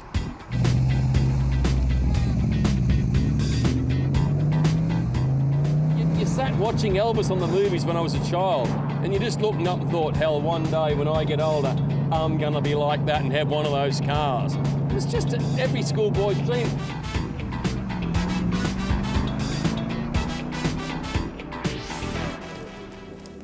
Serious dealers Mark and Rob have arrived to see the Cobra. I'd always want to look at the history, paperwork, just to make sure that, you know, we know what we're buying really if we can. People always like to see a good history folder. So if you can present them with lots and lots of stuff to go through, again, it shows that the car's been well cared for and had money spent on it. It's a really good shell, isn't it? When it said it was a Cortina running gear, I didn't quite know what to expect. But they've done it really well, and the interior's still good, Rob, isn't it? Very nice, yeah. It'd be a great soundtrack going through the lanes. Probably not for the faint-hearted, if you've not an experienced driver, maybe, I don't know. Oh yeah, 2 big Webbers as well, which is really, really cool. So it's not standard at all, is it? Pretty thing. Quite like to buy this car. Some are built a lot better than others, we know that. So it's not fair to tar them all with the same brush as being, you know, fiberglass specials and things like that. They're properly made bodies. A lot of research and development gone into this body. It's not a tuppenny-halfpenny thing. And I think people are now just starting to realise that they're good value, they're good fun, they're individual, they're not overpriced, and a really pleasant change from your run-of-the-mill sports car.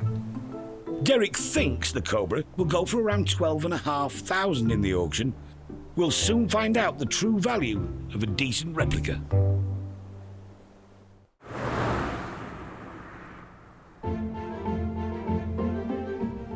Even at Matthewson's, it's rare to find a vehicle aged over 50 with one careful owner. John Pearson is one of those owners. His Royal Enfield Constellation is woven into his own history. Got it in October 1960. It was £304. It wasn't as popular, it wasn't the Enfields as BSAs and Vincents and Triumphs especially. But it just looked chunky and heavy, you know, and it just looked good, and it was a great sound. Twin pipes, 700cc with twin carburetors, which put it a little bit different to all the rest. In fact, at the time it was produced, it was the fastest production bike on test, 115 mile an hour. I only ever got to 100 at once. Never again. Just a slight bend in the road, you threw them in a flash, you know. Oh, God. John's friend Brian also bought an Enfield. It would be 1962, I think, when we decided to do a tour around the UK. Mostly all around the coastal area. Even got stopped by the police at one point going into, I think it was Edinburgh. All it was he said, I just want to congratulate you lads on keeping to 30 miles an hour. I say, Brian being a policeman, he was quite strict on things, you know. John and his wife Margaret had 3 daughters. They did concede to buying a Ford Anglia, but it was the Enfield that was always the 6th member of the family. We'd had good times on it, and I just never ever saw me getting rid of it at all. It was a tough decision, really. Even the girls said, well, you know, it's too big and heavy for you now, you know. And I suppose they were right in a way. It had just come to that time. John's beloved Royal Enfield is now safely stored at Matthewson's, ready for the auction. And there's already some interested potential buyers. This is Rob Carter and his wife Carol on the back of a Royal Enfield Bullet 500, built in Asia only a year ago. These look very, very close to the old Enfield, but electrical-wise and running-wise, they're completely modern. When they ceased production, They actually transferred the original Redditch tooling to India, but they only took the tooling to make the original bullet, which was either a 350 or a 500 single, and they didn't take the tooling to India for that model, which is a twin cylinder. It's stunning. But it's all, it looks to me, it looks to be all originals, nothing missing, it's all there. It's lovely. Yeah. It's nice, it is. Rob is one of the organisers of a huge bike event near Hull that attracts 25,000 people. If he doesn't want to buy John's Enfield, he'll certainly be able to find plenty of bikers that will.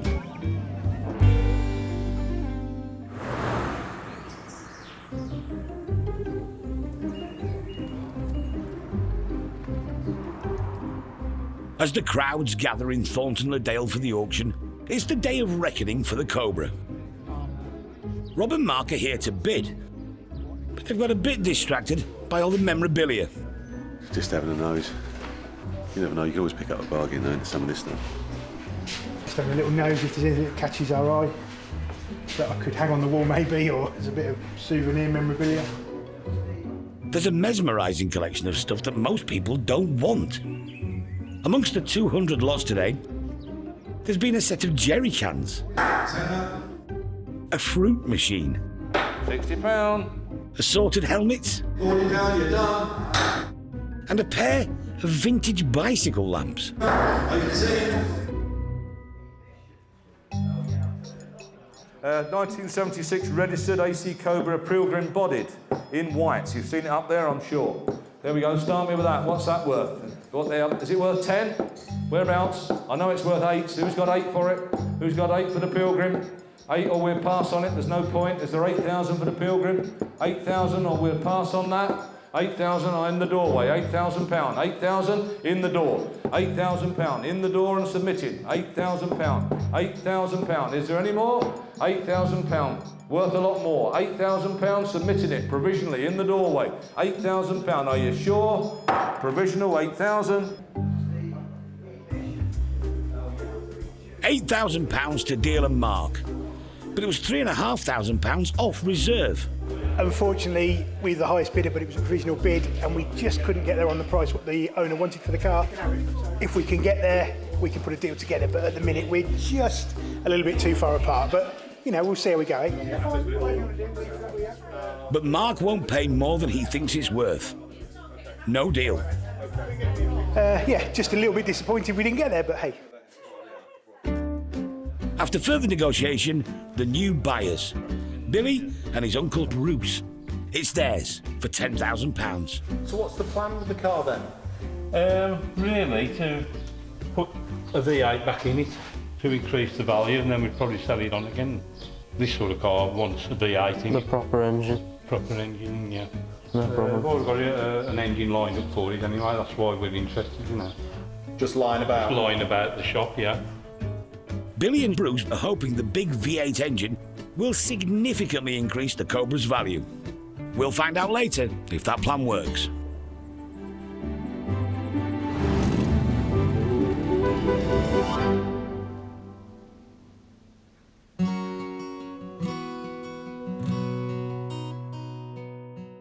In a warehouse not far from the garage, Derek stores some of his own cars. But his favourite vehicle is a truck. Derek loves trucks. It's not because they're big and they're imposing and stuff like that. It's because they've got some history and character about them. They're a working vehicle. They were built to work and very often worked to death, so the ones that have survived have been the ones that have been very mollycoddled. There's no question about that.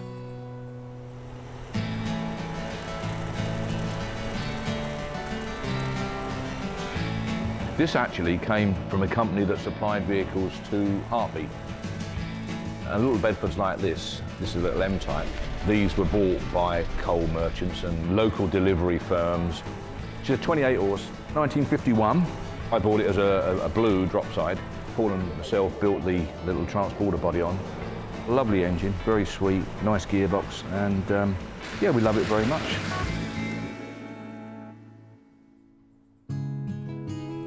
My dad worked on a railway all his life, 44 years I think, and he ran light wagons, 5-tonners and such like that, running round Tottenham and Haringey and places like that. And I was really lucky in as much as my dad used to take me out all school holidays, and I used to get 10 bob a week and from my dad.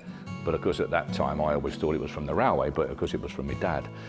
And I actually was probably worth my weight really, because at Paddington Station you went over a weighbridge and you got weighed and you got a bit of bonus on the weight that you picked up. So because I was in there and I was a fat lad, so I probably earned him his 10 bob a week by sitting in the cab or hiding in the cab and being weighed over the weighbridge. It's fairly obvious that if you're going to spend a large part of your early life in a particular vehicle or in a particular situation or a particular location, you're going to have a fondness for one of those. When I jump in this wagon, this just smells just like jumping into an old 1938 Austin, whatever it was we were using then. When it pulls away, it just sounds the same, so it just takes you right back there. Young Charlie loves it. He thinks it's absolutely great, so there's no doubt about it. He'll wind up with it when he gets a little older, I'm sure.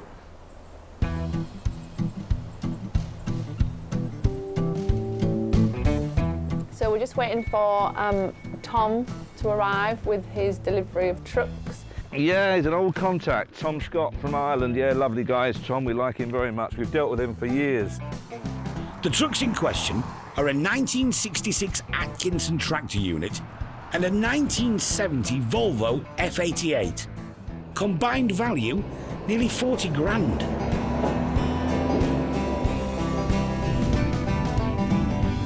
What did for? I ain't got a clue. Wow, that's different. The Atkinson more than pulled its weight at a time when international haulage was rapidly expanding. It's a nice unit. They're popular, those. While the Volvo brought the principle of a tilting cab to Europe. I didn't realise the Volvo was a breakdown. I thought it was a tractor unit. Which is a full-blown recovery by the looks of it. Safe, comfortable and reliable. The idea of driver appeal was born. Yeah, I like them very much, yeah. Gardner 150 in that Atkinson. That'd be absolutely sweet, sweeter than that. Yeah. You wouldn't get any more on there, would you? Very full. Very good. Is the Atkinson a runner? Yeah, they're all right. Oh, good. Paul is also pleased with the heavy-duty delivery. I think they're great. I love HGVs and things. I think they're brilliant. You imagine the stories to be told from some of these lorries, especially these recovery lorries. I think they're fabulous, yeah. They're just maybe a bit big for our sight. But that's the least of their problems. The Atkinson is about to chalk up yet another story. The 30-ton truck has pranged a Porsche and a Jag. But the heir to Derek's throne is safe. Everybody all right? Yeah, we're all right. Just caught the front of this Porsche a little bit. I think all's well at the moment. No, you wouldn't want to spend a day in it, would you? You've got a bit of a starter issue. After being quite keen to get off the trailer, the mighty Atkinson is now refusing to fire up for Dave. Was there air leaking earlier? Yeah, there was an air leak, yeah. We're assuming that there's a dead spot on the starter. Is there a knack with these old trucks? No, you just jump in, turn it on, cross your fingers and hope for the best, really. Yeah. And if it goes, it's a bonus. That'll be a no then. The brothers need to work out the problem. A non-runner can mean lower bids in the auction and less commission.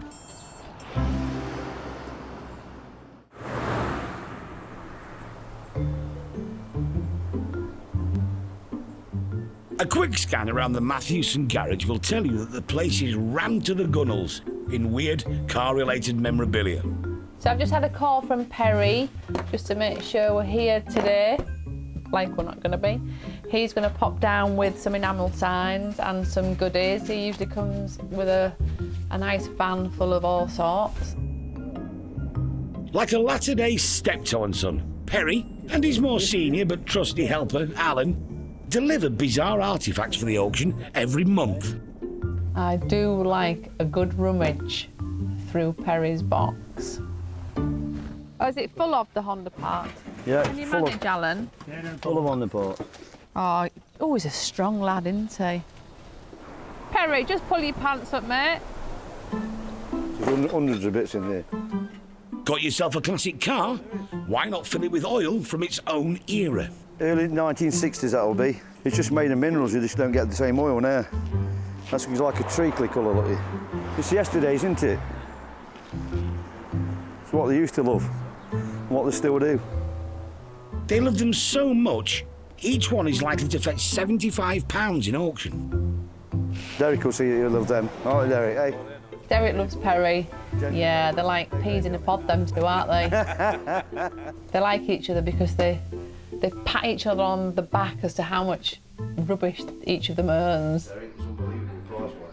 On this visit, Perry has also brought assorted parts for a Honda monkey bike, some toy cars and some thermometers. Ooh. Look at this.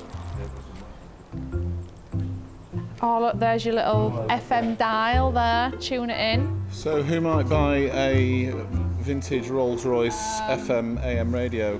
Somebody that's probably not quite right in the head. The message is, you'll never predict what Perry's going to bring in next.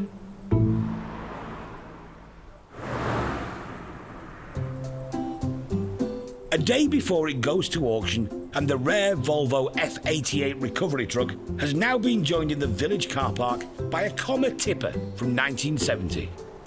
We tend to come around here just because it's quieter, that's all, and you can get some better shots. Even the Atkinson is playing ball, after a bit of fettling. Take as many photographs as you can, or we try to, because it does tend to save an awful lot of phone calls, because a photograph can say 1,000 words, can't it? Set off in third. The Atkinson has a lot of torque, but it's not easy to drive. The gears are all over the place. When you knew you were driving a lorry, you've been out in this all day, and at the end of the day, somehow you've got to try and kip in here. They used to put a board across if they were staying out for the night and just sleep on the board. Yeah, no curtains, no night heater, no nothing. Yeah. Dealers Tony and Clive are huge fans of vintage trucks. They're particularly excited by this one's engine.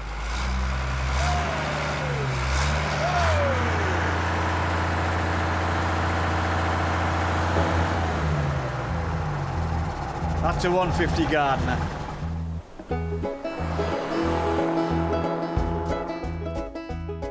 The Atkinson brothers began making steam wagons in Preston, Lancashire, during the First World War.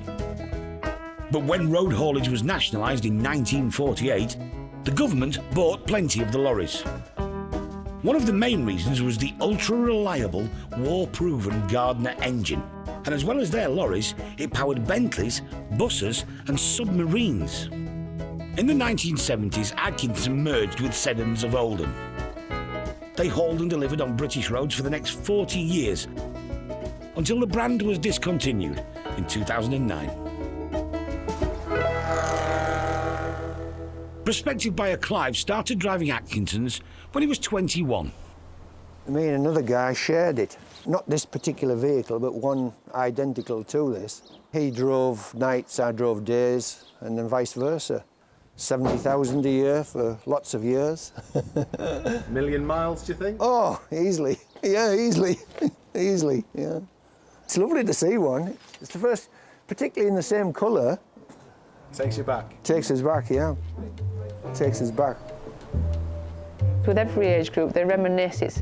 It's what their dad had, or it's what the granddad had, or it's what they drove 40 years ago. They just want to reminisce.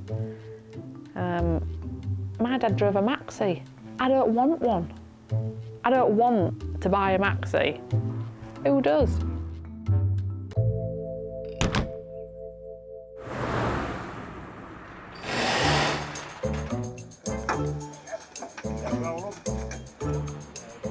son Charlie may only be 11, but he puts in a fair number of hours at the garage. And occasionally, he needs a reward. Right, Charlie, these came in this morning. Cool. I don't know what they are. They're just racing go-karts, proper things, pucker things apparently, with lots and lots of spares, as you can see.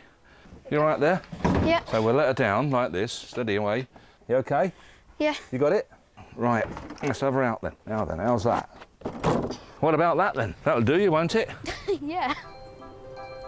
The carts are intended for the auction, but Derek's thinking he might get them for Charlie to race.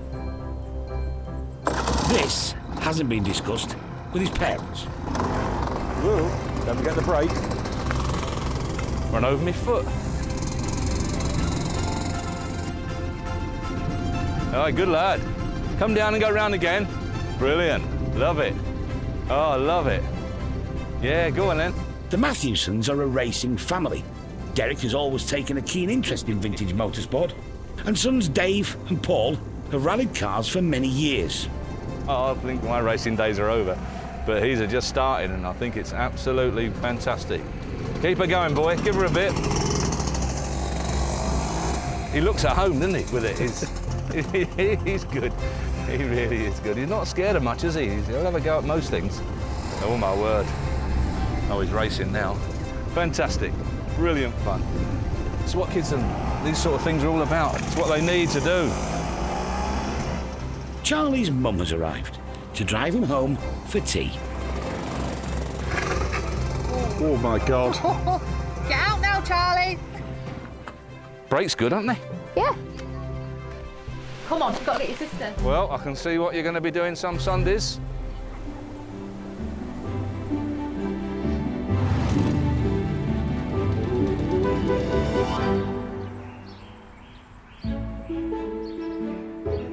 It's the day of the auction, and the moment of truth for the 1970 Volvo F88. What I like about this, it makes me laugh when you rev it like that, and then a load of black smoke comes out after it. Also going under the hammer, the 66 Atkinson tractor unit. On the steering column, it has an air brake. You pull that down to do the trailer brakes. That's just for the trailer brakes. Charlie has swatted up. It's been fitted with a tacho, so that it can tow a trailer. It's a nice truck all in all. I actually quite like it, and so does my granddad. Not as good as that Volvo, though. Fairly original Volvo, one of the first of the new generation Volvos to sort of come into the UK. Very rare, basically in running order, and quite collectible. Are you really keen to get this one? If it's the right price, we might just buy it. There's plenty of love for the Volvo. It was used for demonstration purposes to the British Army, brought it over to England and put this truck through its paces. And from there onwards, they bought a couple hundred trucks. Haulier John Statham knows all about this truck because he used to own it. I work for a family business, car and truck recovery. I used to drive this when I was a very, very young man. I used to go around and pick Samantha up in it when we used to go out courting at night. We didn't have a lot of time together, did we? So you used to come to work with me, didn't you? Yeah, so occasionally. I've got a lot of history to it. The enamel garage sign, which Charlie's got there now. Sales start strongly in the memorabilia section. 160 on its way. 160 last time looking round. Thank you very much. Pre-war dinky saloon cars. How many in your collection? Probably about 1,200. And where do you keep them? Or should I say, where are you allowed to keep them? I've got a loft conversion and a spare bedroom. 130. We've picked up a Michelin enamel sign. Norton sign? I've always liked Norton motorbikes, and that's the nearest to a Norton motorbike I can afford.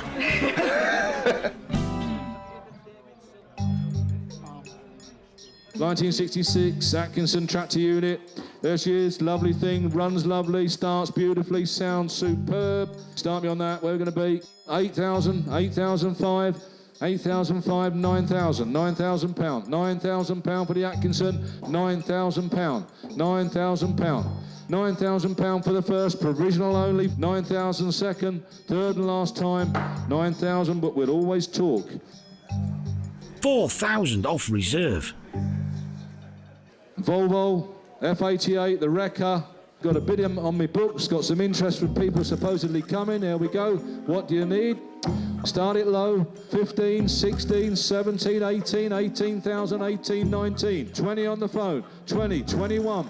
23 grand, 23 on the right, 23, 24, 24, 25, 25, 25,000, 26, 26, 27, 27,000, 28, 28,000, 29, 29,000 in the hall, selling, 29 on my right, 30, 30,000, 30,000, obviously knows it, wants it, 30,000, 31, 32, 32, 33, seat in there, 33,000, it's going, he's buying it, 33 and a half, 34, 34, 34, and I'm selling it, gentlemen in the hall, 34,000, does he want 34 and a half, be sharp, selling it, 30, 34 and a half, 34 and a half maybe, 35, 35 he says, 35 and a half, 35.5, you sure?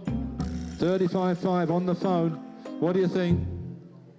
36, 36, 36. Are you done? You sure? 36.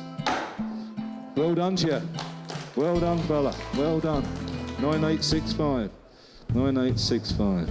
The highest bid was from John and Samantha, now reunited with their love truck after 30 years. When it was sold from the family business, I think it went up north. I thought it went to Holland at one point, but I knew it definitely was in Ireland. And I thought, well, I can't see that coming up for sale ever. But when I saw this, I thought, yeah, got to have this back, I think.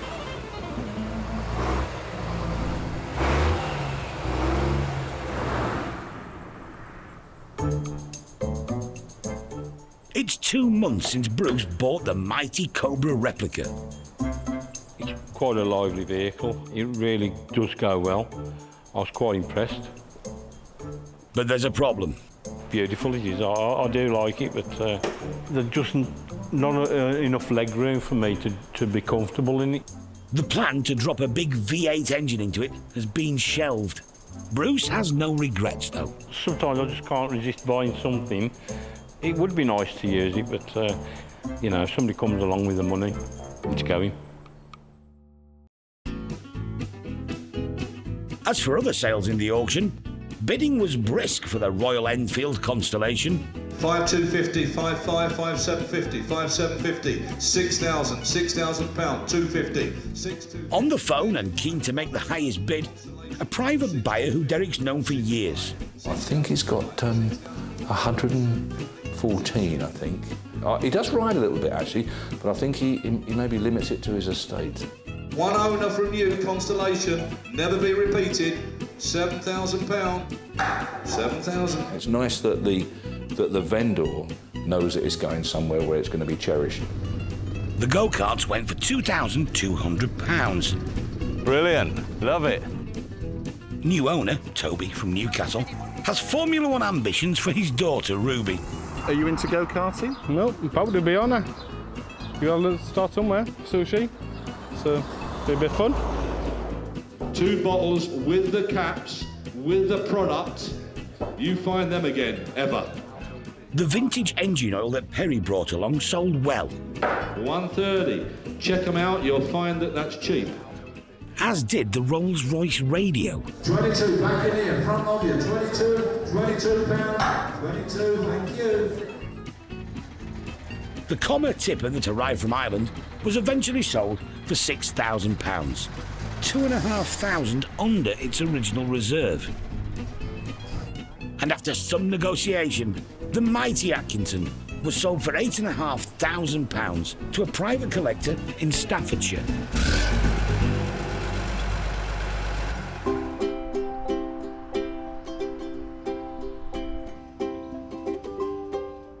The Volvo F88 has arrived at John and Samantha's haulage firm in Bedfordshire. Just really happy to have it back and grateful that we got to the auction and secured it. Employees have been amused by its arrival. It's become known as the love truck since the auction. So they're just waiting for the fairy dice, throwback to the 80s. John and Sam, sun visor strip. And drawing the curtains on a Saturday evening on Redbourne Common. Oh, no. The last time they climbed into this cab, they were both in their 20s. This is weird, isn't it?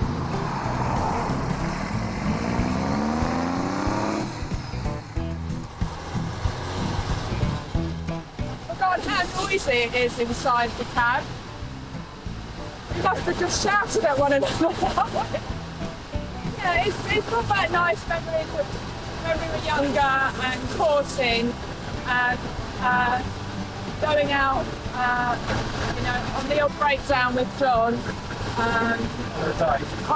Well, sometimes the dates got cancelled because he had to work. But it wasn't a very long time ago. But it sounds good, and so yeah, we're really happy with it. We have been offered money for it since, but money won't buy it, not from me. If Samantha decides to knock me off and that, she can decide what she wants to do with it after that, I think. But no, I ain't going to sell it.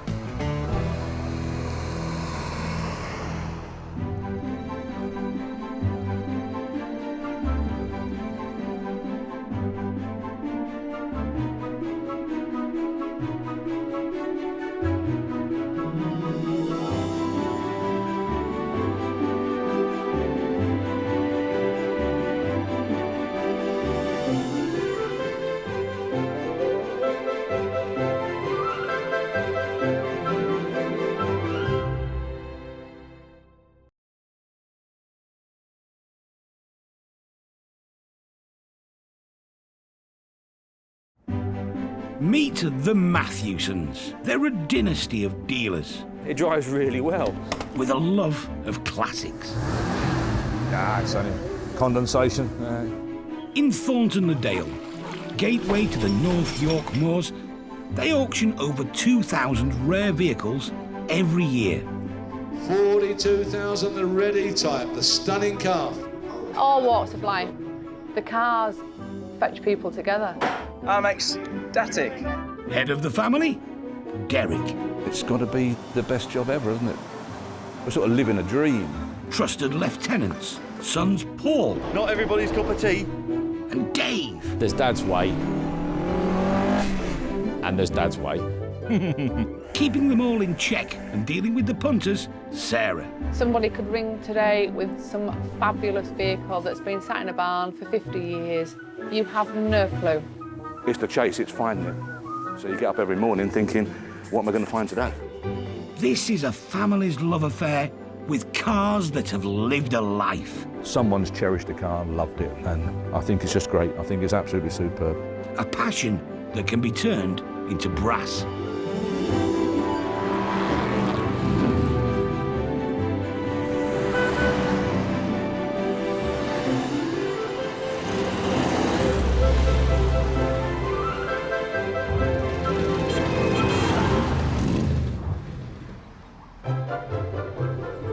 On sale this week. 1973, Escort 1.1. It used to be my dad's car, and he died. First time you've seen it in daylight for 30 odd years, John. That car there is part of John's family. 52 Jowick Javelin, lot number 116. It was a very, very advanced car. I'd always thought I ought to have one living in and around Bradford. Must have thought, wow, it's like a spaceship going by, wasn't it? 66 MGB GT. My granddad had one and just always wanted to sit in the same sort of shoes that he did when he was younger. They do love a car that's been tucked away for many years in a barn. And what's their second favourite thing? Sausage rolls.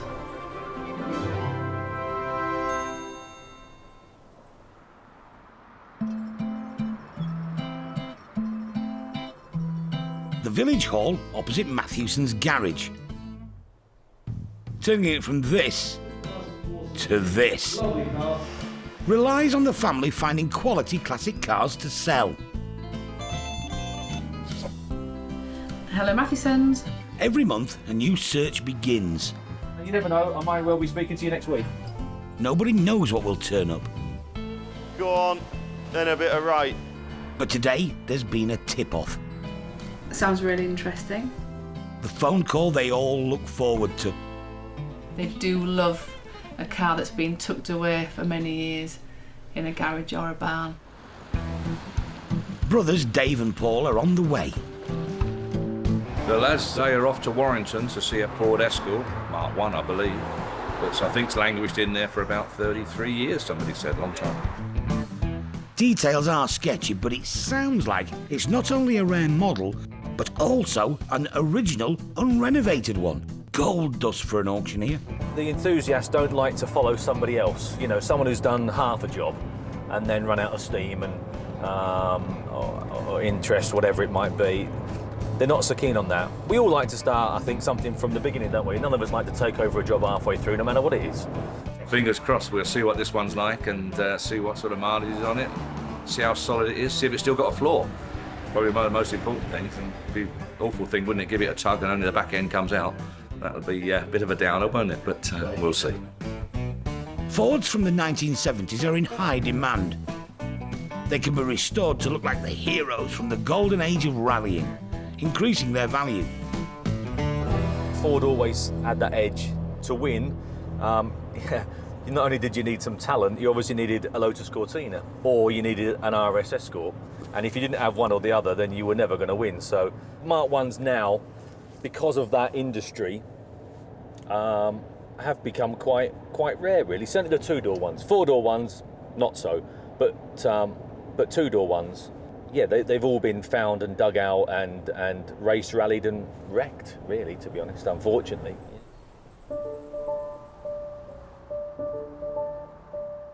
It used to be my dad's car, and he died.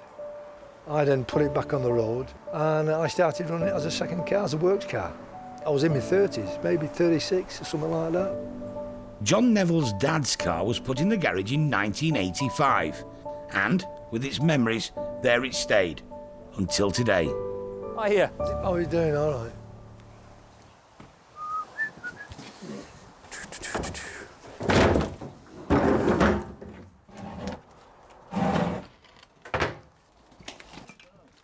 It's definitely an Escort. But for it to be rare and valuable, Dave needs it to be the right spec. Yeah, looks like a little 1100 Deluxe, two-door. 2 doors, double that price. Billed as the small car that isn't, production of the Anglia's replacement began in 1967 at Halewood and Dagenham. Well engineered and affordable, Ford hit the jackpot. Mark 1s sold in huge numbers, more than 2 million in 7 years. The model range was large, from very basic to luxury, estates and vans. An Escort for everyone. And the ultimate, the Mexico and RS. World-beating rally cars that you could buy and drive to work. Today, they're worth a lot of money. There you go. London Saver, dated 16th of May 1983. Until further notice, so you might still be able to get that. There you go. And we've got a boot floor, so that's a start. Look at that. Original spare wheel and tyre. Yeah, it hasn't kept so bad. Yeah, it's kept all right. The thing to do will be to have a look underneath, you know, seals and floors and see where we are. But yeah, not bad at all. Super. Well, would you believe it? Battery's flat. Not surprisingly, the middle-aged classic is going to need some coaxing to get it shifted.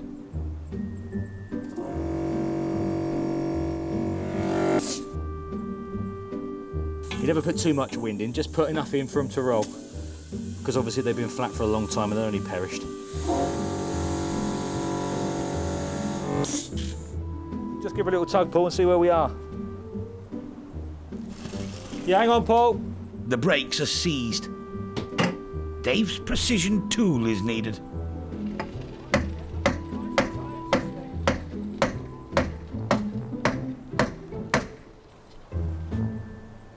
I'm not getting any younger, so I thought I might as well sort it out myself before the inevitable happens and try and enjoy a bit of money. Steady on, Paul. Yeah, steady away. It might give me a cruise, and it might not. Dave gets a first look underneath. A lot of work if it's gone.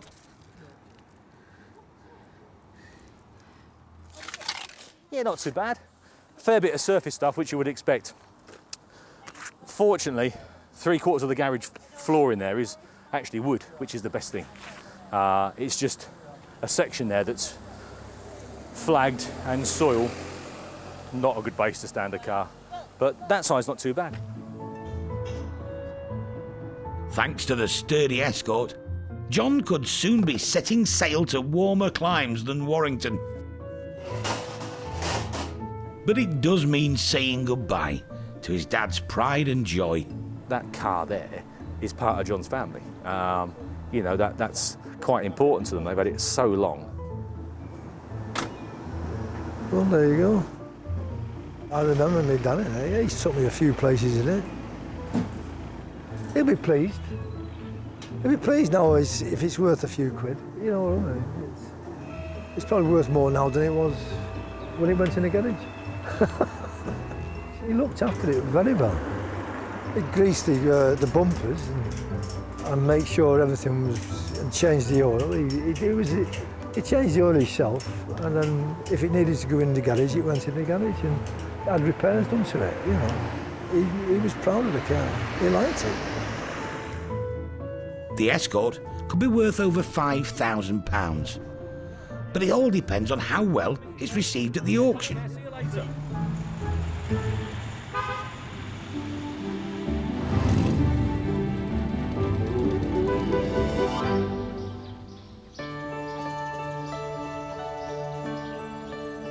In post-war Britain, a new car.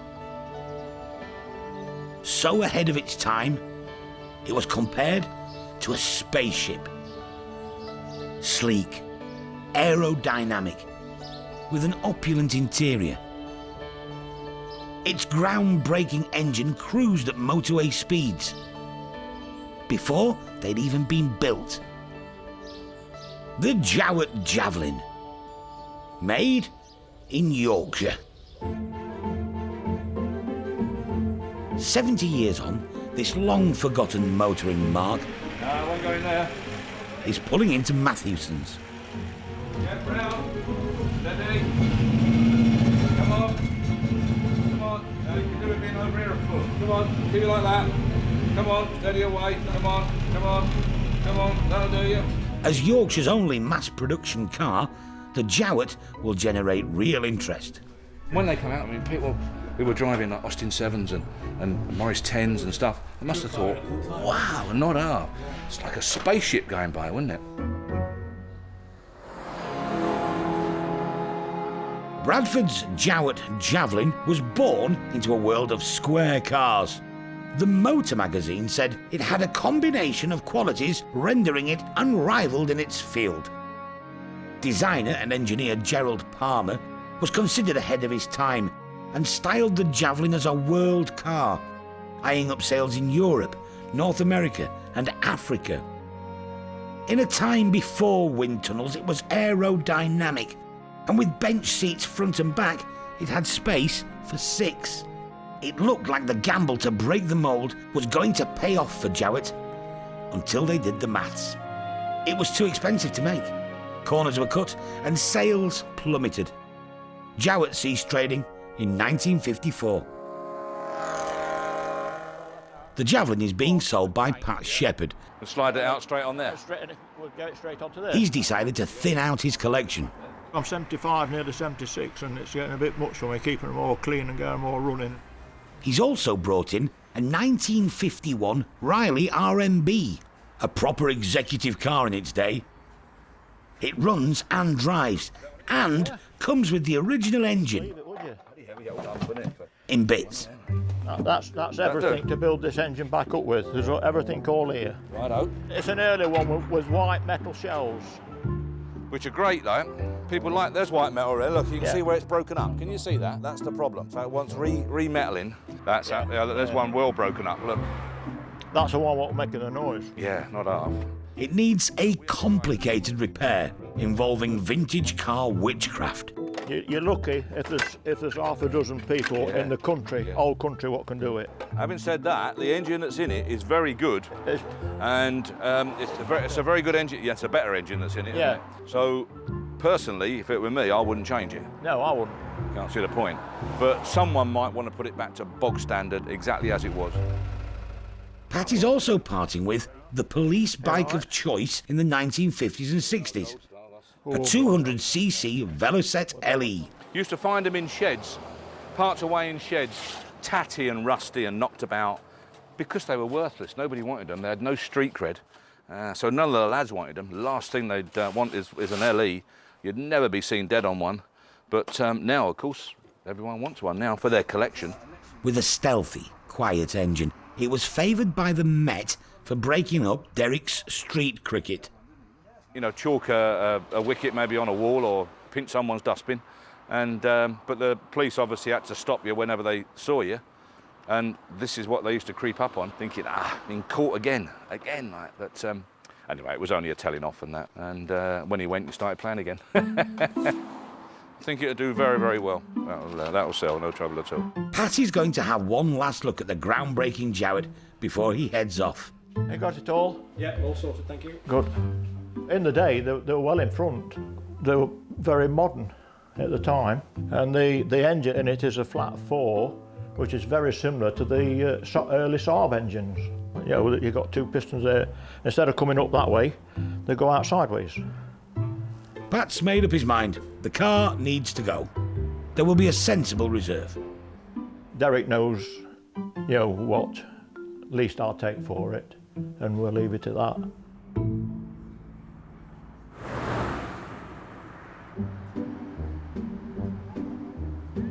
Barn finds are a bit like buses.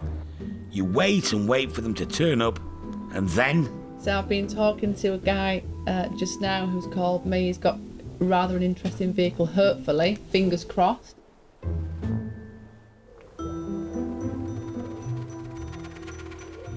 At a secret location, somewhere in North Yorkshire, owner Graham and his 1966 MGB GT. It's one of a number of cars that he unearthed from a barn. He's playing his cards close to his chest. Freshly pulled out of a barn, can't tell you where. Well, there's 3 barns full, so we've only been in one barn so far, so and we'd like to get in the other 2 barns, so I don't really want to divulge if you don't mind. There's a certain logic to the cloak and dagger behaviour. Finding an unmodified original in good condition is the holy grail of passionate car enthusiasts. I've always loved cars from being as far as I can remember, which is a long time ago. Anybody who collects cars, it's a sickness. It's something you can't help. It's just something that's built into you. I just love collecting cars. In 1965, Italian designer Pininfarina gave the soft top a makeover, giving it better aerodynamics than the Roadster. The engine bay had enough room for a Rover V8 transplant. The performance was stunning. Then came the rubber bumpers to keep the US happy, making Brits unhappy. But the market seems to have got over it. And they're all now considered an evergreen classic. It was one of the first MGBs that were produced. If somebody wants to get into owning a classic car, then an MGB is probably the easiest thing to do, because they are easy to own. There's loads and loads of them about, so parts are plentiful, so it's easy to keep them on the road. Graham's got a lot of renovation projects on at the moment, so reluctantly he's decided to put this one into the auction. But he's keen it goes to a good home. It's such a nice car, it needs to go to somebody who can give it the time and care that it needs. Probably estimated between 2,500 and 3,500, and it's in the lap of the gods where it ends up. So it'll be just fingers crossed on the day. Chances are, though, that there won't be a shortage of bidders.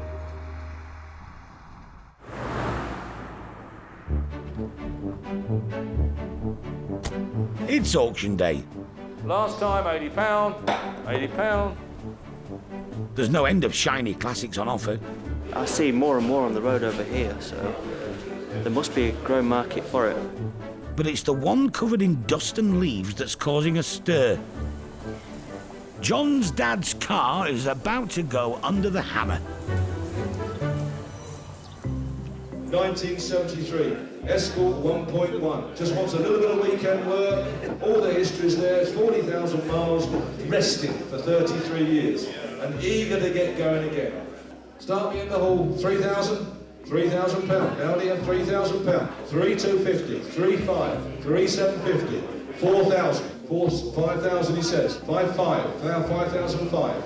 5,750, right at the very back. 6,000, £6,000. Paul's phone, £7,000. Sell it and away. 7-1, 7-2, 7-3. Jack's phone, 7-3, 7-4, 7,004, 7-4, 7-5, 7,005. Tell him, Paul. 7-6, 7-7, 7,007, 7,750. You done? 7,750. Jack, thank you very much for his bidding. 7,750. The telephone bidder wins the Escort.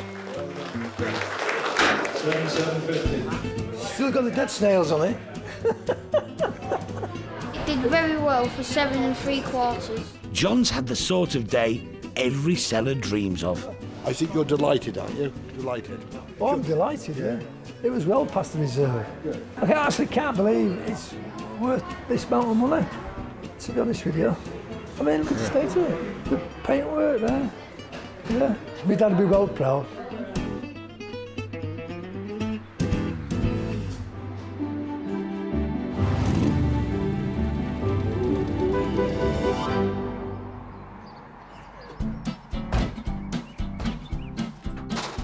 The MGB unearthed in a barn find has arrived at the garage. Owner Graham is confident that he has a very sound example, but Derek will need to give it his eagle-eyed once-over. Right, let's have a look, mate, yeah. Well, I mean, it's the early ones that I wanted, isn't it? There's no doubt about that. Well, this is a super early one, but yeah, 66, 1966, and it's leather interior. Yeah. Want me to pop the bonnet? Yeah, let's have a quick look. It's, the paint job leaves a lot of it inside. It looks as though most of it's cosmetic, doesn't it? Castle section's all right. All okay underneath. There are castle rails on that, yeah. For any car destined for the auction, this friendly look around is one of the most important aspects of the business. Yeah, it's sound enough, I think, isn't it? It's all there. Well, it's got the makings. But Derek always tells it straight. I'm not going to lie for any vendor. You know, I'm not going to cover up any faults that we know of on a car, especially a serious fault. When guys come up to me on auction day or the day before auction, well, any time, but certainly those 2 days particularly, and they grab hold of me all the time and say, what do you know about so-and-so? Have you driven it? And if I say the car drives right, the car drives right, and that's it. And they'll buy it on that basis. And if I'm wrong, I'll pay. And that's the way we work. The car seems sound enough, but there's a bit of an issue with the paintwork. More Kermit the Frog than British Racing Green. Yeah, they done a shortcut, didn't they, there? Which is a shame, really. I mean, next man would do it right, won't he? So, the problem's mainly cosmetic. But whoever takes it on will need to be prepared for a few weekends' work. The average man in the street that comes for an MGB or a sports car of that ilk will not buy it because of what it wants doing to it. It will frighten him. Corrosion and what have you around here, it's no big deal, really. It's not a great big thing. It's not a big problem. It wouldn't bother me, but a lot of people would be bothered about it and they would be worried about it, and therefore they'd walk past it and buy the Glimmy one, which was in exactly this condition 6 months ago for another 7,000 or 8,000 quid or something. This looks solid, you know. It's you know, the first thing I always look at is door shuts and skins. And I know it's tatty, but it's not full of filler. You know, the seats actually would colour up and come back okay. Bit of a split on that one, but it can be repaired. I think it's got a lot of potential. I think it's right. I think it's nearer 2.5 than 3.5. I don't think it'll ever do 3.5, but it should do 2.5.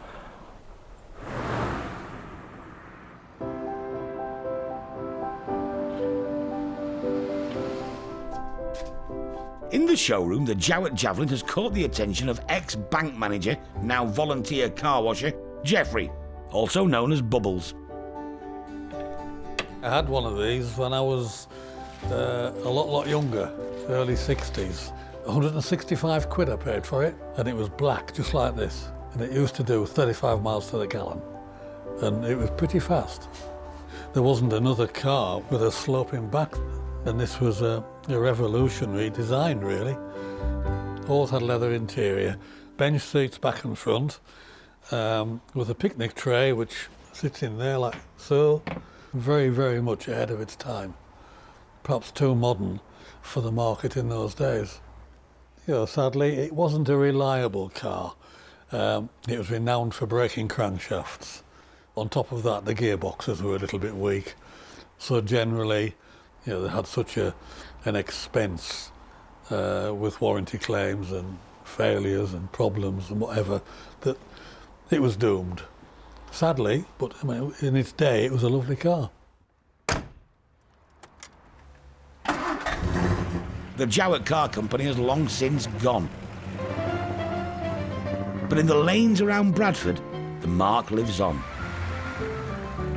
Michael Koch Osborne is the grandson of one of the founding Jowett brothers. My grandfather was, in fact, William Jowett, yes. So I've been brought up with Jowetts all my life. And owns one of the first cars built, a Jowett 7. The Jowett brothers formed Jowett Motor Manufacturing Company in 1901. And the first car was sold to a sales representative in the north of England on the basis that it would climb a local hill, which no other light car would go up. And it was sold on a sale return basis, and it climbed the hill, so it never came back to the works. Robert Meekings, another Jowett enthusiast, has a pristine Javelin. I'm in a 1952 Jowett Javelin Deluxe. I always thought I ought to have one living in and around Bradford, and then 3 years ago I sought this one out, and here it is. I like the flat 4 engine. I like the spacious interior, the leather seats. It's just got a feeling of class when you're driving it. Whenever you go out in it, there are gentlemen of a certain age stand and point at it, telling their grandchildren what it is.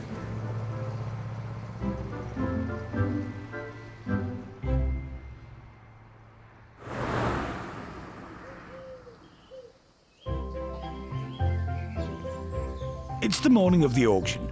Derek's been at the garage for hours. Derek, yeah, you like to get an early start. What's the I'm not over keen on an early start, John, but I woke up at about 4:10. I thought, I might as well get up and get on. What I really like about it is the fact that he comes in at 5, and when I stroll in at 8, he likes to inform me that he's been here since 5, just to make me feel a little bit guilty. Good day for it, isn't it? Yeah, cracking day. Matthewson's is in its 50th year of trading. Over the years, the family have learned that there are 3 essential requirements for a good auction: buns, bacon and tea. But today, there's a problem. Disaster. No cups. It's a first for heads of catering, Enid and Linda. We have got a big shortage of cooks. There's a lot of Yorkshiremen here, and if they're in a brew, there could be a revolt. Derek, we're going to cancel the auction. Well, we'll have to. Tell them not to panic. We're never without tea in Yorkshire. And so it was. 24.5. Disaster narrowly averted. Angela had to go to the cash and carry and get a pack. Today's auction will take place. I've come all the way down from Glasgow just to get a look round, and something might catch my eye. Look out, mind out. What do you reckon that is then? Well, I haven't a clue really, to be honest with you, but it's something worth having a look at. It's the day of reckoning for the 1966 MGB. Derek, however, is not optimistic about finding a buyer. The average man in the street will not buy it because of what it wants doing to it. It will frighten him. But step forward, 17-year-old student Matthew Dowson. Quite nice. Got The full interior might need a bit of cleaning up, but it's a nice little restoration project.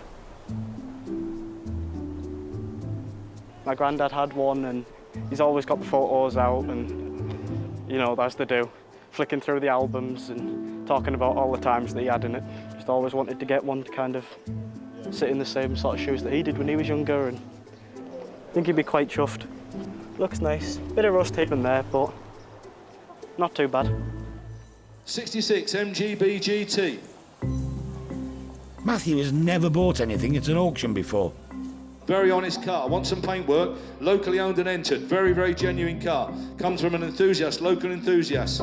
Nice vehicle, she's a 1966, right year, Goodwood car. Start me on that. Whereabouts going to be? Come on, where? 1,000? No, 15 to start. 1,500, 15, 17, 19, 19, 21, 21, that it? Don't forget what it is, a 66, very straight car.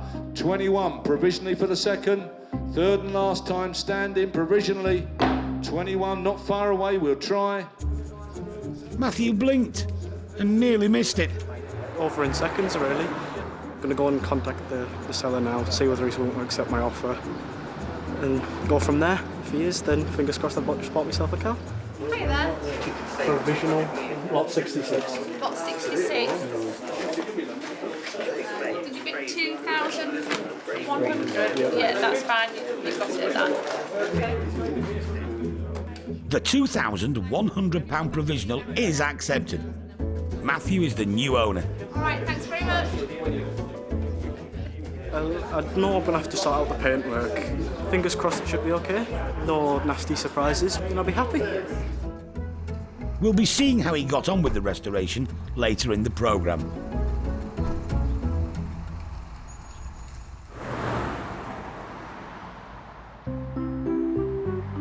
Where's Derek today? Derek's probably in his man cave today. And what does he do up there? Who knows? Man things. Goes in his man drawer, gets things out and does man things in there.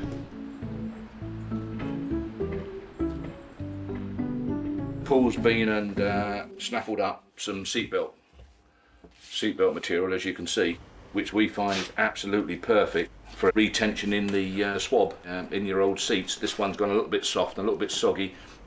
It's your own little bit of space where hopefully not too many people want to come in, especially women, because it's a man's territory, really. It cheers him up. He usually emerges from his man cave in a much better mood than what he went in, so bring it on.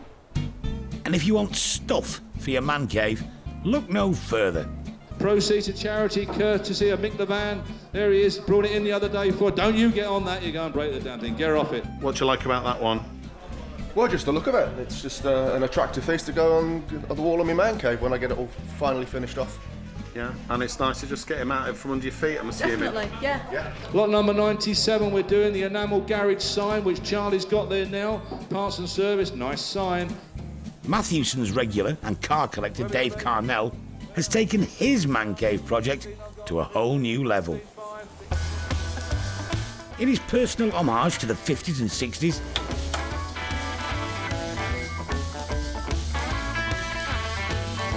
Dave's built a diner, a rehearsal space and a tiki bar. I had a vision in my mind of how it used to be, and got to a stage of life where I could sort of afford to do it, so I thought, well, why not? He's spent years collecting period memorabilia, not all of it from Derek's. Dinner, American dinner, spelt wrong.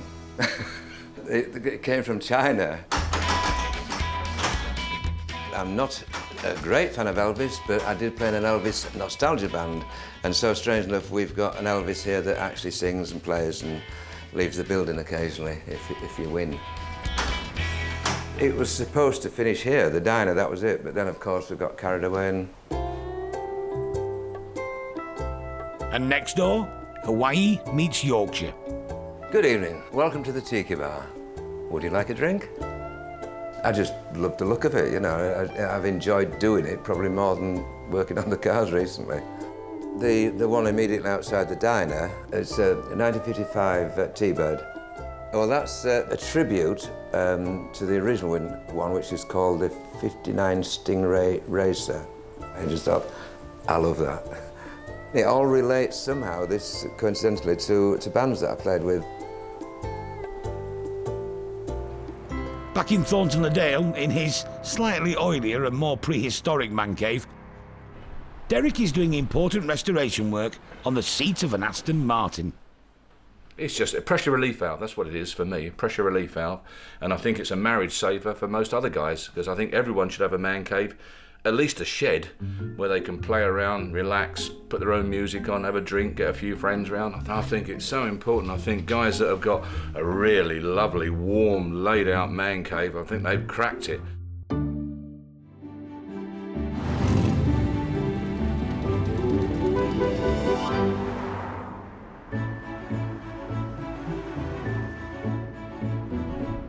It's auction day, and before the cars go on sale, Derek has 300 lots of auto memorabilia to get through.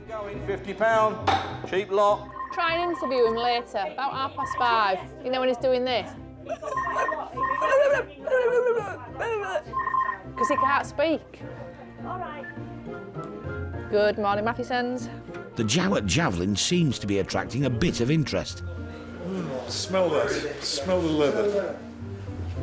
From Bradford, surnamed Jowett, Matthews here with his dad Arthur. So we're both Jowetts.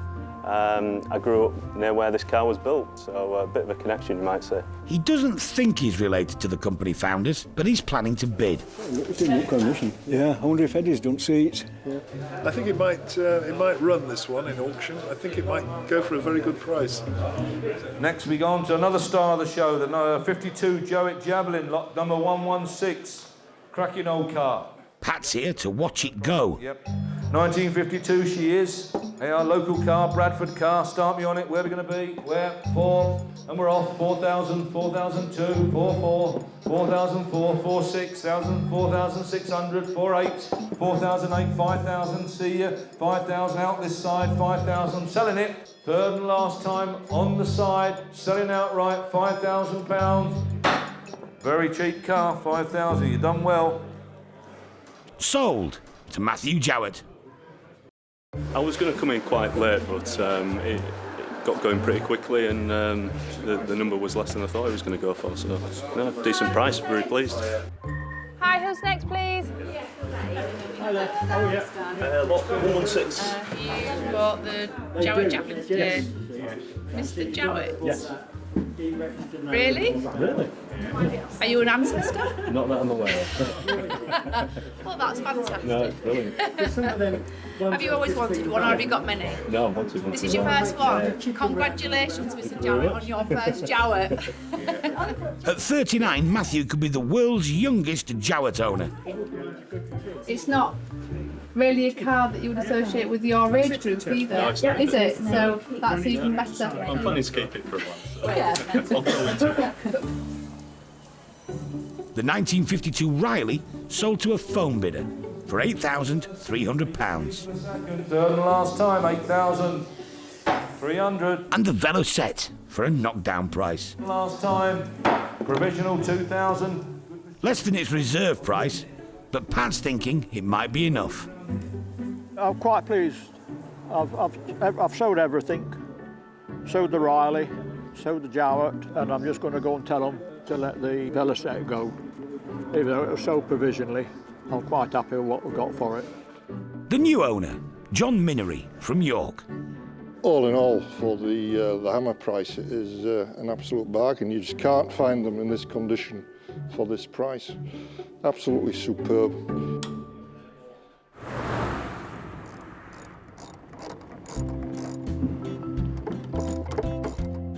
You got a box, Dad? The renovation of the 1966 MGB GT is well underway, thanks to one of the UK's youngest classic car owners. Matthew Dowson has just turned 18. I can't see any more nuts in there. Might be inside. Today we've sort of been tidying up some of the flaky stuff in the engine bay, getting rid of that, trying to get out the heater.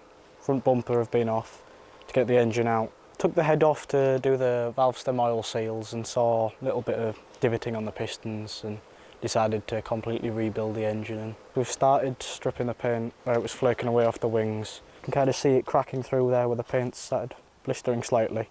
So inside I'm planning on keeping sort of all the original seating and everything. I've just got a kit to completely restore all the leather in there, so fingers crossed I should be able to keep it all nice and original. Matthew has done a lot of the work himself, but it helps that Dad Jeff is a truck mechanic. Oh, he's been a massive help. He's the mechanical brains behind it. I'm more like the apprentice, shall we say. I get told what to do and do it. Still definitely something holding it. He knows what he's doing. I just pretend to know what I'm doing.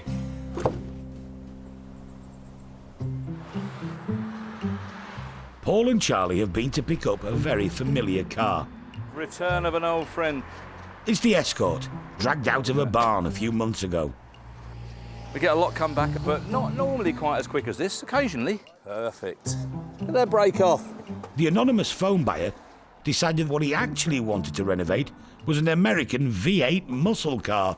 Chap intended spending lots and lots of money on it and making a really nice job of it, which I'm sure he would have done. But we have these changes, don't we? And he's thought better of it. Although the Escort's looking a bit better, curiously, this might have devalued it. The only downside of it now, it's not a genuine barn find as it was. It's now been through another owner's hands, which always just takes the edge off of things and just tarnishes things slightly, in as much as it just loses its authenticity slightly. Second time around, 7,750 to beat. The Mark 1, 5, 4 then, 4,000, 4, 4,000, 5, 4, 5, 5, 5, 5, 6, 6,000, 6,000, 6,005, 6, 5, 6,006, 7, 6,700, 6,008, 6, 9, 6, 9, submitted then, shaking his head, 6,900, 6, 9. £850 less, proving that barn fresh is always best. As for original owner John, he did get his free holiday thanks to the Escort, but unfortunately that didn't go well either. We got bad weather in the cruise, in the Bay of Biscay, which is notorious. There were people falling over and all the crockery was going off the tables. At one time you wanted to see me dead on the cruise, and to be honest with you, the last cruise I had, I thought I was going to end up dead anyway.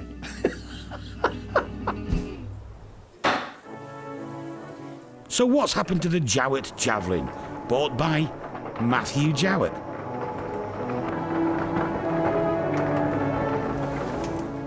The car is now back home with Matthew in Bradford, 1 mile from where it was originally built 66 years ago.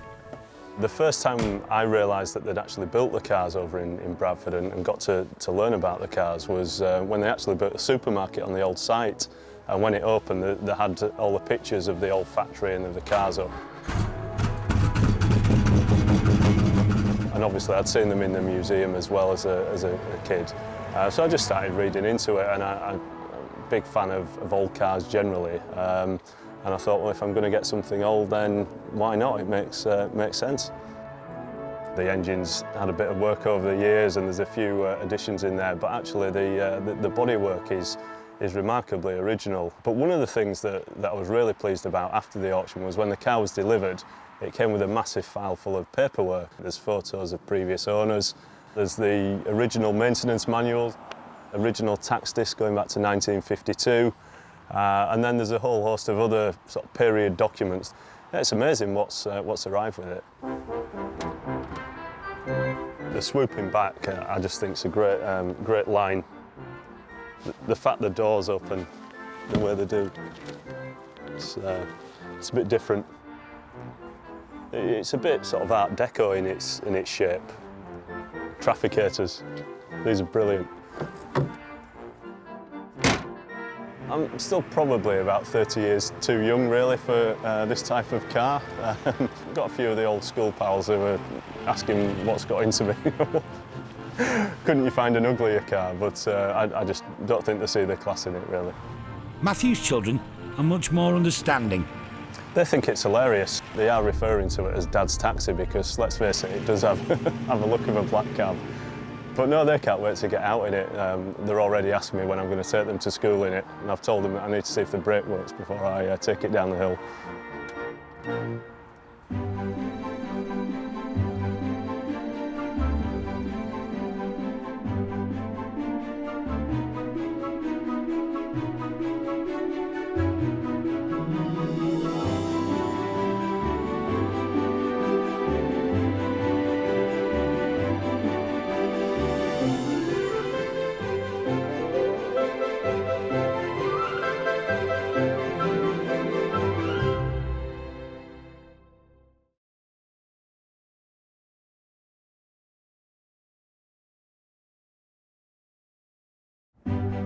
Meet the Matthewsons. They're a dynasty of dealers. It drives really well. With a love of classics. It's only condensation. In Thornton-le-Dale, gateway to the North York moors, they auction over 2,000 rare vehicles every year. 42,000, the ready type, the stunning car. All walks of life. The cars fetch people together. I'm ecstatic. Head of the family, Derek. It's got to be the best job ever, isn't it? We're sort of living a dream. Trusted lieutenants, sons Paul. Not everybody's cup of tea. And Dave. There's Dad's way. And there's Dad's way.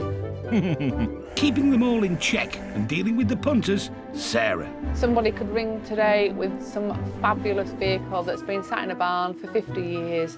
You have no clue. It's the chase, it's finding it. So you get up every morning thinking, what am I going to find today?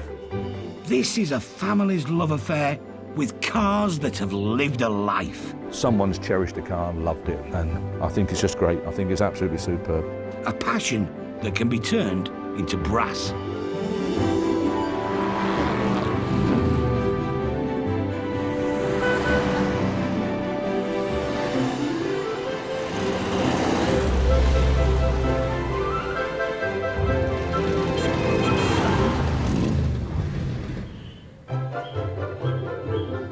On sale this week. 1950 Ferguson T20 petrol paraffin. Everything's locked in sheds. No, I never thought to bring petrol. Barford Pioneer roller. Straighten her up. It was a wedding anniversary present. Standard ensign. It's a nice car. I've had 70 out of it. I would think it'd probably go to 80 if you dare risk it. 1947 MGTC Tourer, lovely vehicle, super thing. Mother and father loved it. They went everywhere with it. You've got to let someone else use these things. There's no point in them just being in sheds and never getting any use. So I see there's a new staff member has turned up. He spent that long waiting for a decent car to come in.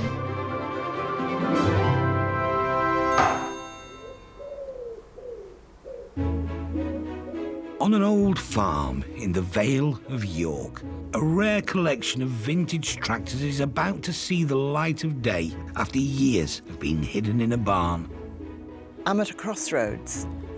I lost my husband a year ago.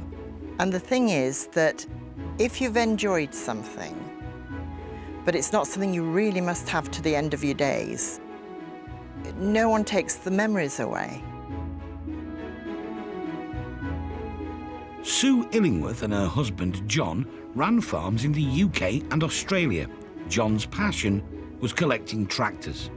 It's time for the tractors to go. But then my husband was ready for them to go as well. He'd learnt all he wanted to. He says, I've had such pleasure from them.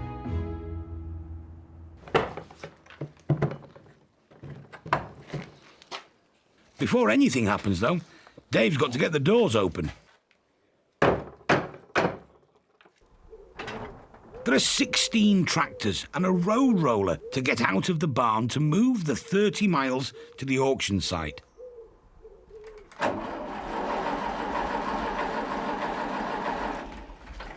Yeah. The vehicle that presents the biggest challenge is a pre-war Ransom's Thresher. In layman's terms, a combine harvester, really. Because they were all scrapped, and they were worth good money in weight, in scrap metal. So basically, when they came off farm or came off of work, they used to put a match to them, fire them, burn all the wood away, which was no good to them at all, and just leave a great big lump of metal. And that metal was then weighed in. So sadly, they've all gone. Here, grab that. They've enlisted some help. Sue's friend Bernard and Nick, Derek's big load expert. Nothing seems to drive or move. Everything's locked in sheds. It's a case of finding out what we can start to use to back the thrasher on. That's going to be the biggest thing. Just go back to you again. The door's catching on the top rail. Have a quick look and see what we've got. To you. Now, back to me again. That's it. Yep. First out of the open door should be the 1940s Massey Ferguson, known as the Little Grey Fergie to its farming friends. But there's another problem. No, I never thought to bring petrol. Well, we'll have to push it down. It's not exactly heavy, is it? Scarlett, jump on there, girl. You're steering. Preferably left, in a minute. Round to Dad's truck. As tractors go, the Fergie is a lightweight, which is more than can be said for Sue's favourite vehicle. What's this here? Oh, that don't do anything. We went to Sale. John had seen a couple of tractors he wanted, and then in the corner I saw this road roller, and I just thought, oh, it's lovely. There was something about it. What is that one? Is that a brake? No, that's not it, is it? He says, would you like it? I said, well, only if there's room. He says, we'll bid for that. And that was a present, you know.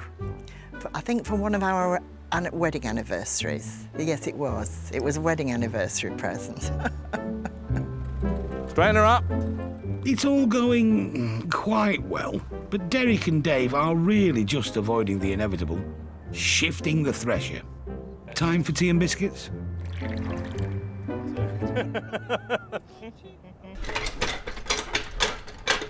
When you arrange to do all these things, it all looks really quite straightforward and simple, doesn't it? I don't know what I'm doing.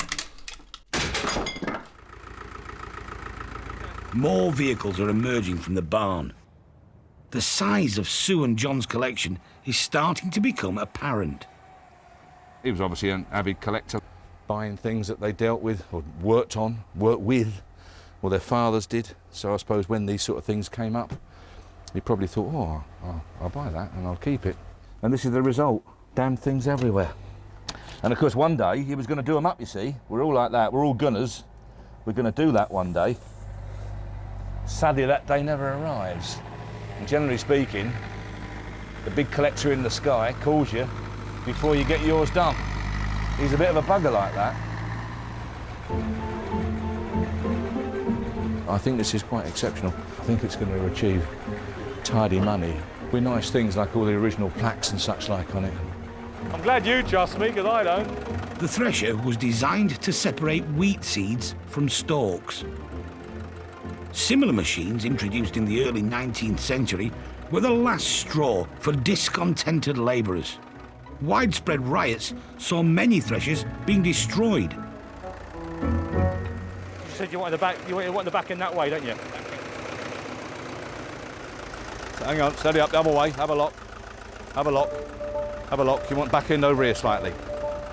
Yeah, that's it. That's it, like that, yep. It's a little bit like having drawers full of extra things you've had for years and years and years, and you can't get any new things in because there's no room. You can either make a decision to become static, or you can look for a new beginning. That's something that the tractors represent.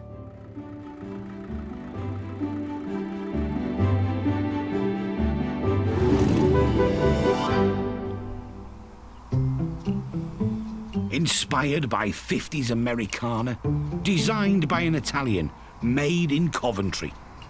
A very British standard ensign is on its way to Thornton-le-Dale. It's a nice car.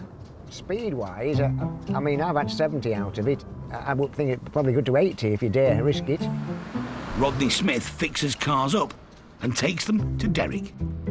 These cars actually came out when I was an apprentice mechanic. I can remember it now. This Ensign and the Pennant came out on the self-same day in 1957, I think it was. And we were amazed, it looked fantastic. I have had other cars. I've had quite a few Citroens and things, but I started to think about my apprenticeship and with standard cars. And so I thought, well, why not buy a standard and do a standard up? But it's just a bit on the big side for room in the garage, really. That's the thing. Here's the keys. There are three separate keys. Yep. One's for the door and one's for the boot. Yeah, straightforward, full choke, and away she goes, eh? Well, it won't need a choke now. No, not now it won't. No, absolutely. But no, yeah, it goes straight. I've put the reserve on at 3,000. Does that mean that anything below that you won't let it go? That's right. Oh. Talk with you first. I'll leave you with it. Yeah. And I hope you do well with it. Well, let's hope so. I need the money. You need it, of course you do. Standard set off making marine engines in 1903, but with a factory in landlocked Coventry, they wisely shifted to the horseless carriage. Fiercely patriotic, Standard's radiator badge was the Union Jack, and their later saloon cars were named with naval pride: Vanguard, Pennant and Ensign. In 1954 they sold 74,000 cars. The company was merged with Triumph and eventually swallowed up by Leyland. Their last car, an Ensign Deluxe, rolled off the line in 1963, and the Standard flag was finally lowered.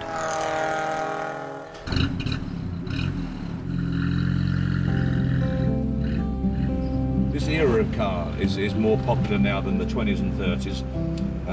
Is it can keep up with everyday traffic. It can not embarrass itself. It can run along at 50 and 60 mile an hour, which you need to do really these days to be comfortable and not get in people's way. And an awful lot of guys out there get a bit embarrassed about going a bit slow. It doesn't really bother me a great deal, really. I don't embarrass very easy. Very enjoyable. Next owner will be very, very pleased with that car. Absolutely lovely. What do you think? Nice looking thing? Lot number 74, 1958, Standard Ensign, lovely little thing. Start me on it, where are you going to be? Come on, two, I want two to start. Where's my standard man? Two, £2,000, there you go, 2,000, 2,224. Bidding is strong. 3,000, 3,001 he says, 3,1. In the hall. 3,4, 3,5, got your up. 3,6. And on the phone. 3,009, out in the black, out on the phone. 3,900, are you sure you're done? 3,9. Lovely car, 3,9. When this car was new, it cost £900. It's just sold to classic car dealer Rob Sturrock for £3,900. At one stage it was looking like it was going to come cheaper, but that's life, you know. Sometimes you just have to, if you want something, you've got to pay, haven't you? So, yeah, but I got it in the end, so I'm pleased. I've just done really well with standard cars recently. I've just sold a Vanguard, I've just sold a Standard 8 and a Standard 10, and I've recently sold another Ensign within the last 2 months. So, you know, just having a good run on them, so try and keep it going. But Rodney's gone back in the hall. The Morris Minor pickup. Sold to Rodney. Well, I didn't have room for the big car. And this is a small car, and with two small cars, they will fit in. He's not told his wife. I can ring her and tell her I've sold the Ensign, but I was going to leave it well tonight to explain the rest. She said she'd kick me out. She said, you have to find another place. In actual fact, it's her house, it's not mine. So it's all a joke, really, I hope. Later, Rodney faces the music.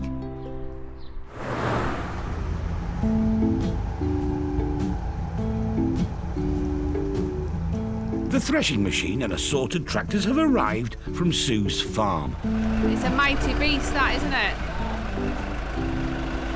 It's a bonny looking thing, though, isn't it? Look at that skill. That's parallel parking like that, isn't it? How do you think it works? I ain't got a clue. I ain't got a clue. You put something in it, and then you turn it on, and then something comes out of it. With the next batch of tractors arriving, Paul's trying to create some space. They've said yes to a lot of vehicles recently. It's not just the 20-odd tractors. You see, in your mind, you've got, for argument's sake, 150 entries from potentially 140 different people, if you like, and then one person puts 20 in. So all of a sudden, your 150 becomes 170. That's where the problem lies. The actual number on site is 185. I had no idea it was 185. You could tell, I suppose, by how full the site is. But obviously, it's legged up. The fact we've got an awful lot of tractors. We never say no, that's what it is. We never say no.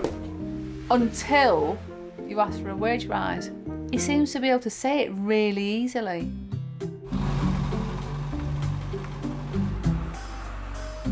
It runs, right? Yeah, ain't got reverse, isn't it? Can't see a thing. When I turned 16, I had a choice of either a moped or a tractor. The moped didn't really appeal with the frosty mornings and the snow and all the rest of it, so I opted for the tractor. Historically, we've had more bikes, less cars. Now, of course, we've got less bikes, more tractors, more cars. We've outgrown the site. It's lovely to have a nice big building and have them all herringbone down there like that, so you can just whip them out. Oh, wouldn't it be lovely? Austin 7, back into there, and a little mini into here. This David Brown tractor last saw action on a Yorkshire airfield during World War II, towing Halifax bombers. It still has the on-tow bit on it, painted on the back mudguard, which is usually they'd be scraped off and repainted. And the winch, biggest winch I've ever seen in my life. Yeah, straight. You all right? Sarah is brushing up on her limited tractor knowledge ahead of calls from prospective buyers. Interesting piece of kit, I'd say. They offer an insight into a particular period of agricultural history.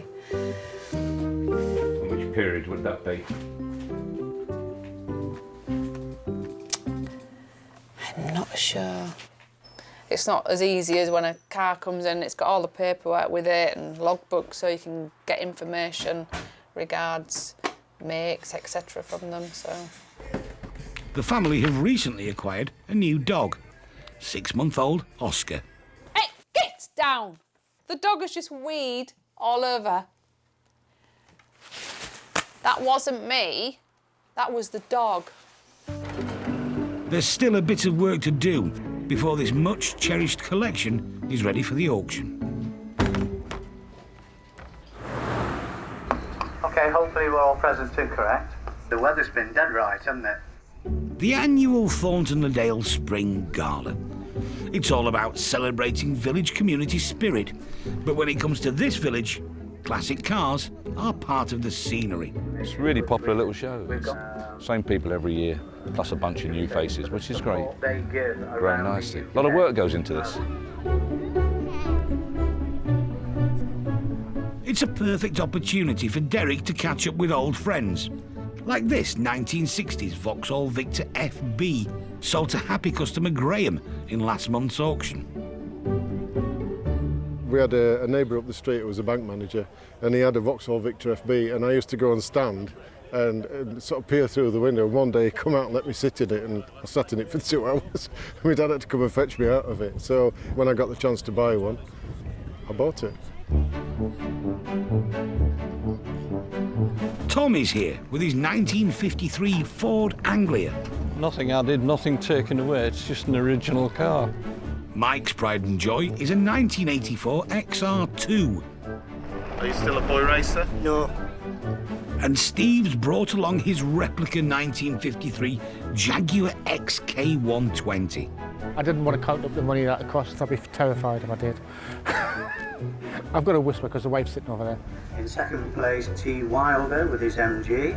Everybody's had a nice day, and there's even a rare sighting of Sarah away from the office. Not very often I get outdoors, is it? Well done. Good show, congratulations. There we are, Charlie.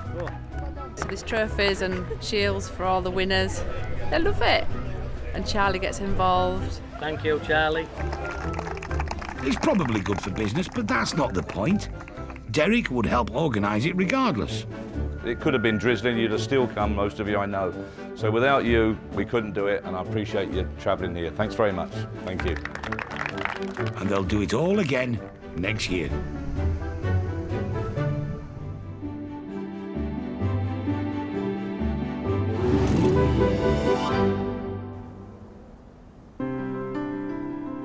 A year after Sue Illingworth's husband, John, died, she decided to also say goodbye to the collection of tractors they shared. Somebody else will enjoy it and somebody else will get a lot out of it.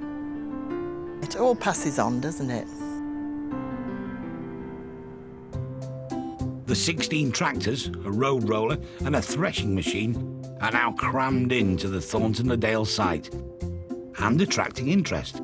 They've got some presence about them and some soul about them when they're like this, when they've been working. And they haven't actually been altered, because a lot of these, if you look at them, they're genuine. But with the auction just round the corner, Derek knows this is going to be a tricky sale. Her husband has been so keen on the tractors, he's loved them to bits, and they try and establish a value according to that. And they've generally been told by a number of people to expect an awful lot more than what they're actually worth. So it's pretty difficult, really. There's a tractor buff on site. Retired bank manager Geoffrey Atkins started his working life on a farm. Because Harry Ferguson, he designed the hydraulics, and he also invented, out of interest, the Ferguson four-wheel drive system. At Matthewson's, he's known as Bubbles due to the number of cars he washes. I served an apprenticeship with diesel engines at Perkins, and I've always had an interest in tractors ever since being a little lad. In fact, I used to run around making a tractor noise all day, pretending to be one. He definitely seems to know what he's talking about. You can hear the magneto, which produces a spark, clicking. Alice Chalmers built this model of tractor in England, but their model had a straight front axle. This one is unique. It has what they call the bow axle, and it makes it quite a rare tractor. They took the place of a horse. You know, what would you rather do? Ride on this or walk behind a horse all day? The seat is at one side of the tractor, so the driver sits with a view down onto the ground. You can imagine if he strayed a bit, he would end up knocking half his plants out. I would think it should make £1,800. It's a conservative estimate. Bubbles knows that the market for this sort of pristine agricultural vehicle is small. The purists like to see them in their working clothes, what we probably call an oily rag job. Just wipe them over with an oily rag and keep them as they are. That suits you, Nigel. King of the road up here. Potential buyer Nigel is an agricultural engineer. He's taken a shine to the 1944 farm hall from the USA. Fairly smooth. It's not bad. Sounds all right. Steering's fairly tight for one of these. Yeah, it just wants a good wipe over and a good oiling. His wife, Sandra, favours the very British Nuffield M4. All the mudguards on all the tractors, even the seat, they're dead straight as they were when they were new. Yeah. So really, sandblast it, pot of paint. Yeah, it'd be nice, wouldn't it? And there you are. Job's a good one. The sale is about to start. Sue's given it her best shot at valuing these vehicles, an almost impossible task. Now, all she can do is sit back and watch it unfold. It's tractor time. All farm fresh. Sadly here due to bereavement. 1950, Ferguson T20 petrol paraffin. There she is. Start me on it. Where are we going to be? Let's get on. £1,000, £1,000, 1,000, 11, 12, 1,200, 13, £1,300, 13, 14, 1,400, 14. 1,400 for the Fergie. Everyone should have a great Fergie. 1,400, it runs beautifully. 1,400, last time looking round, are you all done? 1,400. With any shortfalls, there'll be a discussion between Sue and the bidder later, with a view to finding a middle ground price. The little president, nice little tractor, this one. Where are you going to be with this? Come on. Go at 1,500. 15 on here. 15, are you out? 1,500. Thanks for letting us know. 1,500. The Barford Pioneer roller. This is an interesting bit of kit. Wouldn't want this run over your toe, I'll tell you. Buy it's blooming heavy. This is Sue's anniversary roller. 15, 1,500, £1,500, 15, 16, 17, 18, 1,800, 18, 1,800 £18. On to the thresher, 54-inch thresher. Unusual bit of kit, this one. 3,800. 3/8 is the 4. 3,008. Lot number 25, the tug. Now an unusual bit of kit. Very, very rare. Sue's 16 tractors are attracting buyers. 3,200. Provisional only 3,200. But not hitting her reserves. Provisional 1,100. It's a tough market. You must give them some time over the office, anyone that goes over and inquires. On to the Nuffield. This is a big old beast. £1,300. But there are some winners. 1,300. The Nuffield is Nigel's. Today's haul amounted to £18,000 for Sue, but there's still some haggling to come. I think it went well. Some reached close to the price, and that was fine, and I'll negotiate that. But one or two tractors are nowhere near the price I believe that they're valued at. So I might just hold fire on those and put them in the next auction and see what happens there. We'll have to wait to see how much higher the final figure is. One thing's for sure, though. Nigel seems very happy with his new project. Is he excited? Yeah, that's Nigel. I'm quite excited, yes. Yeah, I'd be pleased to take this home, because I don't think we're going to see another one just quite like this for an awful long time. Purely the originality, full lighting set, it's got the PTO, it's got the extra jaw bar, even all the little knobs. Pretty unique really in those respects.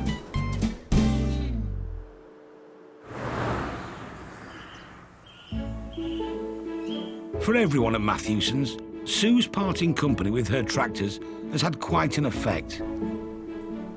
No more so than on Nick Dodds, who supplied the low loader that took all the vehicles away. We're not used to things being easy in this job. Meeting Sue has helped Nick make his own difficult decision.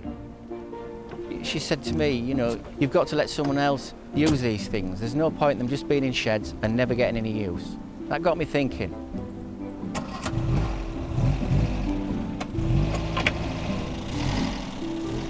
Nick and his family own this 1947 MGTC. It was his parents' pride and joy. Mother and father loved it. They went everywhere with it. They would be going a lot of road runs, MG Car Club road runs, or just for picnic in the Dale. Park up, have a wander around, go home.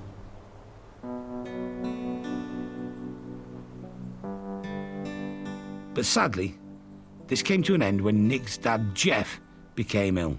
He passed away not last Christmas, but the Christmas before. And since then, it's been hard to know what to do with the car, hard to break ties with it.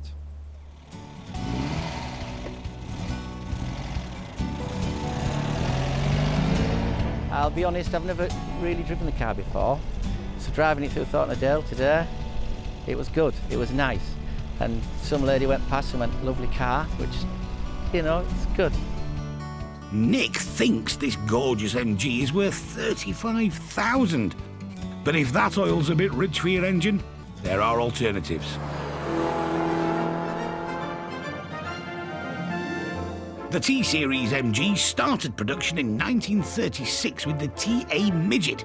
Built in their factory in Abingdon near Oxford, it cost £222. Good value. MG had just been sold to Mr. Morris, and the new management put the stately Morris 10 engine in the sports car. But on a straight country road, you could still hit 78 miles per hour. By 1939, the MG TB and World War II had arrived. The car was favoured by airmen, But with the Abingdon factory now turning out aircraft parts, only 379 were made.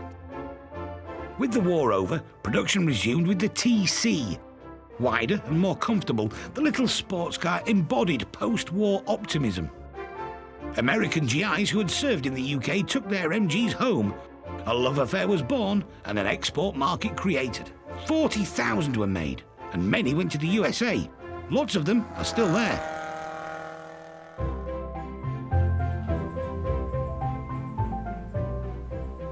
This one had an eventful time in Arizona, before being shipped back to Worley in Lancashire by Ian Lord. The bodywork on it and the chassis and the metalwork were like as new. The upholstery, everything like the hoods and everything had just been virtually eaten away by whatever crawls around Arizona. Breathing new life into old cars is Ian's love. There's currently a Jaguar XK8 in here, almost certainly a future classic. It's a passion not totally embraced by his wife. We're not compatible on anything, so there was a cat and mouse chance that these will go inside the house, you know. She used to say, you think you're buying that and it's going inside?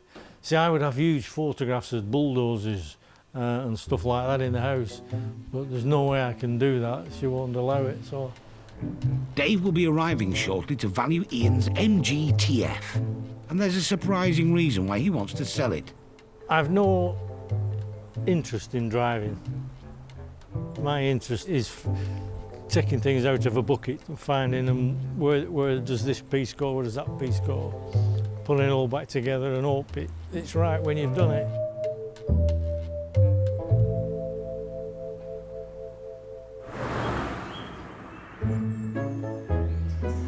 Just like Harrods or Liberty, a good window display is essential to drive business. But the Matthewson's display leaves a lot to be desired. Look at that, never seen them in a bottle, Steve, do you? My milk truck fetches all the boys to the yard, my boys to the yard, my boys to the yard, my milk truck fetches the boys to the yard. So I see there's a new staff member has turned up. He's spent that long waiting for a decent car to come in. Fella said earlier on, has he been waiting for his wages? He knows what we pay. Or not, as the case may be. Yeah. People quite often bring a load of junk in, don't they? Like this. Yeah. Can you tell? There's a lot of junk in this window at the moment that I'm trying to wade through. If I go through this, come save my life. It's a thinly veiled attempt to bring customers in. I think it's a bit more noticeable in the window now. He's worth about £300.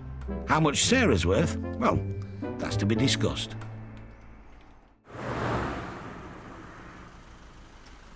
Dave's arrived in Lancashire to value Ian's 1953 MGTF. Afternoon. How you doing, young man? All right? Yeah, I'm good, thanks, mate. Yeah, spot on. Meeting the owners and nosing about the cars is one of the best bits of the job for Dave. That's a pretty looking thing, though, isn't it? Yeah, no problem. So it's had a new ash frame. Oh, did you do the frame? Right, yeah. They were not idling, they left Right, it. that had gone. Dave has worked on many MGT series cars in the past, Absolutely. and it's that experience that allows him to agree an optimum reserve price. You didn't need to get that covered again then? No. Yeah, that's cleaned up well, isn't it? Yeah. Well, then it is what it is, then, you know. Yeah. Well, we're going to aim for 20 grand, aren't we? I thought that would be fair enough.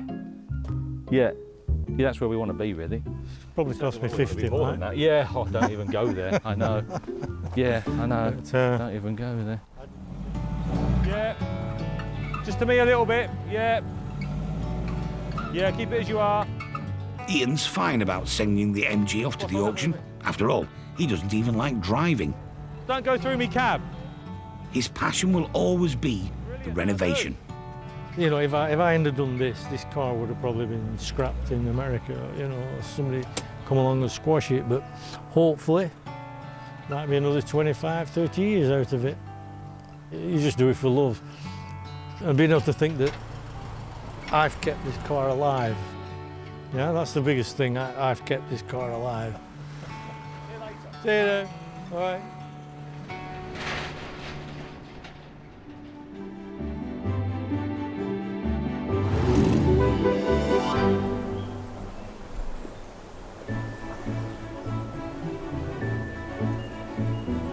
The auction is upon us, and soon there'll be a verdict on the two MG classics.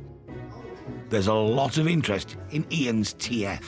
It's a beautiful car, yeah. It's ideal for summer. I think it'll be a bit rickety. I think it'll be a little bit hard ride. It's a lovely car. 6121, I love him to bits, this fella. Lot number 95, one large sign, Castrol with, oh, it's down here. Hold on, In the hall, Derek's selling 150 pieces of automotive memorabilia, and bidding has been brisk. That was $350 plus the auction costs. It's quite a lot of money. Yeah, well, that's what motoring stuff goes for. We've bought 2 cast iron doorstops. They'll all be worth money, and the children will benefit in the future. That's all I can say. How do you think you'd do in a crash with that on your head? I won't have a crash. You're just very safe, are you? No, I'm not a rider. And what are you planning to do with this helmet? Look at it. And Nick's family are here to sell his dad's 1947 MG TC. We just want to get a fair price so that Dad would have said, yeah, you did right there, He would kids. have been proud if we could get a fair price and I think a little bit more. Yeah. And then we can say we've done him proud. He wouldn't want us to take the easy route and just go, yeah, that's it. He'd have to do it like Father would, and that would be barter and harass. We've got to try and do the best we can and get the best price we can for it. You're spoken like a Yorkshireman. Yes. Every pound counts, doesn't it? First up, the TF. New frame, new mechanics, fully renovated. 1953 MG TF. Lovely little car. Start me on it. Where we're going to be? Come on, start. 20,000. Where? Come on, kick it off. Where you like. Start it low. Make us work. 15, 15, 5, 16, 5, 17, 5, 17, 5, 18, 18,000 on the left, £18,000. Lovely condition, 18,000. 18 on the left, submitting. £18,000. 18,000 for the first. 18,000 for the second. Third and last time. There you go. There you are, you see. 18,250, 18,250, 18,5. Do you want 750? Oh yeah, 19, 19,000, 19, 19,000. Car dealer Mark's the highest bidder. A phone call to Ian in Lancashire confirms the sale. Now for Nick's dad's car. 1947 MG TC Tourer, lovely vehicle, super thing. Start me on it. Where? 20,000, 20,001, 22, 23, 24, 24,000, 24, 24,000 pound, 24, submitting then, 24, 5, 24, 5, 24, 5. We'll talk 24,500, 24, 5. 30 would have been lovely, but we're getting there, aren't we? We're getting there. It's just a case of getting a fair price and not giving it away, that's the thing. I'm liking the extra space in the garage already, you know. It's, I'd hate to bring it back and fill the garage up again and not be able to use the other cars, that's the thing. So I'm hoping we can do a deal.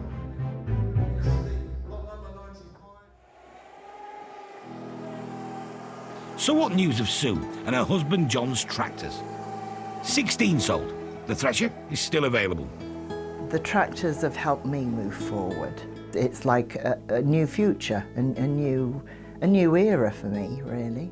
So I feel very happy about that. Matthewson's regular Les has turned up to collect 3 of the tractors he bought at the auction. But there's a problem. Out of the 3, there is only one that runs. And the haulier has no winch on his trailer. So I'm going to create a little mini road train. And what could go wrong? Everything. To solve the problem, they're going to need momentum and accuracy. Les is already looking to the future. I'll probably sell 1 or 2 of them, or maybe keep 1 or 2. I'll play the market and see what happens. Why did you pick these 3? I think these 3 are the best out of the bunch. Sue's favourite, the Barford Road Roller that John gave her as an anniversary present, is going to be taking a long trip north to Caithness. George Dennett will be putting it into a museum. I just like that it's got its complete form is still here. It's got its identification is here. It's lacking wheels a wee bit, the rollers here, but we have the correct ones for there. This ones have been replaced at some time. I'm really quite pleased that it's going to be preserved. Straighten her up. And other people are going to see it. And maybe someone will see what I saw in it. I loved that engine. I loved it very much. As for Rodney Smith, well, his wife gave him a clear instruction of what would happen if he bought another car at the auction. I'm going to kick you out. She said, you have to find another place. Rodney bought another car at the auction, a Morris Minor pickup. It's now in his workshop at home, in pieces. As you can see here, the engine's out, the gearbox is out. The hardest thing will be finding all the bits again because they're all over the place. The clutch, what have I done with the clutch? Oh, the clutch is here. In the boot, obviously. No, I've got the clutch here. This is the clutch. When she saw it being towed in, she said, oh, not another wreck. But I have said, that's it. This is the last one. I'm having no more. This is it. And I don't believe you. No, well, I don't believe you're such a fibber. No, I am not. Everybody, oh, she's mentioned that to say, oh, he'll get another one, he'll get another one. But no, I've made my mind up. That's it. I've had enough. Rodney, when you sold the Ensign, you said that was the last one, and then you came home with this. Well, yes, that was.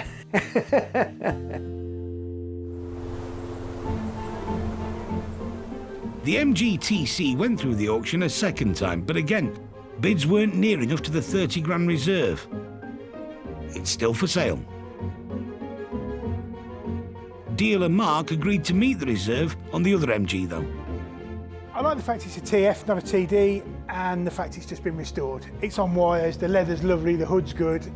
It's just nice to get one that's ready to go, ready to be used. People haven't got to spend any money on it, they can literally turnkey, great stuff. This is going to go in the showroom? Yeah, we'll go in our showroom, go up for sale, and hopefully find a new owner very soon. And finally, 220, 220 sold. It's an interesting piece of decor. Very, very thought-provoking. And I'm going to put it into a sort of dark alcove where hopefully it won't be too obvious, but people will get a glimpse of it and it'll be rather surprising to them. We shall have to watch the dogs. It's my favourite work friend. Didn't answer me back or anything.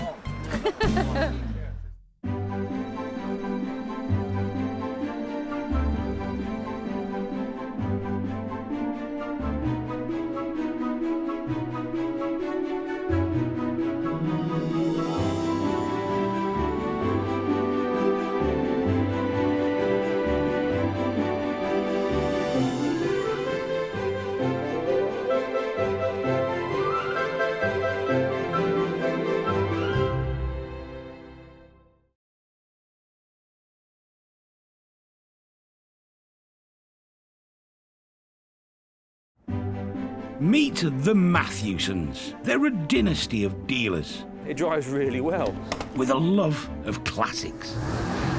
It's only condensation. In Thornton-le-Dale, gateway to the North York Moors, they auction over 2,000 rare vehicles every year. 42,000, the ready type, the stunning car. All walks of life. The cars fetch people together. I'm ecstatic. Head of the family, Derek. It's got to be the best job ever, isn't it? We're sort of living a dream. Trusted lieutenants, sons Paul. Not everybody's cup of tea. And Dave. There's Dad's way. And there's Dad's way. Keeping them all in check and dealing with the punters, Sarah. Somebody could ring today with some fabulous vehicle that's been sat in a barn for 50 years. You have no clue. It's the chase, it's finding it. So you get up every morning thinking, what am I going to find today? This is a family's love affair with cars that have lived a life. Someone's cherished a car and loved it, and I think it's just great. I think it's absolutely superb. A passion that can be turned into brass.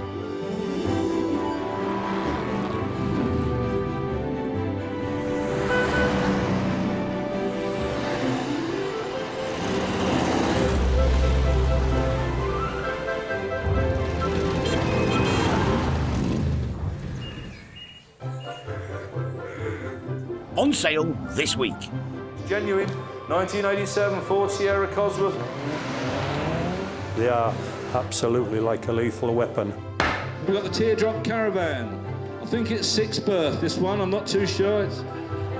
This would be good for David and Paul on a long job. Yeah, would they? Love that, wouldn't they? They would really enjoy that, keeping there together. Derek's got a lot of cars. There is babies.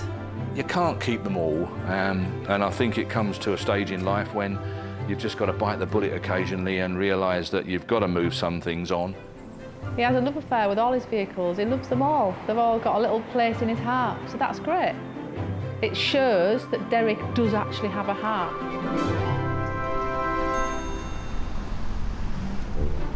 It's the one, the 1982 Ford Capri. Last time looking round, 11,600. Matthewson sells dozens of rare and desirable sports cars.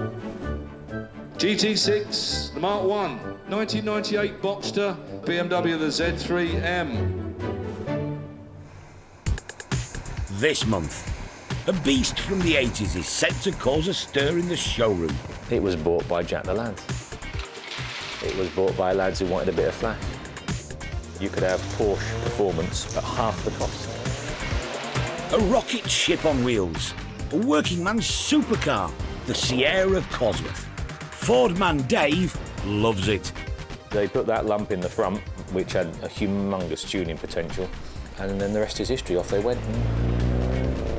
So if you could afford one, you bought one.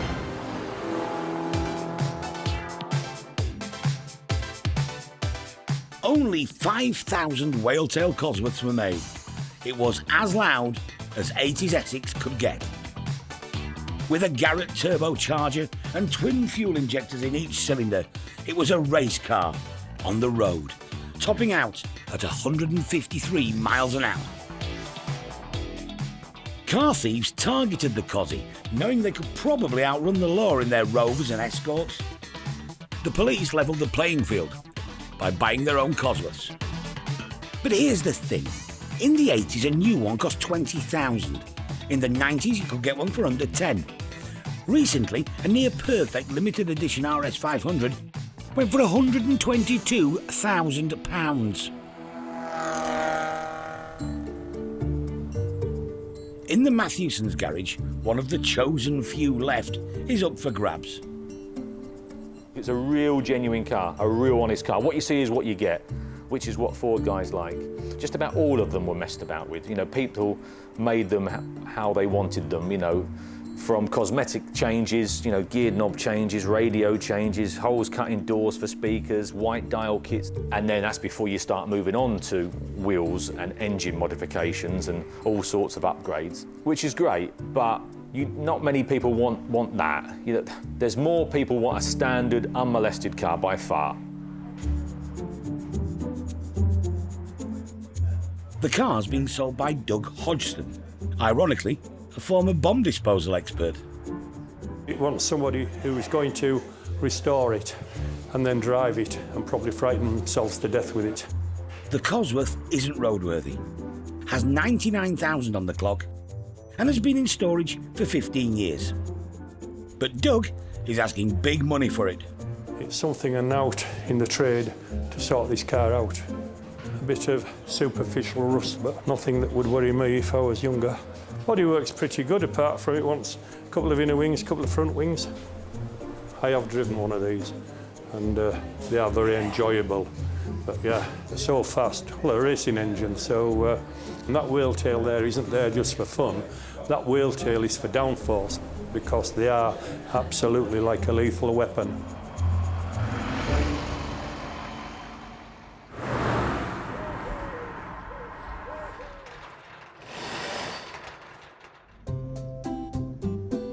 Another day, another dollar. And Derek's off to see one of his regular suppliers. Next call we're going to make is with Melvin. He's a very well-known York businessman in removals. By the nature of his job, I suppose his business, he comes across quite a bit of memorabilia, automobilia. Something very unusual awaits. There's a little teardrop caravan, really nice, lovely condition. That it would seem he's had painted the same colour as his trike. He has the biggest trike you've ever seen, and massive, great thing. Melvin, like his memorabilia, is an acquired taste.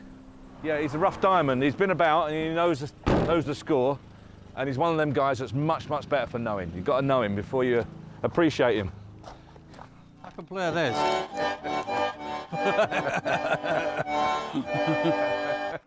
Oh no. No. Cool, no. yeah. Oh my word. Yeah. Where is she? Undone there, that's it. There she is, mate. Gramophone. Wind-up gramophone. Look at that. Absolutely lovely. There she goes. 70s specialist magazines included. It's kind of tricky to see why Derek's taking all this stuff. 35 quid. Yeah, I was going to say it'd do 25, 30, wouldn't it? Oh, that's good. I don't think you want them legging things, do you? Yeah, them spats, yeah. You're getting old. Who's getting old?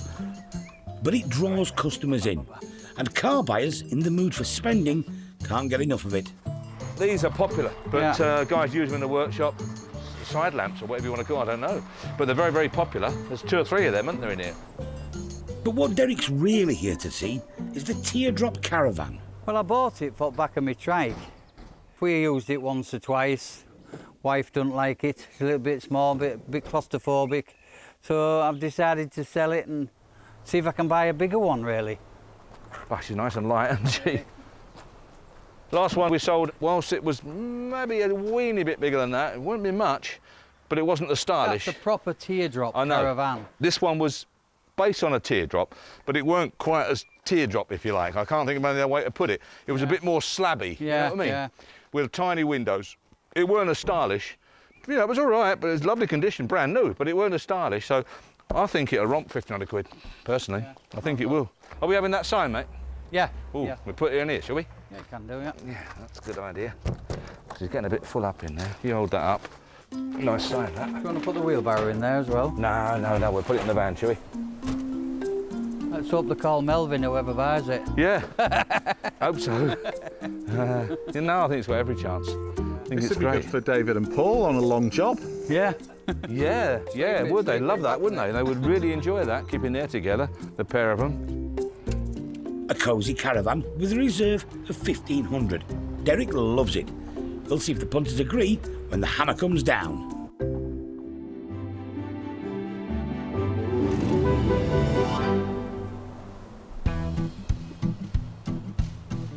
Cosworths came in 3 colours: white, black and moonstone blue. Enthusiasts Paul, Mark and Dave have the complete set. They're an iconic car. Obviously in the 80s when these came out and were produced, there was nothing else like it on the road. You were buying supercar performance for a working man's budget. All totally standard.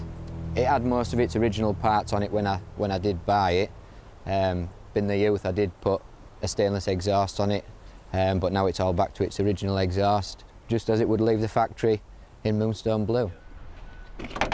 I've owned this car a year to the day.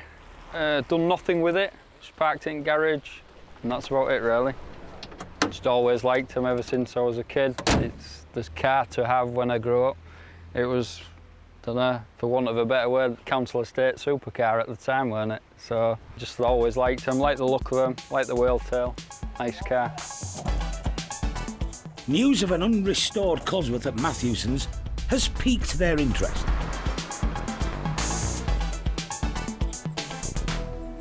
It's gone quite bad on inner wings at both sides. I think seat's got a bit of driver's wear on the driver's side. Passenger seat's remarkably good. Only on cloth though, the rest of it feels fairly good. What's headlining like? Paul Linfoot is the Cosworth expert. He also restores them. It's very, very original though, isn't it? Everything's there. It's all the original bits are still intact, which is a bonus. and may bid for it. Normally we spend hours and hours on the internet, eBay, wherever, trying to source original parts for the restorations. So although it needs a lot of repairs and a lot of work, a lot of our time is saved for the fact that it is original and all there. The body shell's a big problem. You've got quite a lot of welding work to do at the front.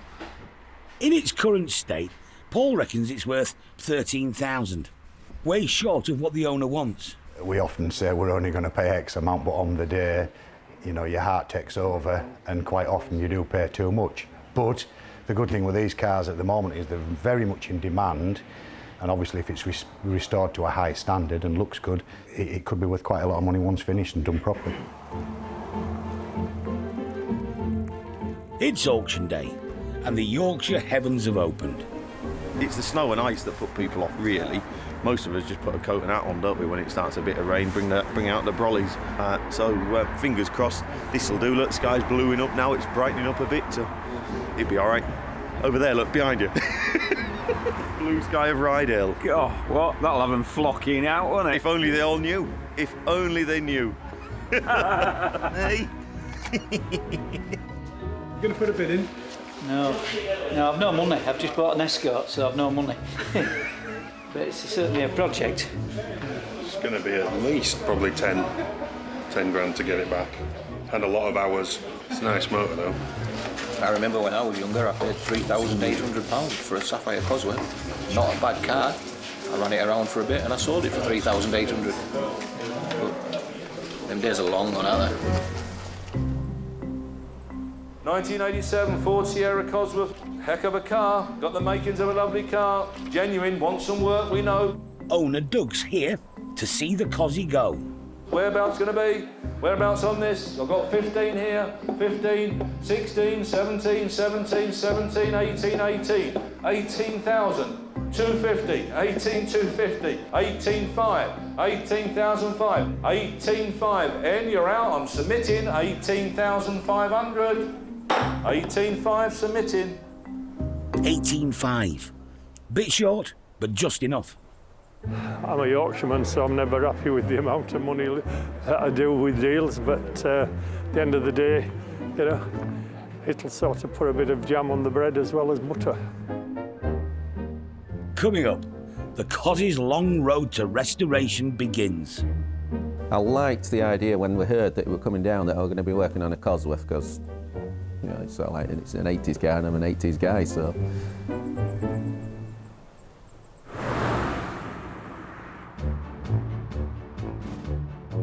At Matthewson's, up to 200 cars come and go each month.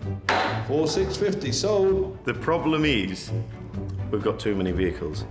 Space is always in short supply. To make room, Derek has made a difficult decision. To sell some of his own cars.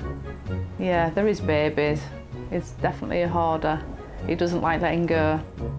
He'll be reluctantly parting with this 1946 Jaguar Mark IV and a low-mileage 1938 Austin 12 Ascot, including its valuable number plate. You can't keep them all, and I think it comes to a stage in life when you've just got to bite the bullet occasionally and realise that you've got to move some things on. Dave and Paul have been dispatched to pick them up from storage. Father isn't too enthusiastic, really. He loves his toys. The trouble is with our job, we've got so many coming through all the time. If he wants to go home in a classic tonight, he's got a choice, hasn't he? You know, if he fancies going home topless, then he can jump in his Triumph Roadster. If he wants to go home in a saloon car, he's got his whatever he might be. You know, he's got loads. He doesn't need all these as well. It's painful on a sort of fry your head basis because you just got so much stuff kicking about. It becomes a bit of a monster, really. First, the Jag. It's not had a good run in a while. He's not playing ball. Some weeks, of course, everything you go to just starts, doesn't it?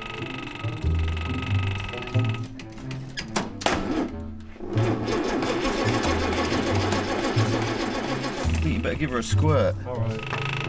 Right. The expert diagnosis? It won't start. The fuel's evaporated, the valves in the pump aren't shutting off, so the pump's going backwards and forwards and just moving the same block of air backwards and forwards all the time, you know. Eventually, the Jag is brought back to life. Next, a very original Austin 12, as in horsepower, with a number plate that's worth a few thousand. You go to a show next week, you can see 2 or 3 of them, can't you? But you won't see one with one family from new and unmolested. That's the difference. This one is also temporarily mechanically challenged. A little bit. Yeah, a little bit more. Whoop, whoop.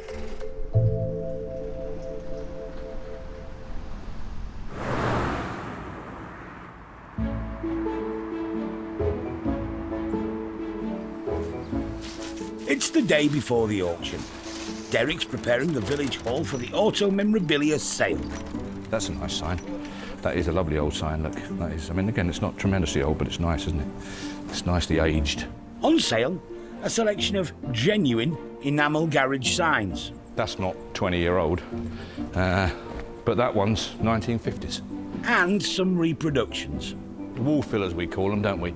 And they are. They're exactly that. I mean, they're for nothing. They're grand little signs. 15, 18, 24 quid, stuff like that. If you just want to create a bit of atmosphere and fill up your workshop, these are the things. These here, cheap and cheerful signs, they're brilliant. In fact, he should have been a forger. He made a lot more money. But the star buy this month, the 1950s road map Derek picked up from Melvin with the teardrop caravan. Absolutely superb, absolutely genuine, absolutely stunning. Look at that, miles per shilling. Now, does that date it or does that not? No motorways, wonderful. Oh, in them days when we had no motorways, eh? And every town was chock-a-block and congested to the eyeballs. But once that goes into a collection, every single person that walks in there and sees that will remark on that sign. There's something about it, it just hits you. Very nice and bright, lovely condition. You know, 1 or 2 bits and pieces of aging, but I mean, that's obvious. I think it'll go through the roof. You know, it will at least 4, and wouldn't surprise me if it achieves 7. Back in the showroom. Don't try and get in it until it's hooked on something, it'll all go wrong. Are you sure that goes that way? Yeah. Yeah. 100%? Yeah, Sarah's this side. Sarah's taken a shine to the teardrop caravan. Oh, I love this. It's fabulous. It's it can get 2 people in if you're interested. At least. You know, I reckon we could get more in, do you, Paul? I think you get 4 in there. I reckon 2 of us could have a nice time in there. Yeah, I reckon we could. Yeah. You did me and you, did you? Of course. Oh, look, you see, what am I, like 5'10"? There you go. That'll keep her quiet. Hey! There you go. All right, campers. This would get a lot of use. Camping weekend for 2, romantic. Look how romantic this is. You've got to be close, haven't you? You've got to know the person quite well. There's no facilities. This is it. Proper camping at its best. I'd like to buy it. I would. But Sarah might have some competition. You'd think it's going to be the outdoorsy type, maybe a little bit of a hippie, but I reckon we could be surprised. I reckon there's some collectors out there for items like this. Could go for some good money.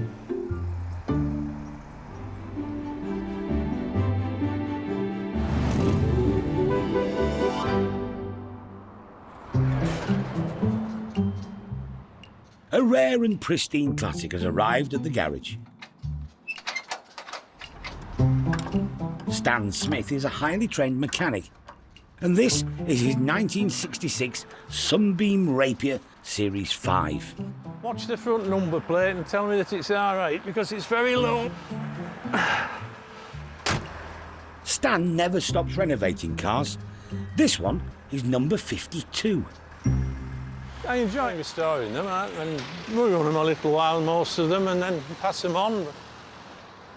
That one I specifically bought to bring up here, because we like Derek so much that we love him taking money off us.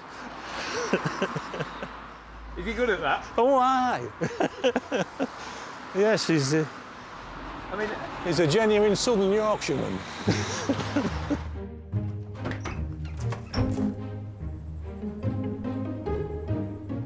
This was Stan's Sunbeam just 2 months ago. Major bodywork, really. Wings, sills, door bottoms, door tops, roof. We're 3/4 through it, I would think, at the moment. We still have the brakes to do. Engine's been rebuilt, that's there to go back in, new clutch in it. In other words, a full rebuild. Usually a daunting process. I've done it all my life, so I don't see it as a problem at all. When we do this one and we'll go on to the next one. When I left school and went into the motor trade, these were the cars that we sold new in 1965. So I know them pretty much inside out. The Rapier was twice the price of a Cortina at £1,200. It was a GT for the rakish exec. Good car in its day, 1965, all synchromesh gearbox, disc brakes, overdrive. There are some good reasons why this car is now very rare. Like everything in the 60s, they weren't under seal, they had no rust protection. They tended to fall to pieces. Did they sell in the hundreds of thousands? Or? No, no. But the Sunbeam Rapier's day has finally arrived. Now they're in high demand. Nicely repainted with, probably put a set of alloy wheels on it. I would hope it would make between £7,000 and £8,000. He's very good at Stan. He knows his job. He's been in the business all his life. So he knows his stuff. He's no fool. And he knows how to turn out a car. And there it is. Very, very good. Everyone we've had off him has been extremely good. Everyone we've had has sold better than we thought it would sell. And it's all down to presentation. The interior is to die for. Really, really pleased with that. I wish it were a convertible, and we could then be talking about 12, 15,000. As a saloon, I think pushing up towards 10. For Stan, though, there is a downside to renovating classics like this to such a high standard. Oh, Stan doesn't do it for a profit. Absolutely. No, if he worked out what he spent on it and in materials and such like and what have you, he'd probably still be losing money, I would think. But he loves it. It's a hobby to him. And if he weren't doing this, he'd be out chasing women. So far better for him to be in the workshop. We need guys that can turn out cars to that level, love doing it, and do it all the time.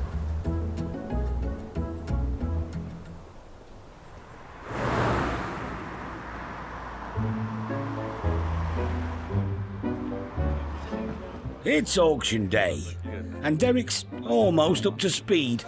Right, I'm fine, yes, yeah, we're nearly ready now. Just been through the memorabilia, bits and pieces that lots of people bring in, regulars. And when I say reserve, what's it going to make, they say, I'll leave it to you, which is really nice of them, isn't it? So I have to then make a decision. What have you got there, mate? Loads of stuff. There's a Land Rover, a couple of cast plates, and some wall fillers. There it is, star of the show, lot number 261, Firestone map. Right, here we go. Where? Come on, bid on me books. Start in the hall. Where going to be? Four I've got. 450, 500, 550, 600, £600, 50, 650, 650. You want seven? £700, £700. We all know what it's worth. £700, 750. We've turned more down this week, I'm telling you, because we couldn't sell it without going in the auction. Seated on my right, 750. 750. Brilliant buy, brilliant buy. Lovely bit of kit. The winners, taxi firm owners Lisa and John Risdale. Well, this one was more of a whim, to be quite honest. It was the tiger sign that we wanted, but we've got a lot of signs in our garage at home. It's a man cave type place, so we just buy the signs that we like, really. And we like this one. It's good. It's an investment, really. Also here today, regular sign buyers Jonathan and his dad Gordon. Lovely sign, look, beautiful sign. Whereabouts? Come on. 170, 80, 180. Thanks for letting me know. 180. Lot 199, enamel sign, Texaco. Andrew's got it there. There it is. Look, nice one. 180. Jay the bidder, 180. Sold 180. Hello there. Got my signs, a Texaco sign, which is a very nice one, and a BP Motor Spirit sign, which is a very rare Irish sign. What's so rare about that then? Well, there weren't many made, and it's an early one, about 1930 period. We were looking for things to fill the garage walls with, and it's the right place to come. We like coming here. It's a sort of a friendly atmosphere and a nice half a day out. And we've always found that Derek to be an open and honest dealer over the few years that we've been coming. I'll clean them all, wax them all, and I like to put wax oil on the back of them to protect them from any rust.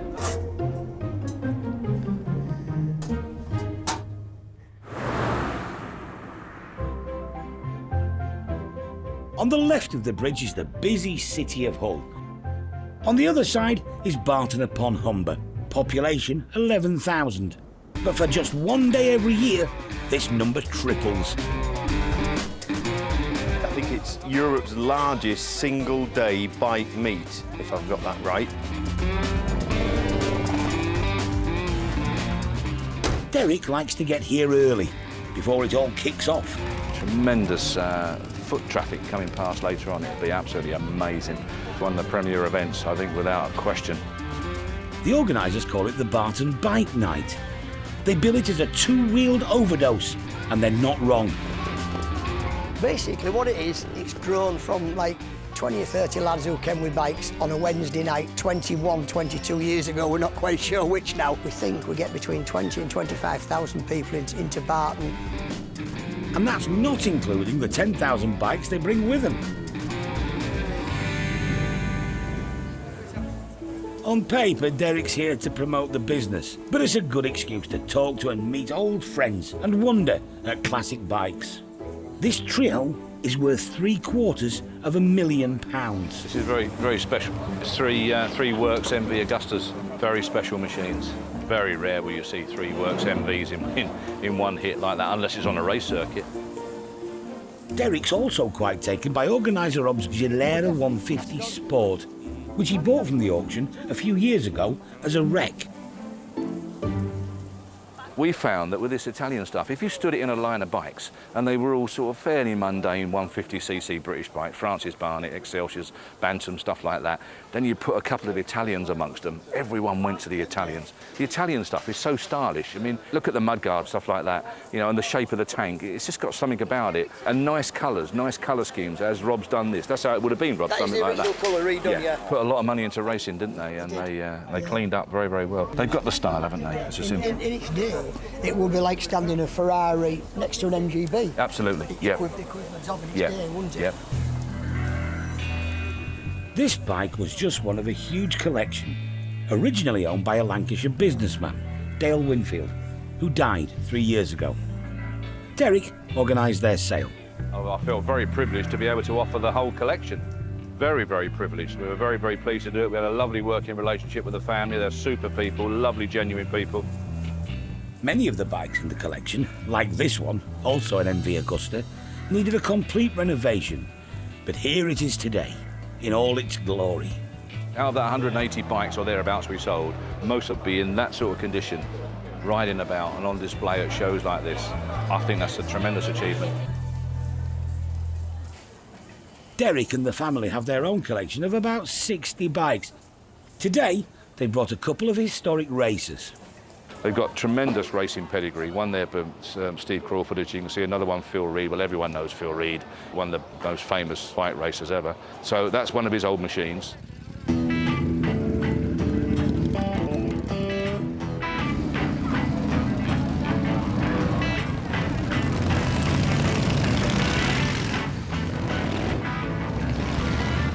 It's obviously a great event, but probably a bit of a mixed blessing for the locals. I feel for the residents a little bit because it's a day out of their calendar. But then again, when you think how much the economy is boosted by all these people coming in just for that one day, you know, it must be phenomenal, really.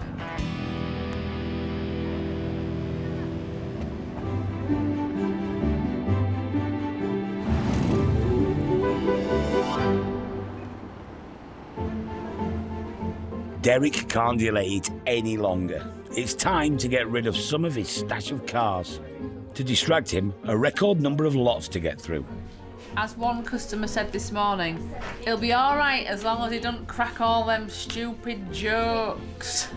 Now, I love these cars, I'm sure you all do. They're very, very strong, well-built cars. The RAF used them, yeah, but they weren't very successful when they landed, were they? They tended to crash when they landed. The 1938 Austin 12 and the Jaguar Mark IV are ready for sale, along with another from his collection, a low-mileage 1950 Riley RME.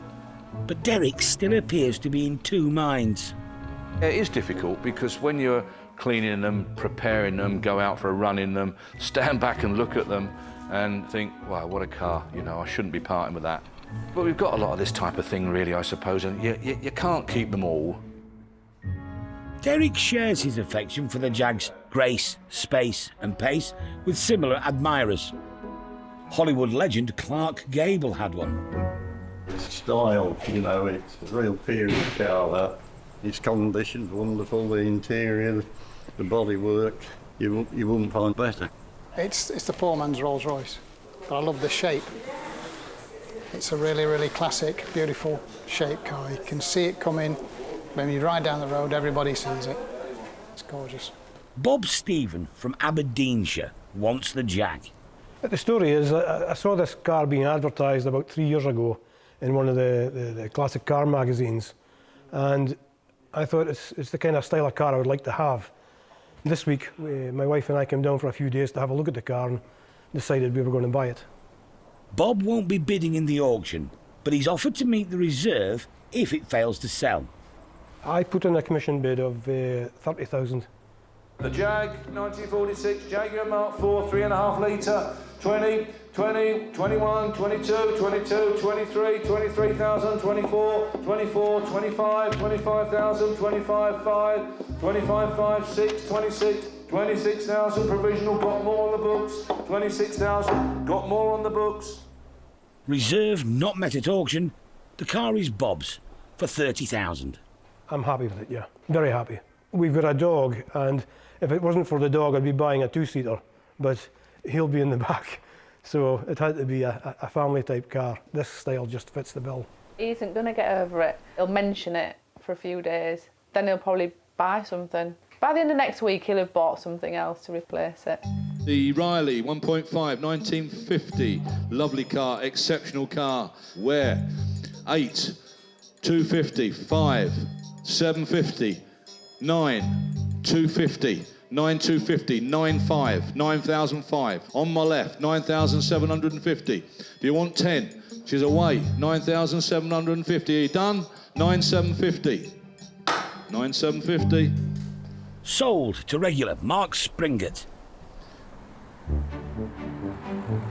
One of the busiest days of the year continues with a rush on auto memorabilia. I bought a Michelin Man just for Christmas. Santa's come early.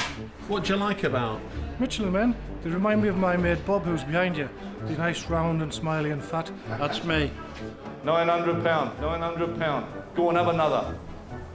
Provisional on it at the moment, sir, so... Sales are looking good. Lovely. Okay, you was doing business. Nice to meet you. Me and Jeff upstairs, we've been flat out.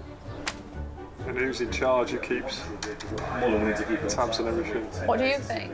I can't believe you actually had to ask that question.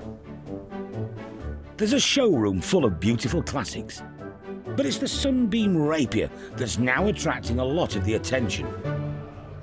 How would you sort of class this sort of restoration, Rob, on this one? Oh, it looks absolutely top-notch, but until you really get up on ramps, you can't tell. But from first appearance, it looks amazing. Looks like it's had a lot of money, hell of a lot of money spent on it. Rob is a dealer, and the success of his business relies on finding quality cars like this. They don't come up that often, so you got to pounce while you can, you know. That's nice. This is a beauty. You never see them. 66 Sunbeam Rapier, 2-door. Owned and entered by a retired roots specialist. Start me on it. Where are we going to be? Where? 8, 7,000 down here. 7,000 down. 7,002. Far right. 7,2. 7,4. 7,004. 7,4. Submitting. 7,6. 7,006, 8, 7,800, 7,008, sound down here and submitting, 7,800, you want 8, 7,800, 8 he says, 8,000, 8,000 pound, 8,1, 8,002, 8,200, 3, 8,003, going and away, 8,003, are you all done? Last time looking round, 8,300 for the first, second, third and last time, 8,3. 700 less than reserve, but it's enough. Dealer Rob is the new owner, but not for long. I had to buy it. It was one of those cars I couldn't leave the auction without buying it. You know, my hand was going to stay in the air. It was one of those. I bought it, and as I predicted, it sold very, very quickly. Making Rob a tidy profit and keeping the wheels of business turning. I love the cars. I love the people. It's like a hobby. It's more of a hobby than a business. It's fabulous.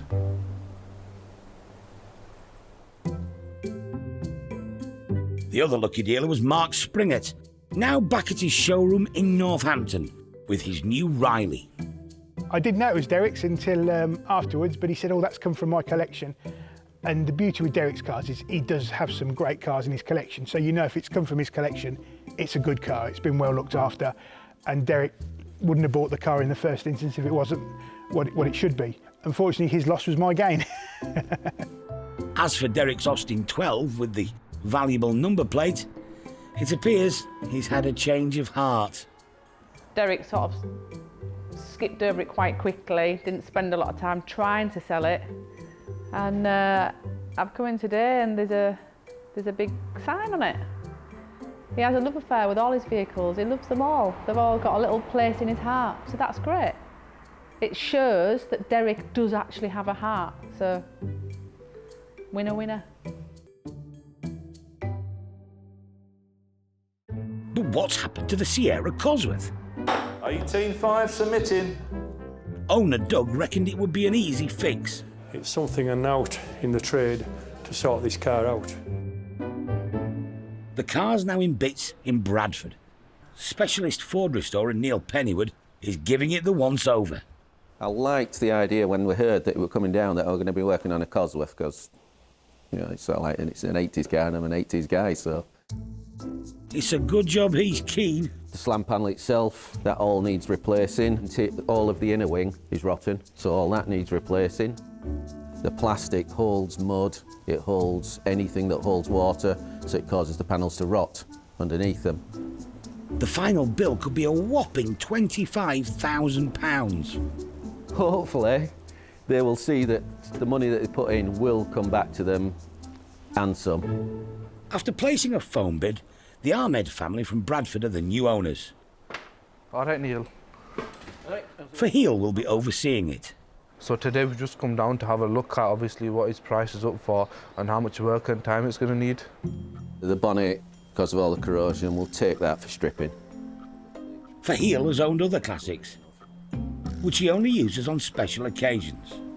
Our first car was a Rover P4 and we was getting more attention than the Lamborghinis and Ferraris. To the sills. The bottom edge is starting to rot. I know through experience that if that bottom edge is gone, you've got another 2 inch above that, which will have rotted away. They're going to strip it to bare shell and do whatever's needed, so we're going to get the full works done onto it, so hopefully when it's ready, it's going to be like it just rolled out the factory. See how it's starting to rot round edges? Just a little bit spidering up. Once again, not a bit major problem. Door off stripped, all cleaned up.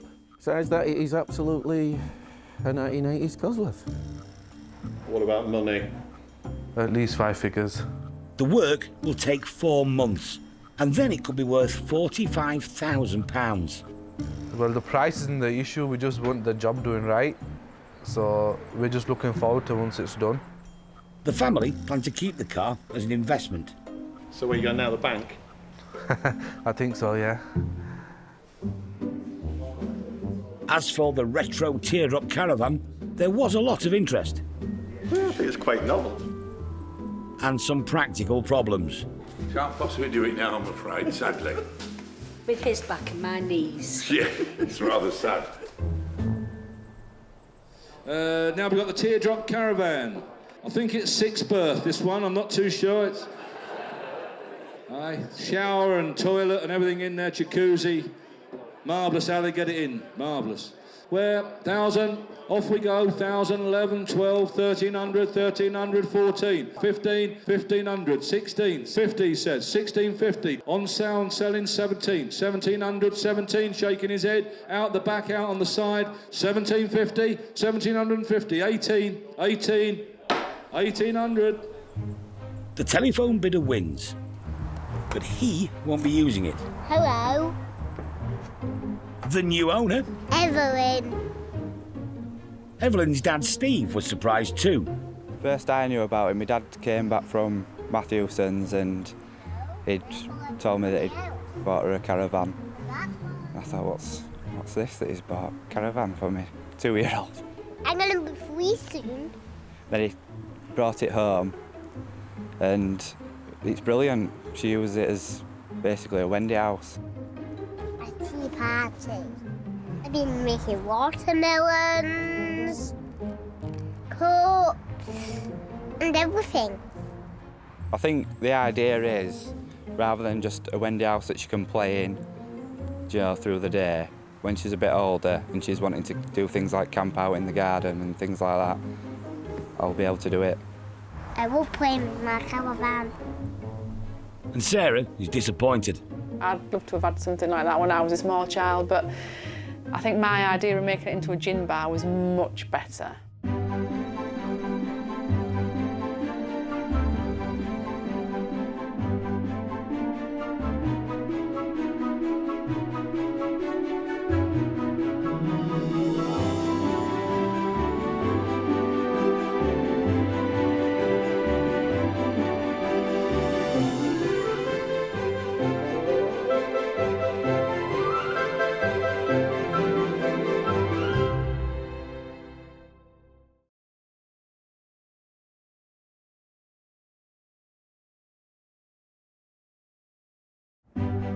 Meet the Matthewsons. They're a dynasty of dealers. It drives really well.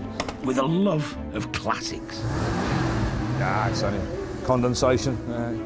In Thornton-le-Dale, gateway to the North York Moors, they auction over 2,000 rare vehicles every year. 42,000, the ready type, the stunning car. All walks of life. The cars fetch people together. I'm ecstatic. Head of the family, Derek. It's got to be the best job ever, isn't it? We're sort of living a dream. Trusted lieutenants, sons Paul. Not everybody's cup of tea. And Dave. There's Dad's way. And there's Dad's way. Keeping them all in check and dealing with the punters, Sarah. Somebody could ring today with some fabulous vehicle that's been sat in a barn for 50 years. You have no clue. It's the chase, it's finding it. So you get up every morning thinking, what am I going to find today? This is a family's love affair with cars that have lived a life. Someone's cherished a car and loved it, and I think it's just great. I think it's absolutely superb. A passion that can be turned into brass.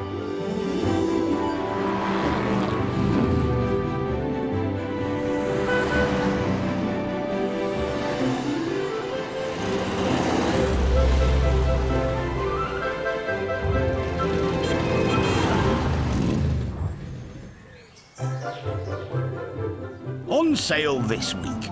Rolls-Royce Silver Shadow, a beaut. 94 Turbo R, Bentley, the red one out there, lovely vehicle.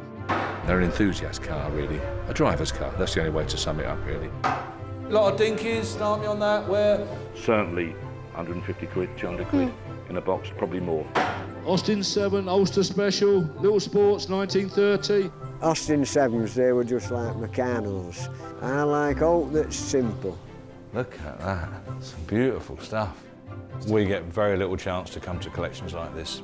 I mean, it is recognised as a psychological problem, I think, really, to be fair.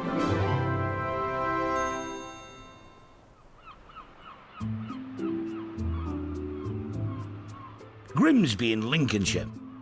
For 30 years, the home of businessman John Morton and his wife, Nada. John always liked best of British. He was British through and through. And I think that's why he liked Rolls-Royce and he liked Bentley. He liked to make the life special. John made his money the hard way in reclaimed stone, but spent it on the finest cars that money could buy. He made his own money. And I think that's why it was all this, you know, Rolls-Royce, because Rolls-Royce would be very much status symbol, wasn't it, you know? But when he passed away, he left behind 3 Rolls-Royces, 2 Bentleys, and their many treasured memories. John used to take children every Sunday for a local ice cream shop. And they would take 1 car every week. They all enjoyed it and they all felt really great in a Rolls-Royce or in a Bentley. He made it feel special. They need to go. These are the type of cars which you need to use. Some of them are 40 years old, more than 40. They can have another 40 years if they are taken care of and driven. If they will just sit in the garage or in a warehouse, that lifespan will be a lot shorter. Derek's arrived with his largest trailer, and it's not going to be big enough. Nice vehicles, really nice motors, a nice car, a Bentley Mulsanne, this one. She spent a lot of money on this, I think 7,000 quid or something, getting it back into decent condition. They're an enthusiast car, really. A driver's car, that's the only way to sum it up, really. So they sell better. But rollers will always deliver their own unique retro luxury. Look at that. Absolutely superb. Really, really nice interior. As good as you're going to get, that interior. The Unusual Collections support team has finally turned up to help load the king-sized classics. It's just been a hobby that's gone balmy for him, really, I would think. Compulsive collector, isn't he? And just of this particular model and whatever floats your boat. I can see where people like this are coming from, because they are fabulous cars for the money. They're 6,000, 7,000, 8,000 quid, aren't they? You can hardly buy a good Mondeo for that.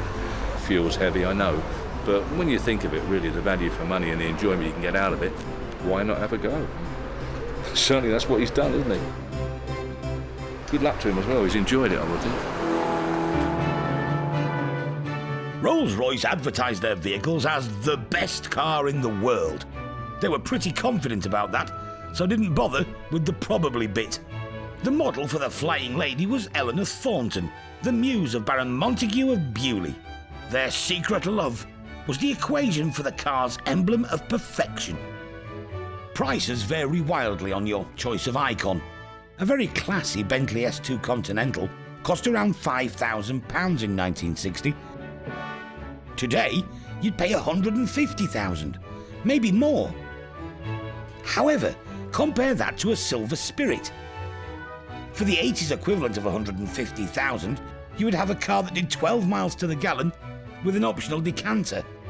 Opulence you can now buy for around £5,000.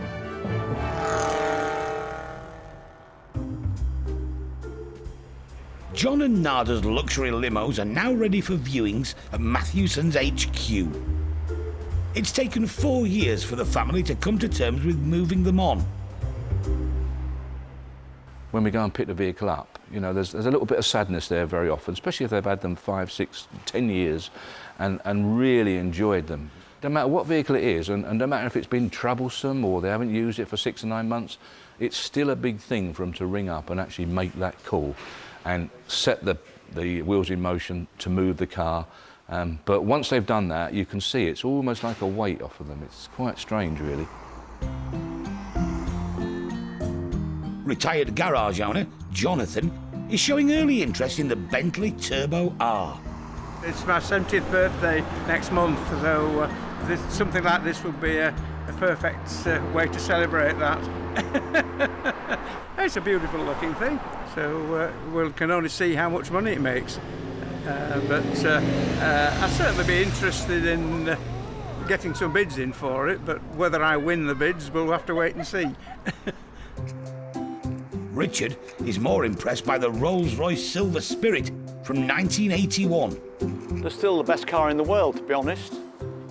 Rolls-Royce, you know, Rolls-Royce, it's It's the name, isn't it?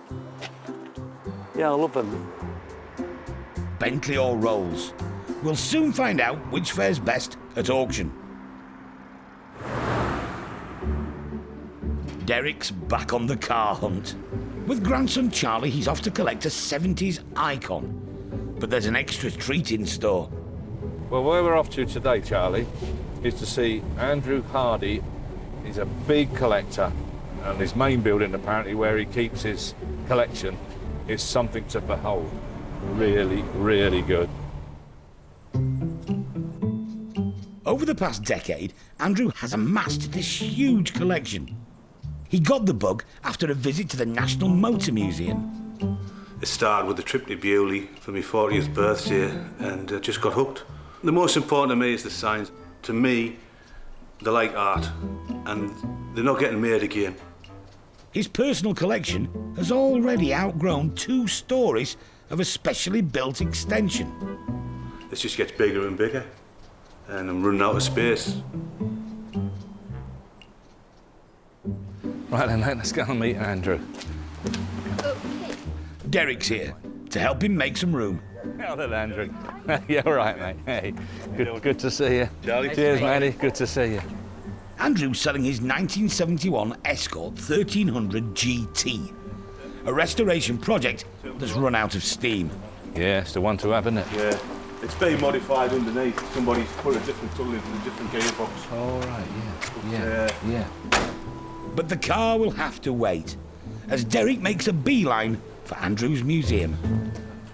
Guarding the collection, a tribute to the Dad's Army TV show. There you go, Charlie. Now, as promised. Dad's Army Jones? Dad's Army Jones's van. Fantastic, eh? Look at that. Just an absolute scaled-down replica. Pull this lever here, I believe. Ready? There they go. Out 1, 2, 3, in 1, 2, 3. Do you remember? And a vintage GPO Morris van, with everything you need to fix a 1960s party phone line. Wow, she's set up nicely, isn't she? Look at that, every bit of equipment. Isn't that brilliant? Wow. Isn't it nice? Yeah, Lovely condition as well, isn't it? Well, you don't know what to look at next, do you? Look at this, Charlie. Oh, look at that. What is she, a little Villiers or some sort or something? It's a Villiers. Is it a Villiers? People taxed them and drove them when the petrol rationing was on. Did they really? Yeah. They made 500 in 1938. So they actually put them on the road, did they? Put them on the road, yeah. Didn't know that. Nice. I like that. We get very little chance to come to collections like this. Gorgeous, isn't it? Absolutely lovely. He's done it in the most superb manner. Very, very crammed. Looks absolutely superb, in my opinion. It is recognised as a psychological problem, I think, really, to be fair. I think we're all a little bit balmy about it, but I think it's brilliant when guys appreciate this sort of stuff, amass it and put it on display to show guys like us. I think it's wonderful.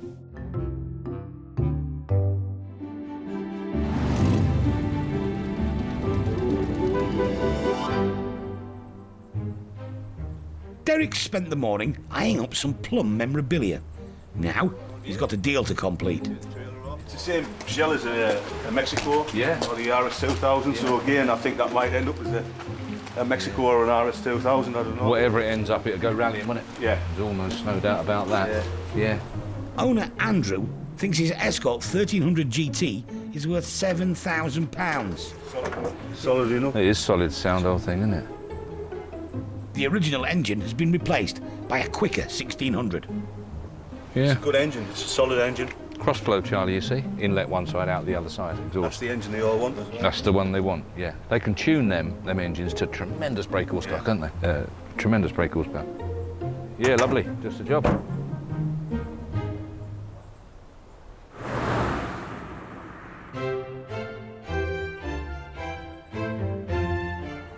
It's a good turnout on auction day, with the Bentley and Rolls Royces about to go under the hammer. It's the later version, isn't it? And this piping looks quite good, doesn't it? That's all the way. It's the extra work. Somebody's looked after this, haven't they? Yeah. Peter is here with his grandson. He's owned 3 Bentleys in the past. No, it's very tidy, that.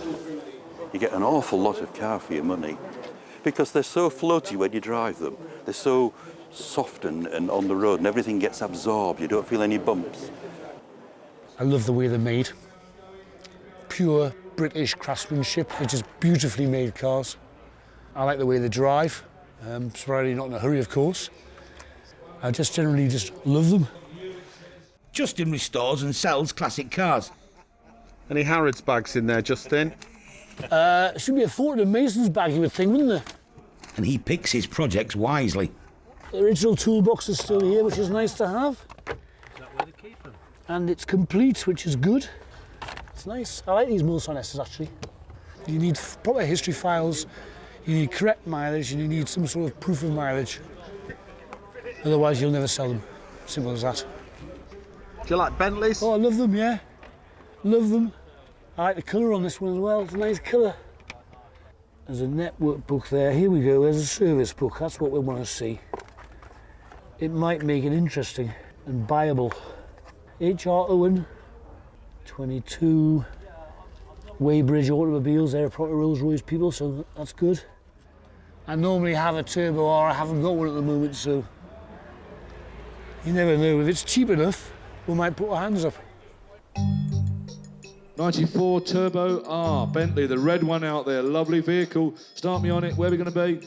5,000 I've got, 5,001, 5,002, 3, 5,003, 4, 5,004, 5, 5,005, 6, 5,6, 5,7, 5,7, 5,8, 5,9 standing, in the seats, £6,000, submitting £6,000, 1, 6,001, 6,200 in the seat, 6,2, 6,3, 6,004 down this end, 6,005, 6,006 in the seats, you're out A, 6,007 back in, 8, 6,008, 6,9 is back in, 6,000, 7,000, 7,001 this side, 7,001, what do you think? Finished, 7,150, 7,150 the lady, 7,150, 7,2, 7,002 this side. 7,250, 7,250 in the seats, 7,3, 7,003, 7,350. What do you think? 7,4, 7,004 this side and on its way. 7,4, 7,450 back in. 7,5, 7,500. 7,5 last time looking round. Are you sure for the first, second, third, and last time? Anthony 7,5. Thank you for your bidding. This is the first car I bought at auction. I've always fancied the Bentleys. I mean, why does a guy buy himself a Bentley? You know, whenever I see someone driving a Rolls Royce or a Bentley, I just think there's someone with some self-confidence. Perhaps. I'm curious. I'm always curious to see the people who are driving them. They're never quite who I think they might be. But who do we know who we are, really? That's a deep philosophical question. 3 more cars from John and Nada's collection go under the hammer. Bentley Mulsanne, very cheap, good value. Where are we going to be? 5, 501, 5, 52, 54, 54, 56, 58, 5,800. Sounds awesome. 5,800, 6. How can you value it? £6,000, worth every penny. 6,000 provisional. 1,000 short of its reserve. Gold rolls, very unusual. The green leather, special order, 1976. Suits it, doesn't it? I think so. Looks lovely. Anyway, come on, 3,000, got it. 3,250, 3,500, lovely car. 3,750, 4,000, 4,250, right in the corner, out down the middle. Cheap car if that comes, I'm sure it will. 4,250. £500 short. Rolls-Royce Silver Spirit, same stable, cracker, absolute cracker. Whereabouts? 4, 4, 4,2, 4,4, 4,6, 4,6, 4,8, 4,008, 4,800. Go in then. Provisional, 4,8 provisional only. That's just 200 off the mark. Just one more luxury limo left to auction. 1975, Rolls-Royce Silver Shadow, a beaut. 4, 6, 5, 6, 5, 6. Look at it. 5,8, 5,8, 6, 6,000 on my left. 6,000, submitting it. £6,000 on my left. Is there another £100 before we go? 6,000. All the provisional bids were accepted, and dealer Rob is happy with his gold £6,000 Silver Shadow. It's beautiful. 4 others here today, 5 others. This was probably the best one. It's an early car as well, and yeah, prices are definitely on the rise. Colour's not everyone's cup of tea, but it's very fitting, very 70s. The type of person that buys this is a little bit eccentric, a little bit loud, so you know the gold's not an issue at all.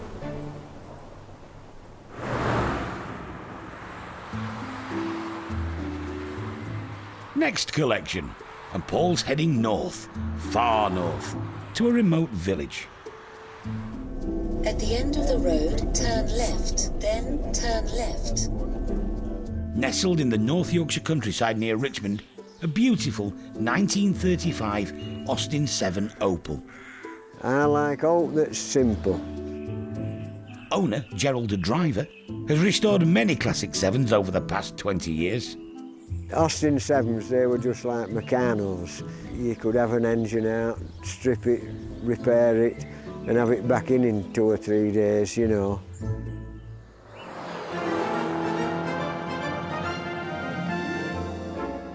Until the wonderful little 7 Austin just made big stuff. But the 7 changed everything. It was the making of the company.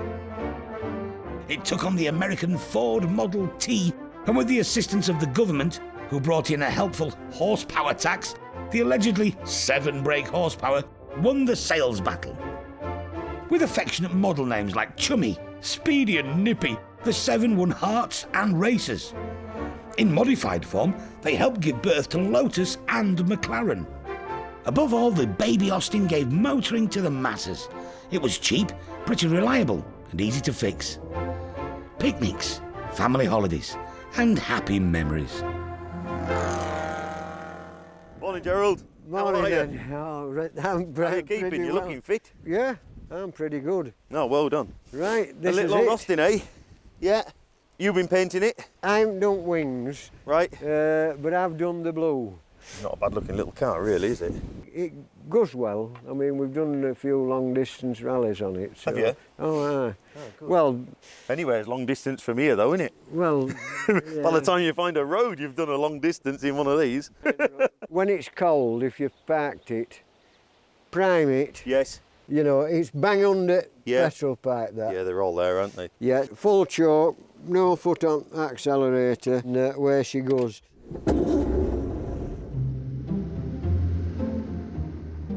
Much as Gerald loves these cars, he's decided to opt for something more forgiving. Sitting down is not my favourite thing to do. I spend most of my life stood up, so if you're sitting down on a long journey, it's uncomfortable.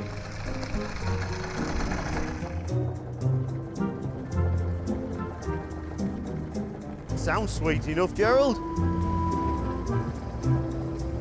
Yep. Yeah, as you are. Come on. Anywhere there.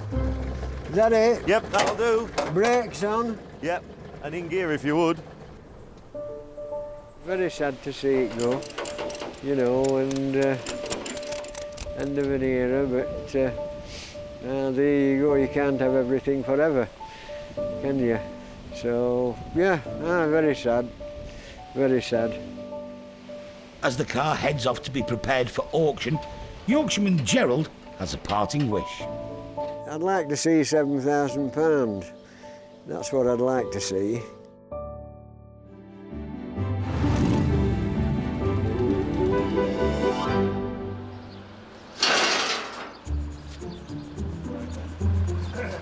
Paul's arrived back at base with another familiar classic. Although he seems to have become head of Austin 7s, he's probably not the best person for the job. I don't really understand quite what the appeal is with the little Austins. They're dreadfully underpowered, wandery steering, lack of synchromesh in the gears, but they're cute, aren't they? They're pretty, which I assume is why people love them to bits, you know. But it wouldn't be for me to run around in, I'm afraid. They're just that bit too old and slow and compact. A picnic basket, look. It must be for a family, I think. Look at the size of it. Poor little Austin's nearly overweight with that in, isn't it?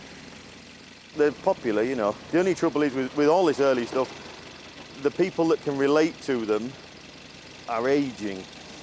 So there will become a day when they're really museum pieces because nobody really understands them and doesn't understand how to drive them as well, of course. So I think their lifespan as we know it is possibly a little limited, really. But there is one person on site who does understand them. I had a big 7. Is that a big 7? That is a big 7, yeah. I had a big 7. Yeah, there you go. Yeah. It wasn't a very good courting car, though. No. I could get in the back. Ex-bank manager and engineer Geoffrey, also known as Bubbles, is a volunteer at Matthewson's. I think I paid about, in old money, £12, 10 shillings for mine. And you'd run it as young lads. And when it went wrong or the engine blew up, which it would do because we had no respect for them in those days, take it to the scrapyard, get a couple of quid for it and go buy another one or buy something different. A big 7 like this is now worth about £5,000. There's a lot of interest in them. You know, modern cars, they all look the same to me, but these have got a bit of character. They're good fun. I wouldn't want to go to London in it, but I wouldn't mind. I'll go to York in it, quite happily. It might take me all day to get there, and I might wonder whether I'm going to get back or not, but I would take it. With the auction just around the corner, we'll soon find out if anyone, other than Bubbles, is still interested in these cute classics. Number 47, a lovely, quirky little thing there. It's a Singer sewing machine tractor. Every month, Derek auctions off lots of old toys. Selling 52. Nostalgic. We only wanted the Wallace and Gromit one, but the others are fun. Do you like cheese? Yes, actually I do. And collectible. Oh, they're getting better all the time. The Dinky Americans, lovely little lots, £75. You've got your Mark III, your Mark III carters. What I've had a few when I was younger, loved them them days. Got your Vauxhall Novas, your Capris.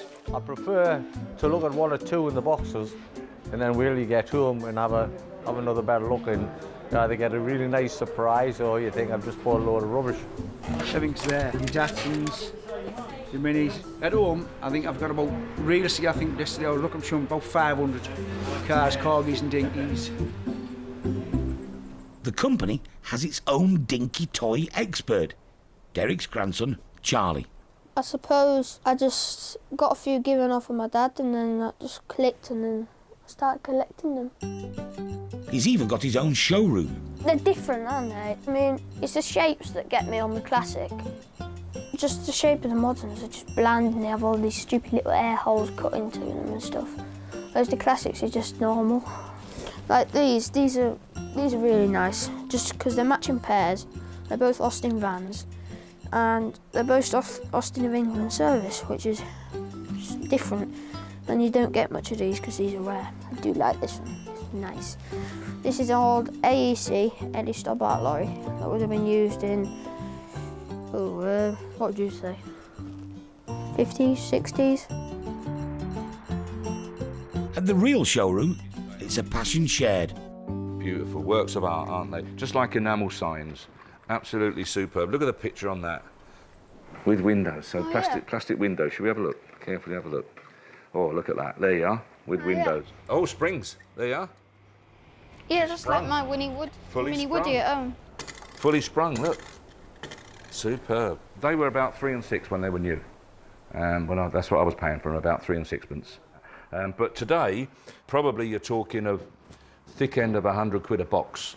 More money for the commercials because stuff like 8-wheelers like that with the chains, very unusual.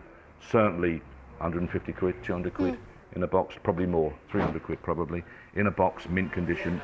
So there's some quite valuable bits and pieces.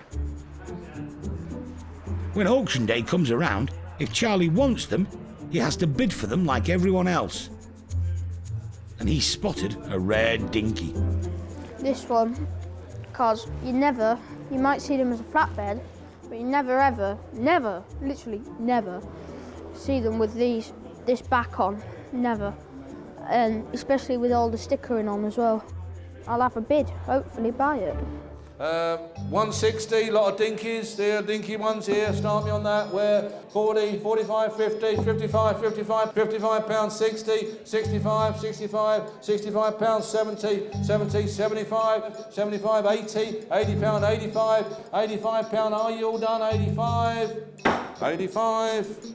Sold to Charlie. I got nice bits. That'll be that But that's unusual.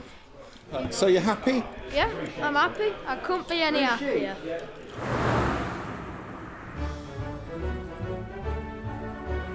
There are 2 Austin 7s going into this month's auction. Paul's not so keen on them, so he'll be pleased there's a more modern classic on its way to the garage. Derek, he knows everything about everything. Really? Yeah. 2 of you then? David Chappell, along with his wife and their friends, is having a ride out in his high-powered Pride and Joy. This is a 1989 Sierra Cosworth 4-wheel drive. Absolutely immaculate. It's done 16,000 miles from new. That's over 30 years. And this is the first time it's been out this year. Derek has one of his own in his private collection, but it's not as good as this. It's so forgiving. If it twitches, you don't have to straighten up very quickly. No, it's gorgeous, yeah. David thinks the Cosworth is worth around 30 grand. That'll double in 2 years' time. Yeah, I know, it's daft, isn't it, you know? But he's not here to sell it. A few days ago, he brought in the car he does want to auction. It's another Austin 7, but it's very rare. It's a 1933 Austin Ulster. It's a replica body on an Ulster chassis. I liked it, but I didn't like it. I couldn't get anything out of it. But it's a lovely little car. I used it a couple of times and then I stored it. There's no hood for them, so basically you put a Mac on. David sold his chain of fish and chip shops a few years ago and invested heavily in what he hopes are appreciating classics. I've got a 1920 Studebaker, which I bought from Australia. It's soft top. I have a Hillman Minx 1933 Aero, which is up in Durham having all the wood body done. I have an SS1 1933. I have an XJS V12. I have a Mark II. David has a lot of cars. And this one will appeal to motorsport fans, especially hill climb racers. You've got amp meter, speedo, oil gauge and a timepiece. The petrol tank is in the rear, the spare boot is in there, where you put the tourniquet. The exhaust is more or less a straight-through exhaust. It's been extensively modified. A very different machine to the standard Austin 7. That's your regulator for your dynamo. You've got electronic ignition down there. This is your oil, this is your fuel pump, which is non-standard. That's an SU carburettor. This car will do 60, 70 mile an hour easy. The first of the 7s to go under the hammer is the 1935 model, restored by Gerald. Leads us on to a lovely little car, little Austin 7 Opel. Start me on that, 1935, lot number 119. Whereabouts? Come on, where are we going to be? 4,500, 46, 47, 4,007, 48, 49, 4,900, 49, 4,900, 49. Going then, 4,900 is the 5. 4,900 last time, 49. £1,600 off the mark. Paul's hunch about a limited market for this car seems correct.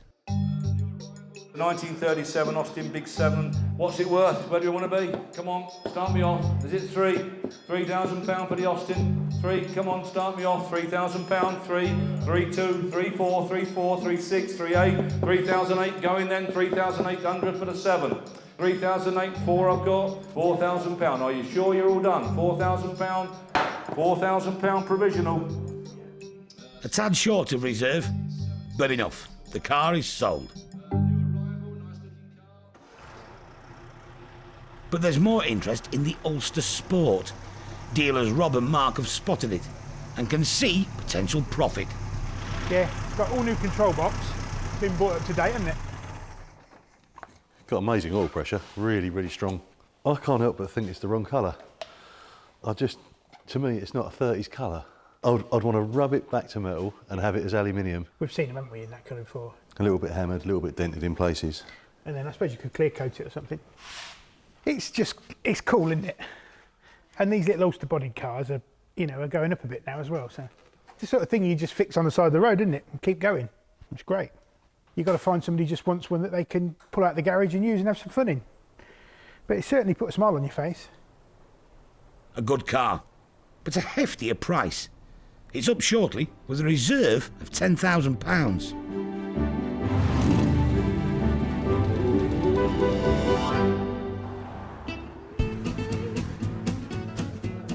It's auction day and the memorabilia is flying off the shelves.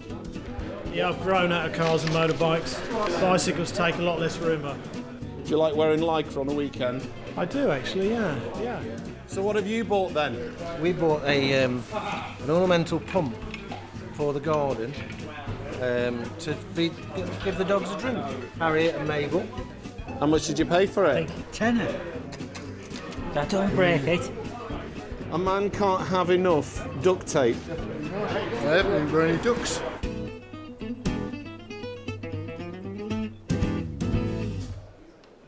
But next on the block, a very rare classic.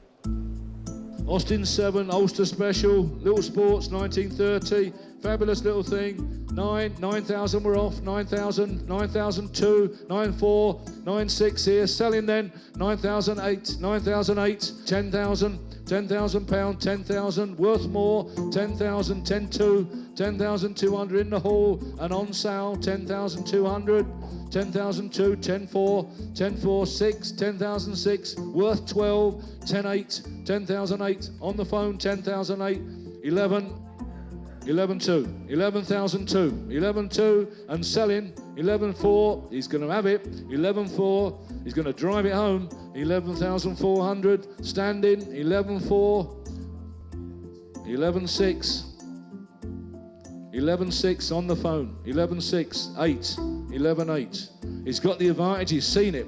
11,008, what do you think? 12, I thought it would do it. 12, 12,000 on the phone, 12,000, 12,000 and going. What do you think? 12.2, 12,200. 12,002, thank you very much for his bidding, thank you. 12,002, well done, thank you very much, sir, just the job. 9,459, thank you. Proper things make proper money. Over £2,000 above reserve. The highest bidder, Peter Clark. Been looking for one for a while. Not something that was all polished and pristine, because you never use those, do you? I had one a long, long time ago when I was a student, which is 50 years ago, nearly. I thought I'd done well. I bought it for 20 quid and sold it for 120 a year later. So slightly different prices now. There's quite a few things that aren't quite right about it, but it's a good basis to improve. Not a major project, not another lifetime's work. I've been through that cycle, and you get to an age where you think, I may never finish this one, so we'll start from here.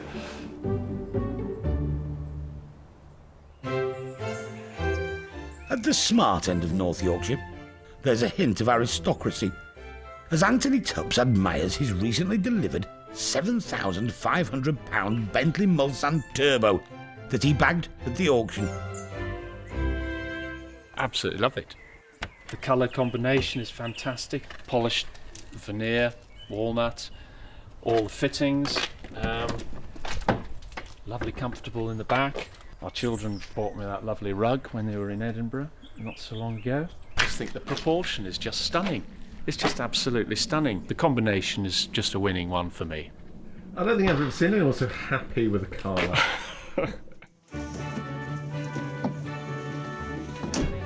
Anthony runs a haulage business, so his children are more used to being ferried around in a truck. A leather lounge on wheels is a rare treat. Now, where are we going today? Should we go to the pub? Well, perhaps a bit later, Henry. Do you think it's a bit early yet? Yeah, I think it is. Yeah. The children are overjoyed. Great curiosity. I think they've all entered into the spirit of it. Jessie, all right in the back? Yeah. Good. So who do you imagine when you're driving in the back? Queen. Is that how you feel? Yeah. Smooth, powerful. You just have that sense that if you wanted to push it, it would dig in.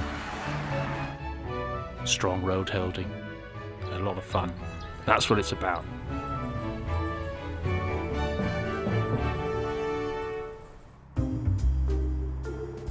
After Derek and Charlie collected the 1971 Ford Escort 1300 GT, it was down to Paul and Dave to prepare it for auction.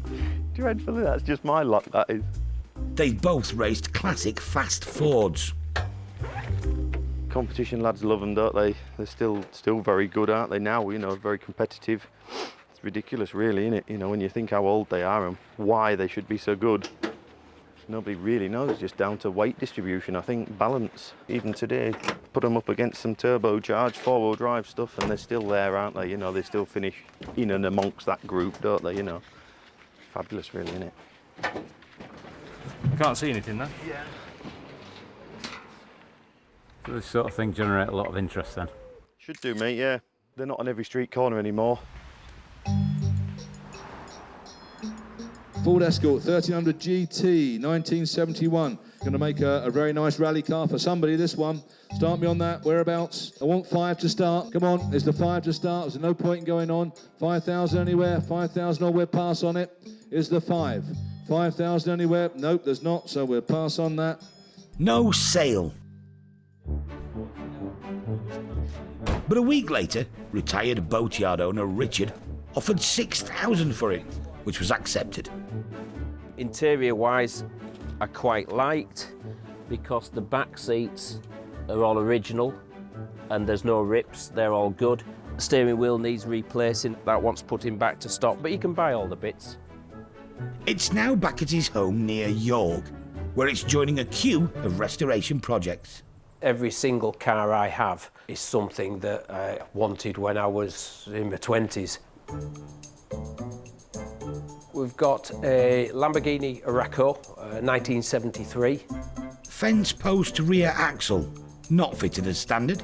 It's just my sort of thing, you know, classic lines. He's got a 1978 Porsche 911 SC. I just love the old technology. And there's also a Ferrari 308, the model made famous by 80s detective show Magnum P.I. I go out with it every now and again, but I don't use it a lot, to be fair. Just for your private investigation work? Yeah. The Escort was a must-have for the collection. It was my first car. When I passed my test, I had a Mark 1 Escort, ran it for about 8 months. It failed its MOT, and that was the last time. And I always thought, I fancy one back again. He's even managed to get it going. Sweet as a nut.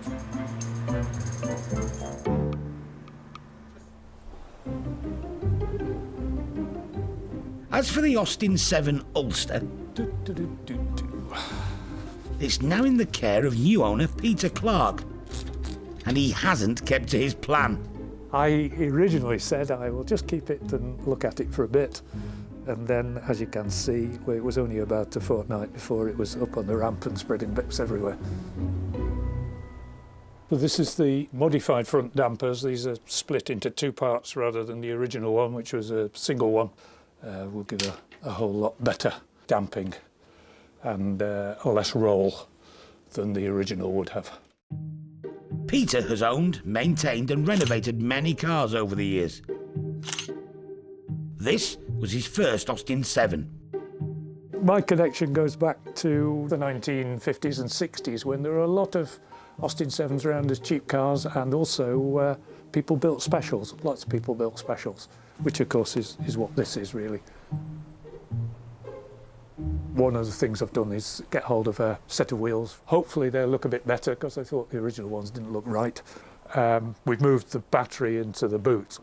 And then silly little things like this. The lights were on a bit of tin bracketing. I decided to design and make a light that looked to 1930s.